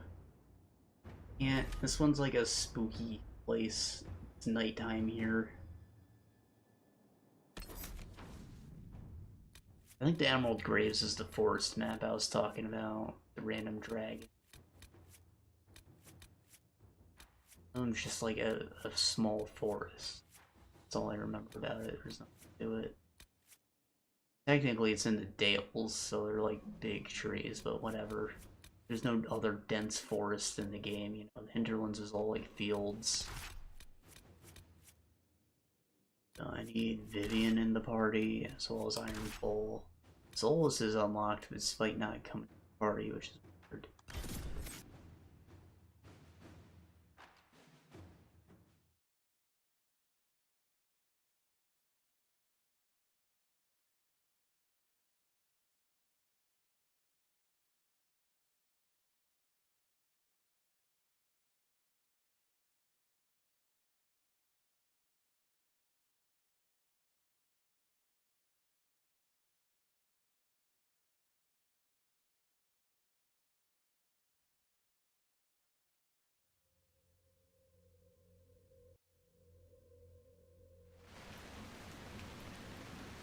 Good to see you safe, Inquisitor.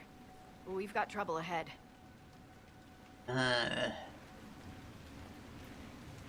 If you're on edge, I should alert the entire Inquisition. Or increase my hazard pay. That's an option.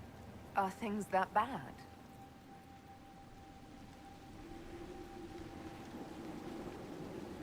I think you lose all credibility when you ask for a raise, because you're clearly fine. The hell is that? Oh. Crestwood was the site of a flood 10 years ago during the Blight. It's not the only rift in the area. Oh, But after it big appeared, rift under the water. corpses started walking out of the lake. You'll have to fight through them to get to the cave where Sir Hawk's Grey Warden friend is hiding. I remember, that's kind of cool. You like drain the lake. Opens up a big, more explorable area.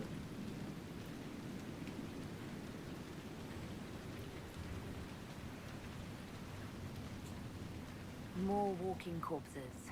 At least they won't be a surprise. I nearly stepped on one in the grass the other night, before it started moaning. Maybe someone in Crestwood can tell you how to get to the rift in the lake. Maker knows they'll want help. Good luck, and please be safe. Okay.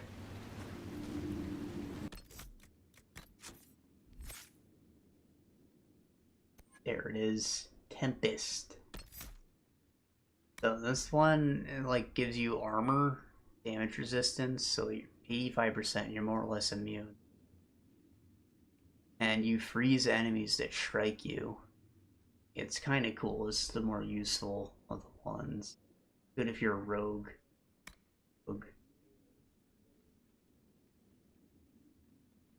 Also taunt enemies who attack you. Dagger enemies while the flask is active deals damage to other nearby. Kind of cool.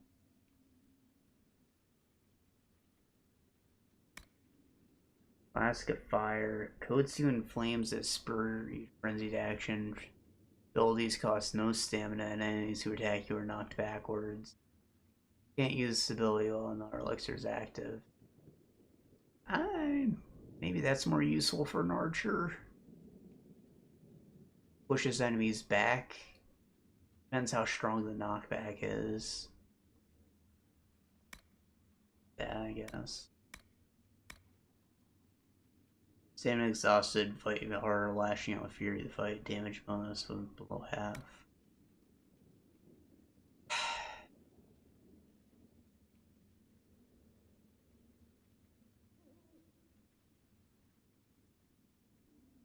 You can hold an additional potion. There's a chance to not use a potion. 1,000 cuts.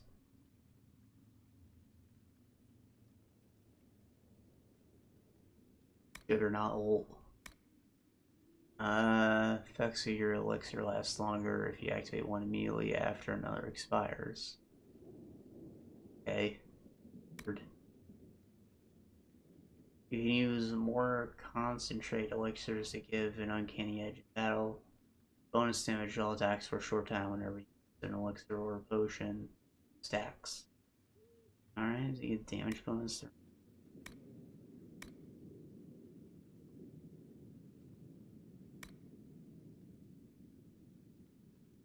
Main state of incredible speed. Everyone in the battlefield looks like you moves much more slowly for a short time.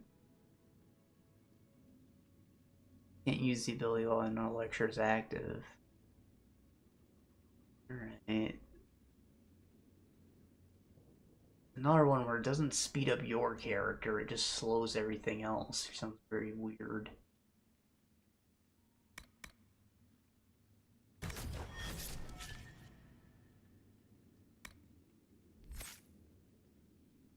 Vivian. Night Enchanter. Her main thing is Spirit Blade. You got mash and ability to attack. It's very strange. But now she has a sword weapon, which is kind of cool. Our attacking extends... What? Then just charge to deal additional and dealing damage with other abilities charges the blade. Okay. They're supposed to use it after it gets charged, but there's a lot of damage versus a garden barrier, and it's pretty cool.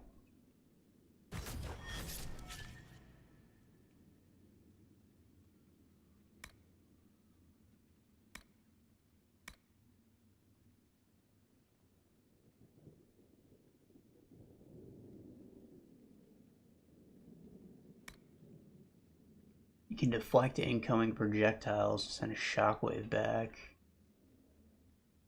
Generates charge more quickly, but you expend all charge in striking enemy. And yeah, just use it once, I guess. I thought you could, like, generate barrier with it. Is that a passive? Your mana regenerates faster when you're near hostile enemies. Okay. Draw energy released on your enemies in your attacks against them. Any successful attack strengthening your barrier. The more damage you do, the more powerful your barrier grows. Okay. Just any damage gives you barrier. It's lit. Whenever you have a barrier active, enemies who attack you will take damage in return. Cool, cool. Surround yourself with the magic of the veil itself. You are briefly invulnerable and can pass through enemies unharmed.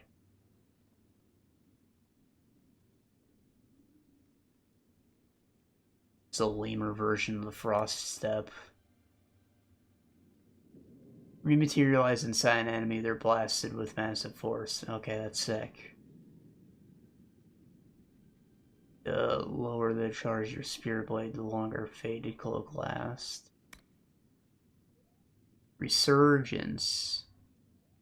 It's a healing lift. That's very strange.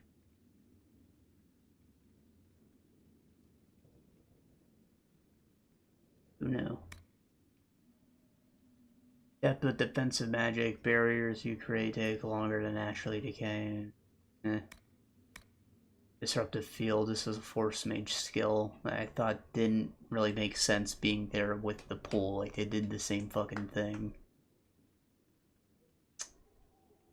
It's those guys though, it's the better of the bunch.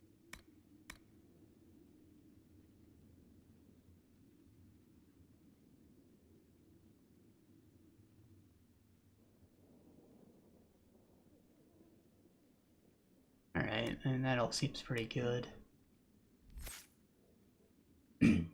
Reaver. One I'm care to look at. Ring of Pain. You mark part of the battlefield as yours. Enemies inside the ring take spear damage, while your own attacks inside hit harder. The more you're hurt, the stronger both effects are. So, you know, he doesn't have any barrier. He's gonna lose health. Though having guard would help him stay alive with low health, and that's why it's probably better on someone else. They're in the way I built him, but still.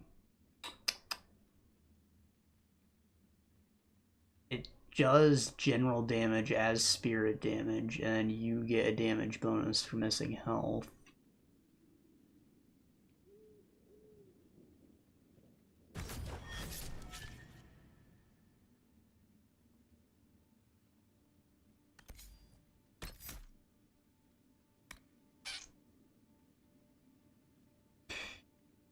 Do more damage for missing health.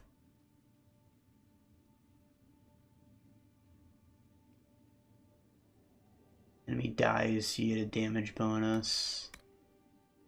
Does this damage you?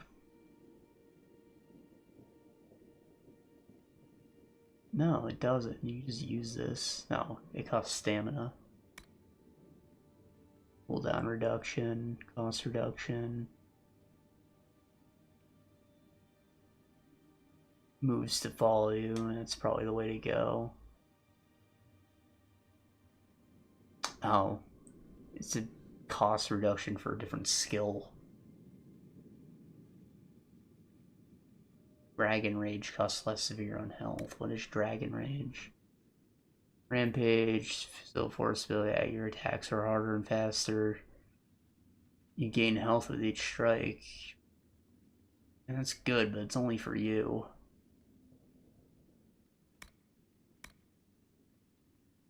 Critical strikes match a chance cause glory. Enemies fling in panic. Chance to cause fear on crit.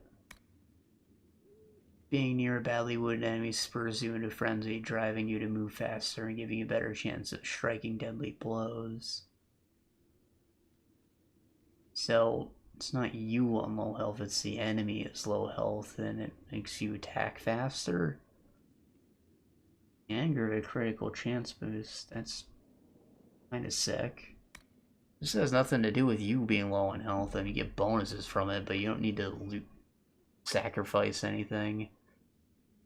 And this should heal you, no? Blood is life. You rip into your enemy, doing damage based on how badly you're wounded, and healing yourself. Your pain significantly increases the effect. Only does normal weapon damage, but it's probably as spirit damage, and then heal some for whatever health you're missing. It's far from 1-to-1. You're like 20%. There's more damage though. Oh, I see. So it's 6% if you have Ring of Pain active.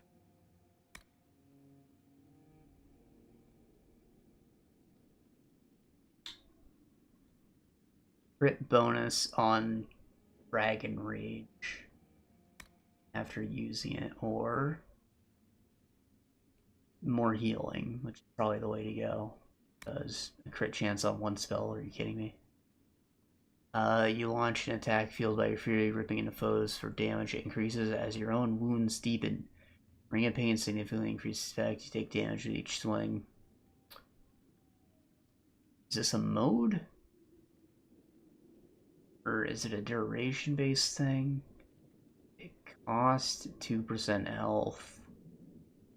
You do damage for every percent of missing health. It does a little more damage by default.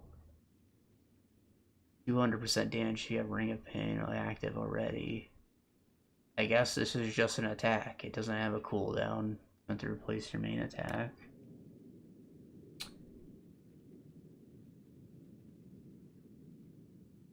Or reduce the cooldown of Devour with every attack, so you just use it on every attack, and then you use Devour to heal yourself. It's kind of good. Right? If you combine this...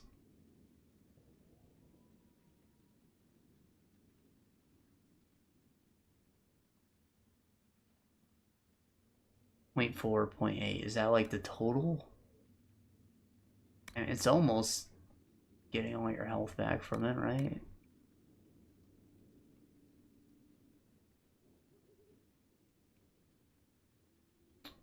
Has a cooldown, but it doesn't damage you anymore. Fuck that. This seems like something you spam. Maybe not something I'd trust an NPC with. Like, they're probably better off with the spin move, but still, that's kind of cool. Something that I could use. Especially like the part where you heal yourself, but, you know, I mean, I don't necessarily need to heal myself. Other people that need to heal, so I feel pretty confident that I'm gonna take Templar first and see if we even get another specialization. Glad we can get that sorted out. Where's the requisition officer? This might interest you, sir. What is it? See for yourself, sir. Geological survey, alright. Well, that was a lot of reading, but the more you know, right? Took like 20 fucking minutes, Jesus Christ. Alright, that's all, folks. Hell yeah.